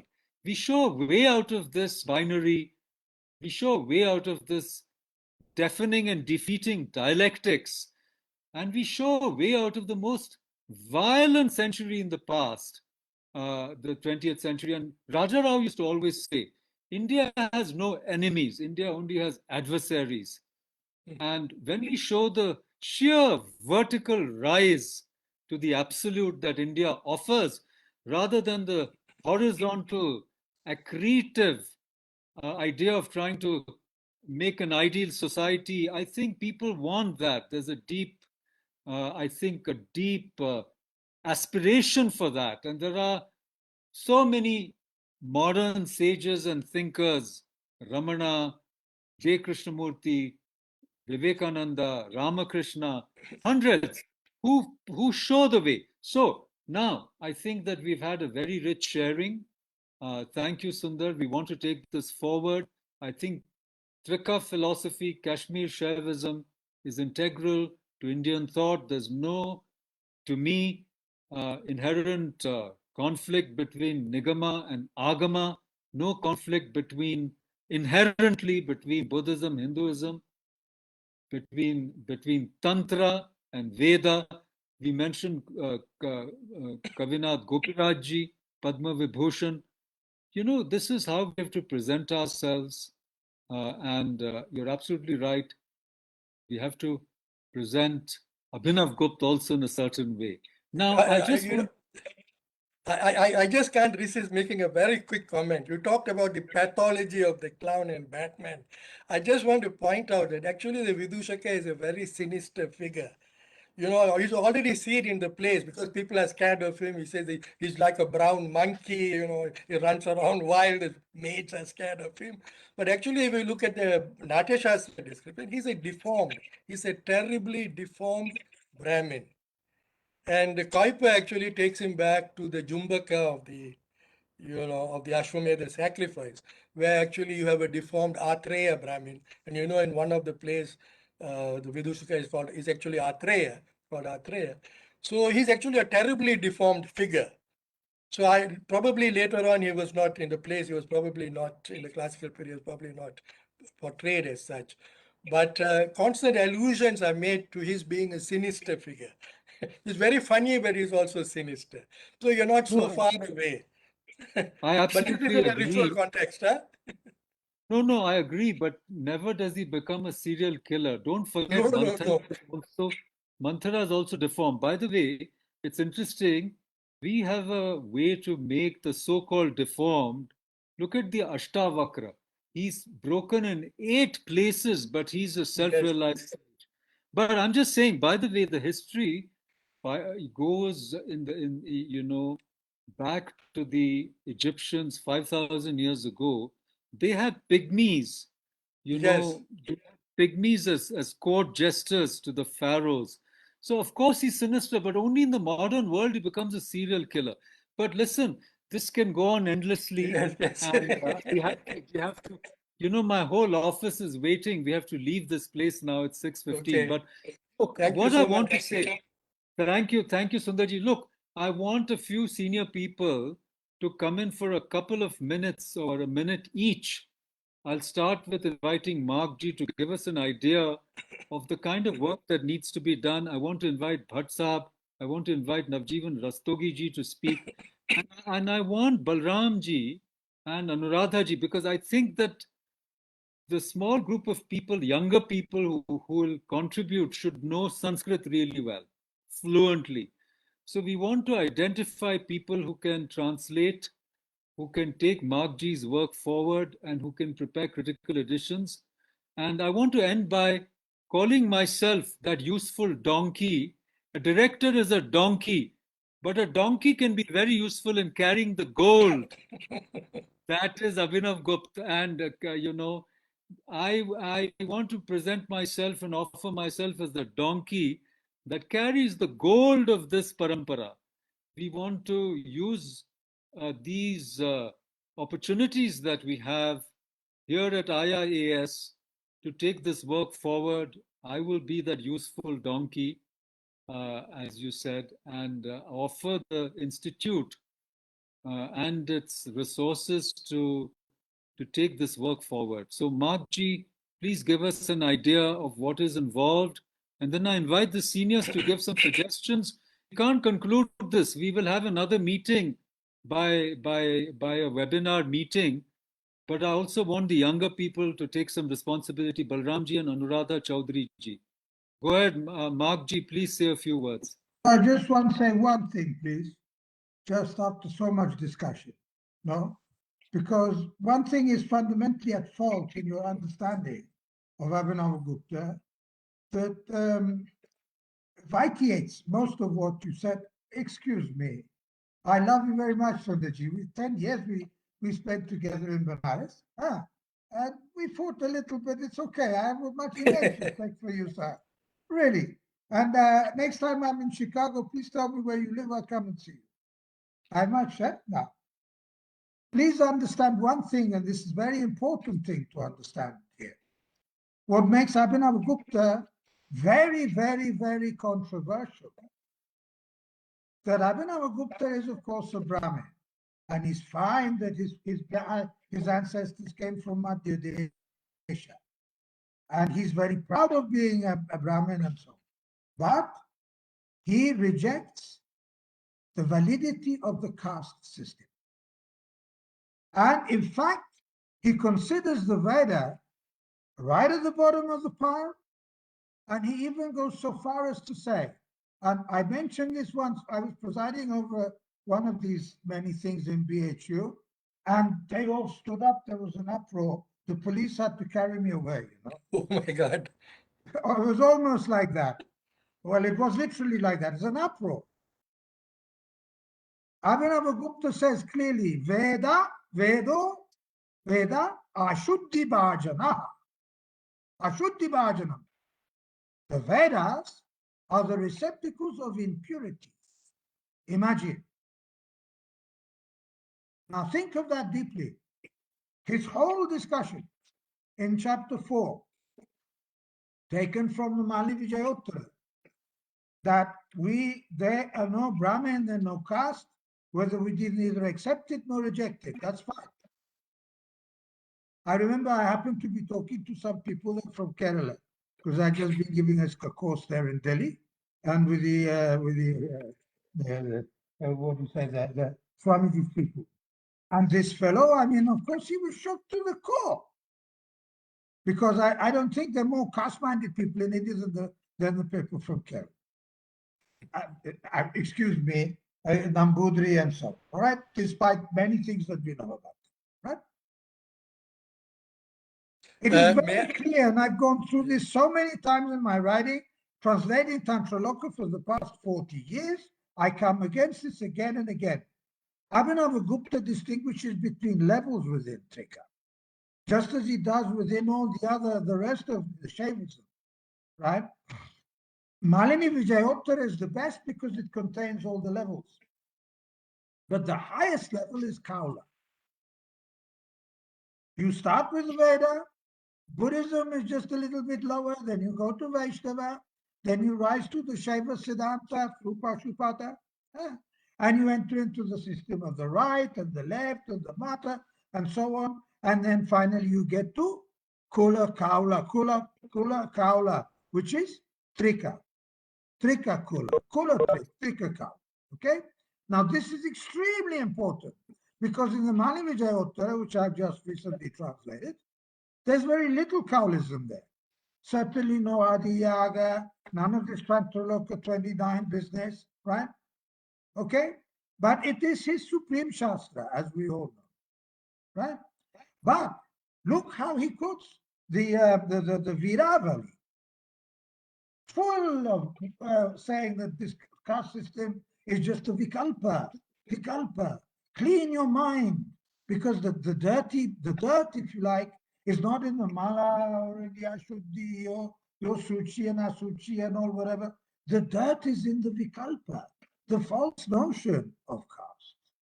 Because it's just an idea. It's just an idea. Because if you're basing it upon shuddhi and ashuddhi, how can you clean? What you clean with? What the substance you use to clean needs itself to be clean. Then that needs another thing to clean it. It's endless. There can be no ashuddhi if it's possible for there to be shuddhi. Now, I'm not going to go on a long discussion. It's a very long and interesting lecture about this, I can tell you. But Abhinavagupta, in that sense, is not a Brahmin at all. I know I live in Benares 50 years, as you know, and 9%, 7 or 8% of the population are Brahmins, 2 or 3% higher than anywhere else in India. All my gurus are Brahmins, all my gurus from A to Z. I've had many gurus, and each one I respect, I love. They're all parents, foster parents, dada, granddada, everybody. Okay?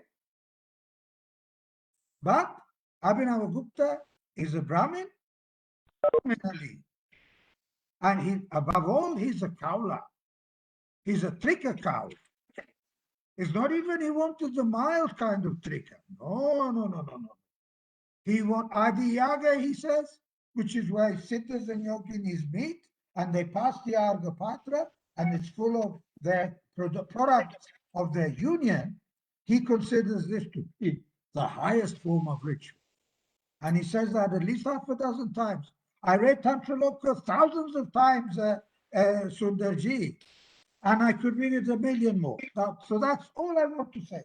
First thing. And second thing about the addition of text, I'll send you a list. And Paranjapa Ji, Makaranji, and then we discuss if that you think it's at all possible.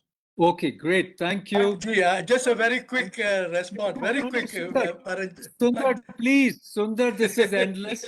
I just No. want to say that- I'm talking to Mark after decades for the first time. So Decades. I'm Wonderful. delighted to have this, to see you again and have this exchange with you after so many decades. So Yes, I just wanted to say you are completely right. In fact, I said this. I mean, when I in that slide on Brahmanism, if you go and if you look at that paragraph, I say very clearly that Abhinav Gupta, very systematically and paradoxically demolishes the notion of the Brahmin. I said that. And I mentioned Bhairava, and I mentioned. You did. Yes. But there are no contradictions there. But no, there is a. a contradiction. It's You see totally the. You see the Sundar. same. Sorry. Okay. We will take this offline now that we are in contact. Let us, discuss this in our forum or something. Sundar, this is endless. I'll tell you why it's endless. Because, there are so many contradictory and multitudinous meanings of what Brahmin is. Yes. And especially, so look at the Dhammapada. Dhammapada has so many meanings. Then there's Karuna, and there is Janmana, etc.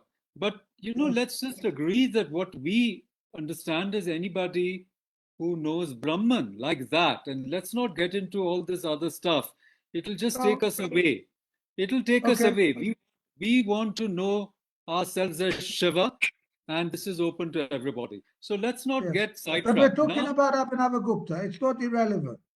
No, I agree. What we just talked about is not irrelevant. I agree, Mark G, but all I'm saying is every time you deconstruct a received idea of what it is to be a Brahmin, don't forget that you're reinforcing that idea through the very process of deconstruction. Just as you said, the moment you do Shuddhi. Anyhow, I want to close this.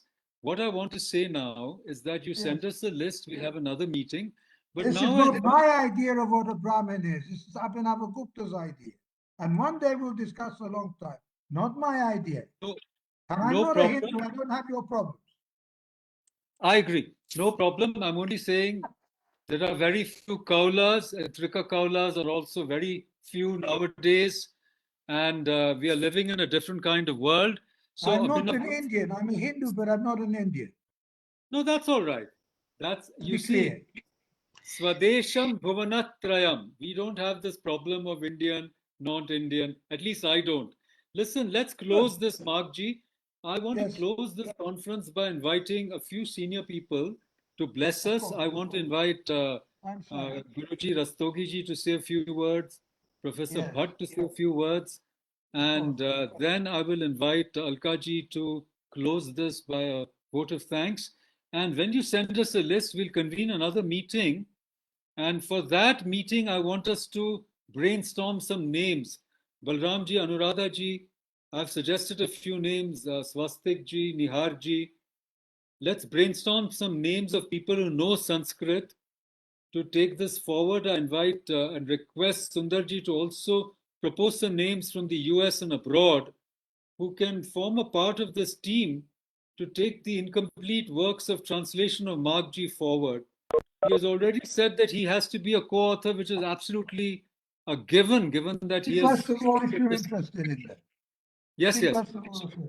So let us please have this meeting whenever we get this email from him. And now I would like to invite the following people to please say a few words. Ashir Vachan, Guruji Rastogi Ji, Vagi Shukla Ji, and I would like Professor Bhatt to also say a few words. And then I will invite maybe Meera Rastogi Ji, just a few words, 30 seconds, Ashir Vachan, and then we will close with a vote of thanks by Alka Ji. I'm going to mute myself now. Thank you all very much. Namaskar. Have a good evening. Thank you, Makaran Ji. Thank you very much.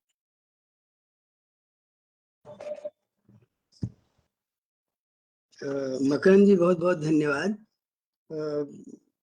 आपने सुंदर से इतने दिनों बाद मिलाया तो ये बहुत अच्छा लगा मुझे।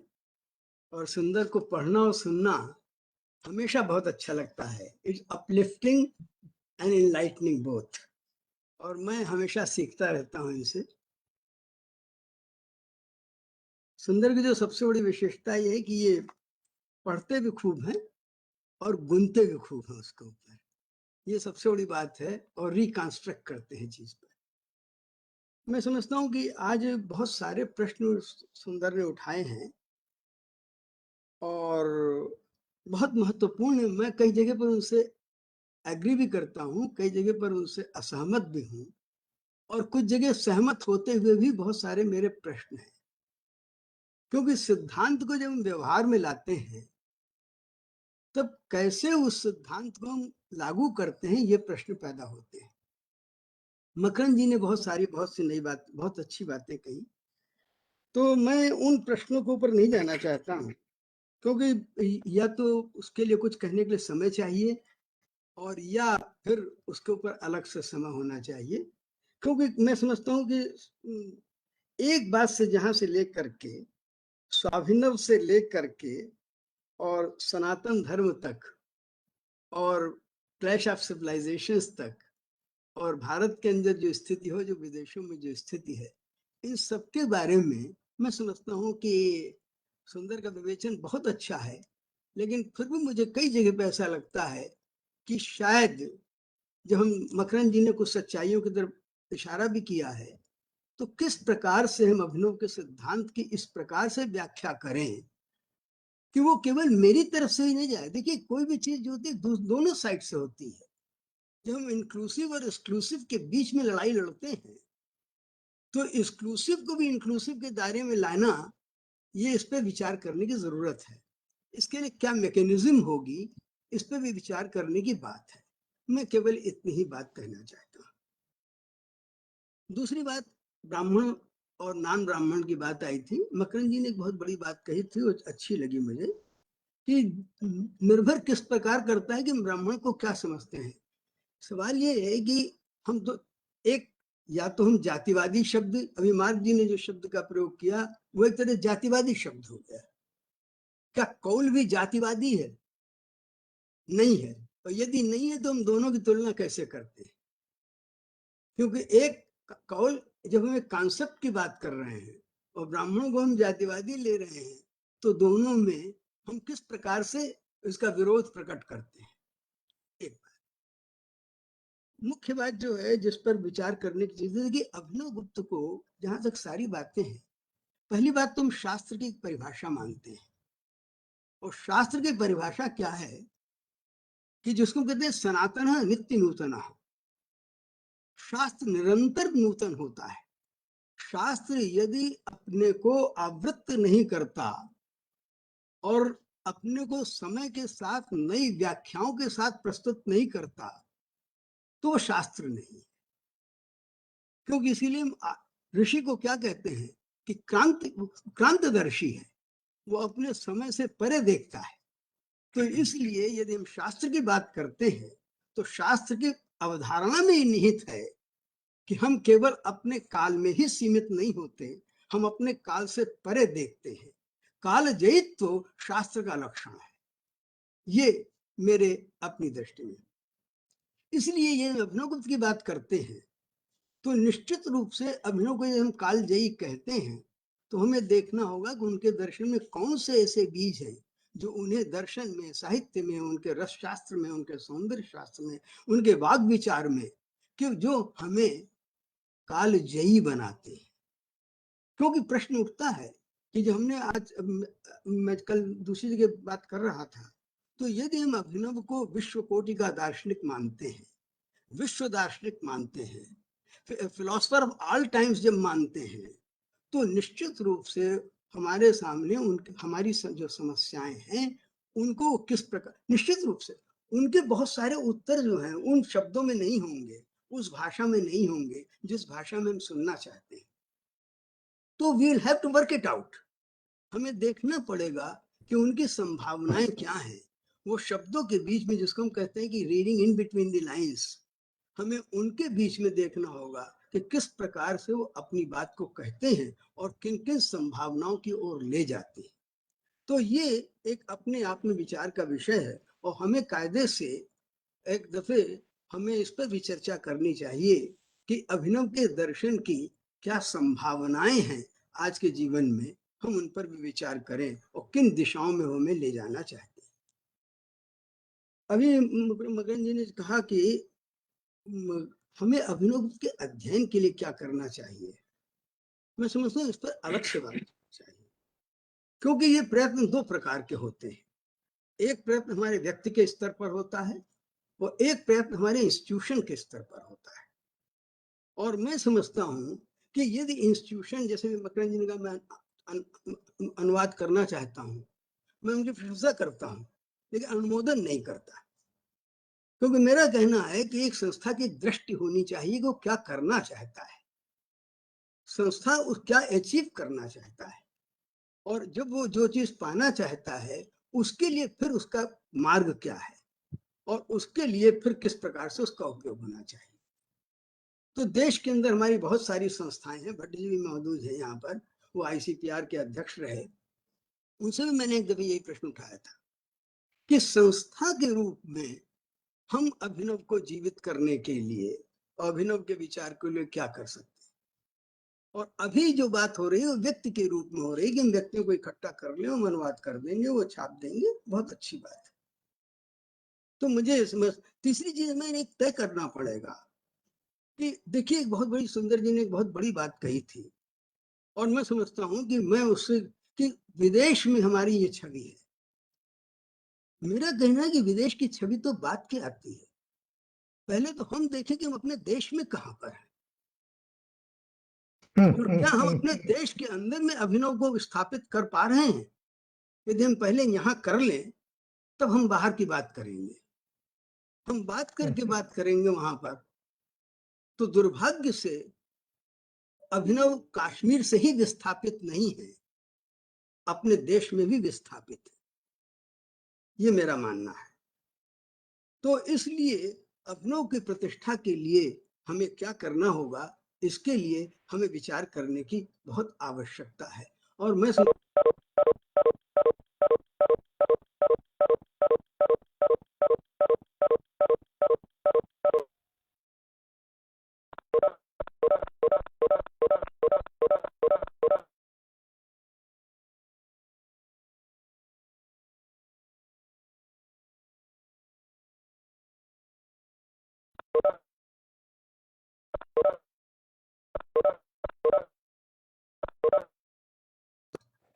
आवाज आ रही है मेरी?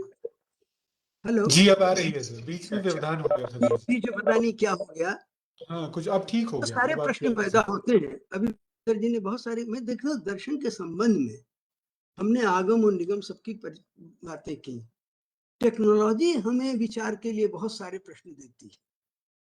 फॉर एग्जाम्पल, हम प्रत्यक्ष की परिभाषा करते हैं, हम कहते हैं इंद्रियार्थ सन्निकर्ष जन्यम ज्ञानम प्रत्यक्षम। अब सवाल है कि हम टेलीस्कोप से जो हम देखते हैं 10,000 प्रकाश वर्ष के ऊपर, जब हम किसी ग्रह से साक्षात करते हैं, हमारा सन्निकर्ष हो रहा है, तो काल के खंड के हिसाब से तो है ही नहीं, वो तो 10 लाख वर्ष पुराना हो चुका, बीत चुका। अब वो इंद्रियार्थ सन्निकर्ष कैसे होगा? और वह हम टेलीस्कोप के माध्यम से कर रहे हैं, तो हमारी परिभाषा उसको कैसे ग्रहण करेगी? तो मैं ये सारे प्रश्न, जो चुनौतियां हैं, जो हमें केवल हमें बहुत सारे संदर्भ, बहुत सारी चुनौतियां मिल रही हैं, हमें उन संदर्भों में विचार करना होगा, तब हम अभिनव को स्थापित कर सकते हैं, प्रतिष्ठापित कर सकते हैं। और मैं संस्थाओं के लिए निश्चित रूप से मेरा मानना है कि देश के अंदर जितनी भी संस्थाएं हैं, वो चाहे ICPR हो, चाहे AIS हो, वो भारत में मनीषा की प्रतिष्ठा में बुरी तरह से असफल रही है। मेरा बहुत स्ट्रांग स्टेटमेंट है ये, लेकिन मैं क्षमा पूर्वक कहना चाहता हूँ, क्षमा याचना पूर्वक। और आपने मुझे मौका दिया, फिर कभी हम लोग चर्चा करें इस विषय पर। बहुत बहुत धन्यवाद। सुंदर जी को एक बार सुनने के लिए बहुत अच्छा लगा, वो बहुत मौलिक हैं, बहुत गंभीरता से विचार करते हैं, और मेरे बहुत प्रिय मित्र हैं। और आज मैं समझता हूँ मेरी उनकी मित्रता लगभग 40-41 वर्ष की है, तो मैं चाहता हूँ ये मित्रता चिराई हो। बहुत बहुत धन्यवाद। बहुत बहुत धन्यवाद गुरुजी रस्तोगी सर को। यहाँ मैं देख रही हूँ कि प्रोफेसर राधा वल्लभ त्रिपाठी जी अभी हमसे जुड़े हुए हैं। हम उनसे भी रिक्वेस्ट करेंगे अपने, अगर वो कुछ कहना चाहें तो। राधा जी प्लीज आप कुछ कहिए। नमस्कार। मुझे बहुत ही अच्छा लगा सुंदरम को सुनते हुए, और आचार्य नवजीवन रस्तोगी को देखना सुनना मैं अपना बहुत बड़ा सौभाग्य समझता हूँ। मैं 1 मिनट में एक ही बात कहना चाहता हूँ। मेरी आवाज़ आ रही है? मैं 1 मिनट में एक ही बात कहना चाहता हूँ। बहुत ही बड़ा प्रकल्प उठाया जा रहा है। मकरंद जी ने बड़ा संकल्प किया, मैं प्रशंसा करता हूँ उनकी। 2 दिन जो चर्चाएं हुई उनमें कहीं न कहीं पंडित बलजिन नाथ का नाम आता रहा, और मैं ये बताना चाह रहा था कि पंडित बलजिन नाथ जी ने हिमाचल प्रदेश विश्वविद्यालय से सेवानिवृत्त होने के पश्चात राष्ट्रीय संस्कृत संस्थान के जम्मू परिसर में बहुत बड़ा प्रोजेक्ट उन्होंने संभाला था। वो कश्मीर शैव दर्शन बृहद कोश, जो कि राष्ट्रीय संस्कृत संस्थान के जम्मू परिसर से 2 भागों में प्रकाशित हुआ। वो मेरे ख्याल से कश्मीर शैव दर्शन पर एक बड़े पंडित के द्वारा किया गया 20वीं शताब्दी का सबसे बड़ा प्रामाणिक कार्य है। एक बात। दूसरी बात यह है कि उसके बाद वहीं रह करके पंडित जी ने संस्कृत में और हिंदी में अनेक छोटे छोटे ग्रंथ लिखे। उनमें से एक स्वातंत्र्य दर्पणा नाम का एक मौलिक ग्रंथ उन्होंने संस्कृत में लिखा, कारिका और भाष्य की शैली में।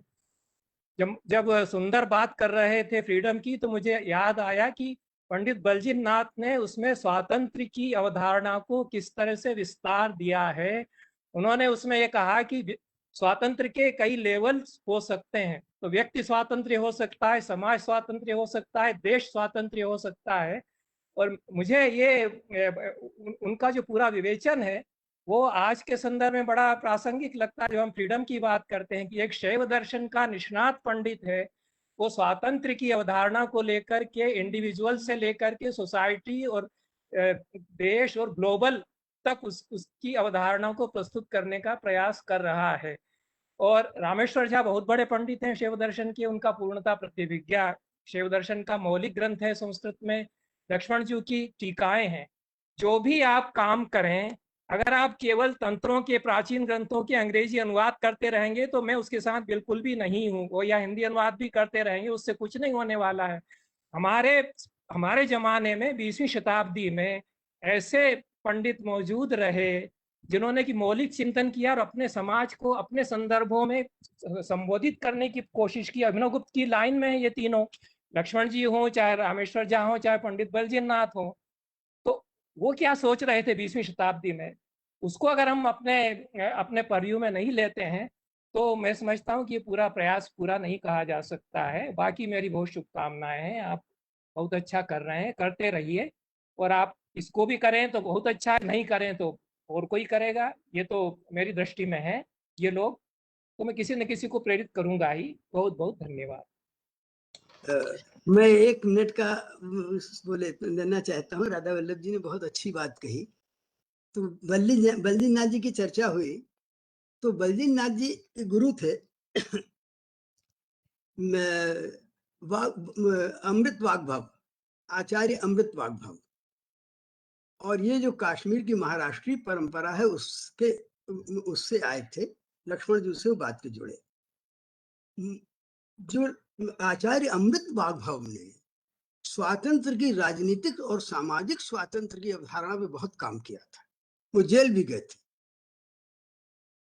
और उसका प्रभाव बलजिन नाथ जी पर पड़ा और उसका अनुवादन जो है वो उन्होंने स्वातंत्र की अवधारणा में किया।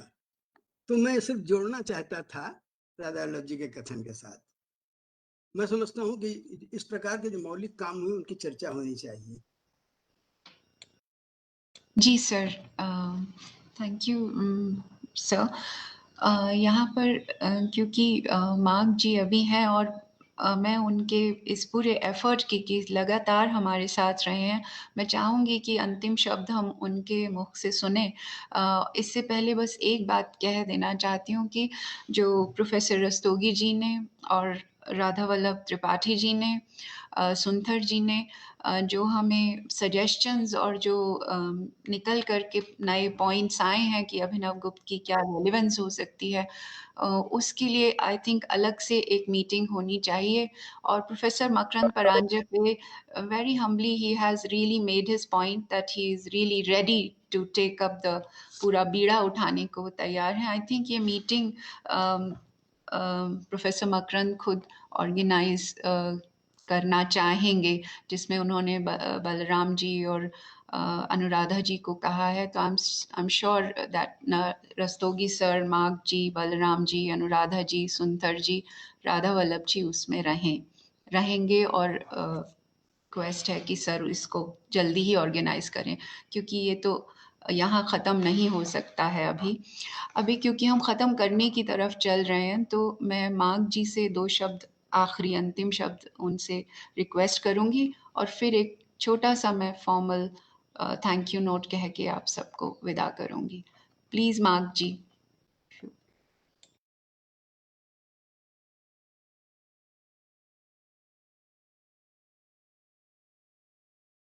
अनम्यूट करके बोलिएगा। कि हमको आखिरी शब्द दिया गया तो मुझे कुछ अब संकोच है इससे। और नवजीवन गुरुजी है, वो मेरा गुरुजी, मैं समझता हूँ कि 30-40 साल से उसको हम गुरुजी मानते हैं और उसका पुस्तक हम सब पढ़े हैं। हाँ, और फिर दोबारा तीसरा बार कम से कम 3-4 बार पढ़ना पड़ता है उनका पुस्तक। और राधा वल्लभ त्रिपाठी जी हमसे ऊपर बहुत कृपा दया किया, बहुत प्रेम किया, और इसके लिए मैं भी हमेशा जिंदगी कृतज्ञ रहूंगा। तो आखिरी शब्द में हमारा तो बोलना नहीं है, सिर्फ खाने की समय ऐसे बीत रहा है कि मेरे लिए भी कि जो मैं कोशिश कर रहा हूँ तो बस मेरी क्षमता की बहुत सीमित है और इससे जो इच्छा है इससे बहुत ज़्यादा बड़ा।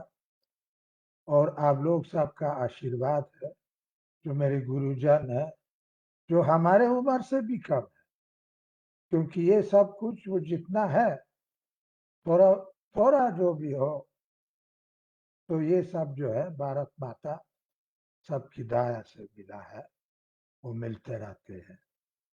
मैं हिंदुस्तानी नहीं हूँ जन्म से, लेकिन इतना प्रेम है कि लड़ाई होते तो हम सबसे पहले सामने हम जाएंगे जय मारने के लिए, इस देश के लिए, इस संस्कृति के लिए, और इसका महिमा हमारे सामने हमेशा रोज रोज जो है जल रहा है। तो बस उतने में कहना चाहता हूँ कि मैं बहुत कृतज्ञ हूँ आपके प्रेम से कि मुझे मैंने जो है इनवाइट किया गया और ये सब कि आपको इतना सुना दिया, हाँ, और सिखाते रहते हैं मुझे, तो बहुत अच्छा। कुछ पुराने मित्र मिला जो सुंदर जी से इतने साल तो देखे नहीं है, हम लोग बुद्धे हो गए बीच में, हाँ। और मकरंद जी जो मुझे याद भी नहीं था, अभी इतना याद आ गया। और अलका जी जो इतना प्रेम से जो है हमको इनवाइट किया गया है, और आप सब लोग और जो है जो मैं ज्यादा जानते नहीं हूँ, और हमेशा जो है प्रेम है। और आप लोग के सामने मैं सब जो है सबसे छोटा मैं हूँ, जितना मेरा उम्र भी बढ़ेगा तब से उतना और छोटा आप लोग के सामने होंगी, क्योंकि आप तो एक आदमी नहीं है, आप सारा माने संस्कृति है मेरे लिए। अच्छा, प्रणाम सबको और बहुत ही धन्यवाद। Thank you so much, Professor Mark Dixkowski ji. Thank you, Mark As a Guruji. personal note.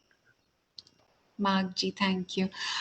यहाँ मैं ये फिर से दोहराना चाहूँगी कि वागीश शुक्ल जी भी उस मीटिंग में रहें, क्योंकि मकरंद सर ने उनको भी उसमें शामिल करने की रिक्वेस्ट की थी। तो वो तो ऑफिस करेगा। यहाँ एक छोटा सा फॉर्मल थैंक यू मुझे करने को कहा गया है, हालांकि ये तो ग्रैटिट्यूड है, धन्यवाद से तो नहीं चल सकेगा। ये बहुत ही शुक्रगुजार हैं कि इतने छोटे समय में हमारे साथ इतने बड़े बड़े लोग जुड़ गए, इतने ऊंचे स्कॉलर्स हमारे साथ जुड़ गए। नाम लेना बहुत ज़रूरी है क्योंकि नाम में बड़ी शक्ति होती है, तो मैं ज़रा नाम लेती हूँ, प्लीज़ आप सुन लीजिए। तो सबसे पहले मैं मार्ग जी से ही शुरू करूंगी, जिन्होंने की नोट एड्रेस दिया और ये रिचुअल एस्पेक्ट को लेकर के रिचुअल को आगे लाना चाह रहे हैं और बहुत ही काम कर रहे हैं। मार्ग जी का शुक्रिया।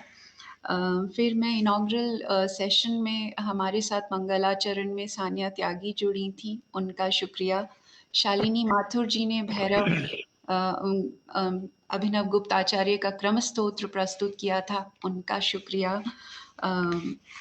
डॉक्टर सच्चिदानंद जोशी आए थे, उन्होंने मैन्युस्क्रिप्ट्स को उठाने की और उन्होंने भी यही आइडिया दिया कि काम होना चाहिए, यंगर स्कॉलर्स जुड़ने चाहिए, उनके आने का शुक्रिया। डॉक्टर मोतीलाल पंडित जी आए, उन्होंने अभिनव गुप्त के लाइफ एंड वर्क्स को उनके नए आयामों को कुछ उन्होंने हमारे सामने रखा जो कि आम लोग नहीं जानते हैं, उनका भी शुक्रिया।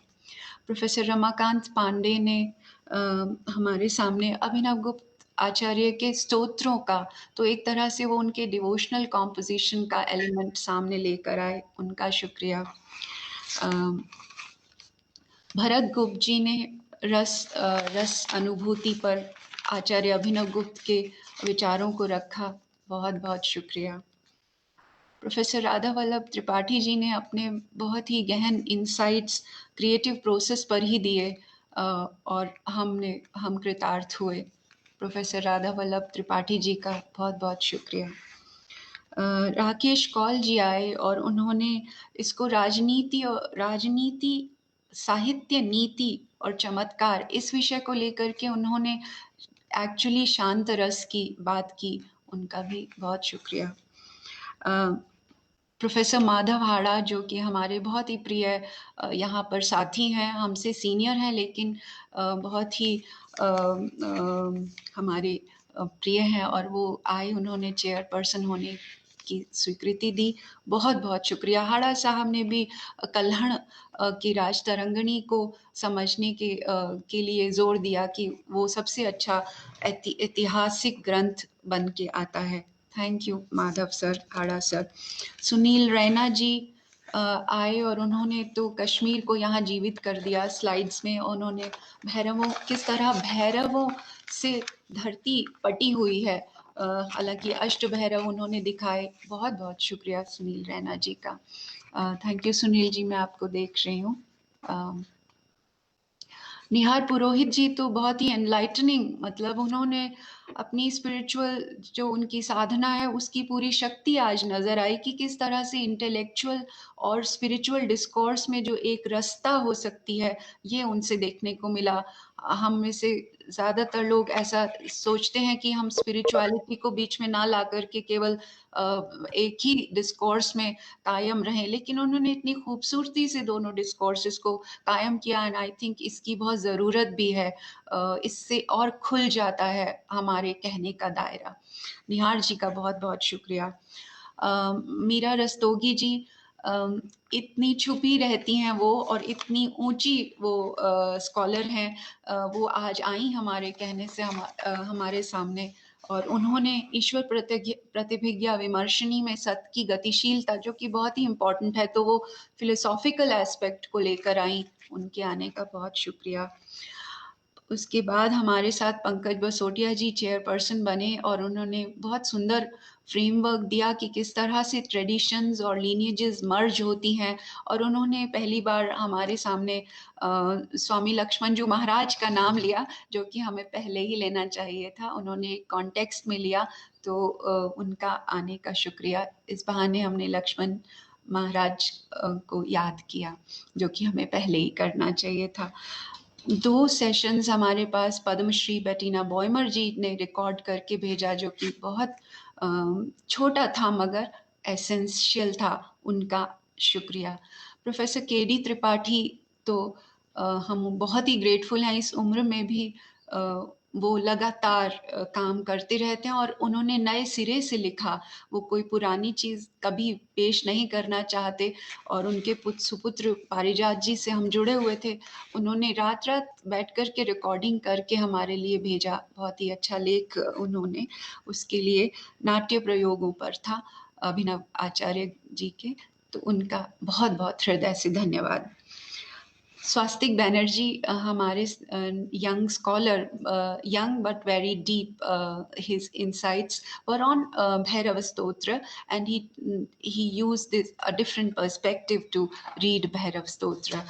He has lots of potential, as Professor Paranjape has said. I'm sure he'll be invited again to contribute his knowledge in different ways. मैं भट्ट साहब को चेयरपर्सन होने का धन्यवाद देती हूँ, उन्होंने भी शॉर्ट नोटिस पे स्वीकार किया। भट्ट साहब ने हमारे बलराम शुक्ल जी के पेपर पर बहुत ही अच्छे रिमार्क्स दिए, बहुत बहुत शुक्रिया भट्ट साहब का। वागीश जी के बारे में तो कैसे कह सकते हैं, यहाँ धन्यवाद के लिए मैं अपना रोल कर रही हूँ। वागीश शुक्ल जी का बहुत बहुत धन्यवाद, उन्हें भी टेक्नोलॉजिकल प्रॉब्लम्स के बावजूद वो उन्होंने पेश किया, बहुत बहुत धन्यवाद वागीश जी। बलराम शुक्ल तो हमें बिल्कुल अपने लगते हैं और वो हमेशा तैयार रहते हैं। उनका केवल ना यहाँ की प्रस्तुति बल्कि इस सेमिनार के पीछे भी लगातार उन्होंने मेरा बहुत ही ज़्यादा सपोर्ट दिया है हर तरह से। उनका मैं बहुत ही हृदय से छोटे भाई की तरह हैं, बहुत ही धन्यवाद करती हूँ। कंक्लूडिंग रिफ्लेक्शंस के लिए सुंथर जी तैयार हुए, उन्होंने भी यहाँ टाइम के बावजूद, टाइम की डिस्क्रिपेंसीज के बावजूद वो प्रस्तुत यहाँ रहे, सुबह भी और शाम भी, तो बहुत ही कम सोए होंगे। उनके प्रेजेंस का बहुत बहुत धन्यवाद। मार्क जी का फिर से धन्यवाद करते हुए अब मैं अपने इंस्टीट्यूट के निर्देशक महोदय, जो कि यहाँ बहुत ही इंस्पायरिंग काम कर रहे हैं और उनका हार्डवर्क तो हम लोग देखते ही हैं। I am sure today all of you witnessed the width of and range of his knowledge, and he's really willing to do work, and there is a certain humility in him which we should salute. And today what he has proposed, I'm sure this will be taken up by him. So a very good thing that has come out is that there is a vision to which we are now looking at. I hope that Abhinava's relevance will be understood more and more. Last but not the least, the people who are behind this, Ritika ji from AR, Academic Resource Officer, Ashwin ji, who is the technician, and Gaurav ji, who both of them are actually computer engineers. वो लोग भी लगातार रात में भी काम करके यहाँ रहे, और बाकी का स्टाफ सबका हम धन्यवाद करते हैं। बहुत बहुत शुक्रिया। इस सभा को समाप्त करते हैं। आई थिंक मैं मार्क जी को बोलूंगी कि विमल कला आश्रय यहाँ से समाप्त करेंगे, आप प्लीज गाइड कीजिए। Okay. I don't have the phone. I'll just recite.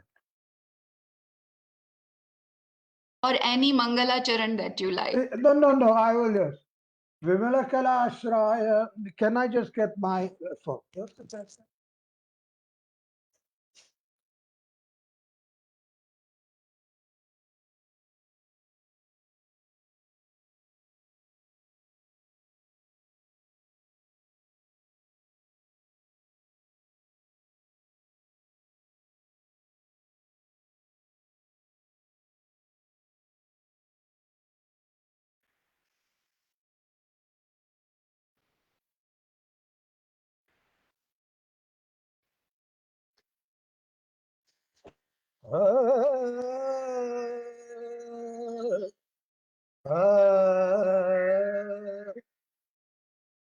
Vimalakalasraya Abhinav Shri Mahajanani हरित तनुष्ट पंचमुख गुप्त रुचिर झनका सदुबायाव स्फुरित भाव विसर्गमयम् हृदय ममुतरावृत कुलम मम संस्फुरता.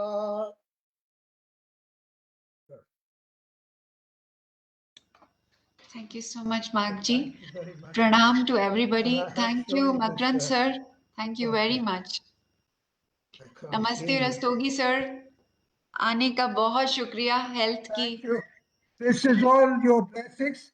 Bharat Ma, Ganga ji, Rastogi जी, मेरा सब गुरुजन और स्वामी लक्ष्मण जो सब कृपा है. I am very, very grateful to you. Thank you, and Makaran ji and Alka ji.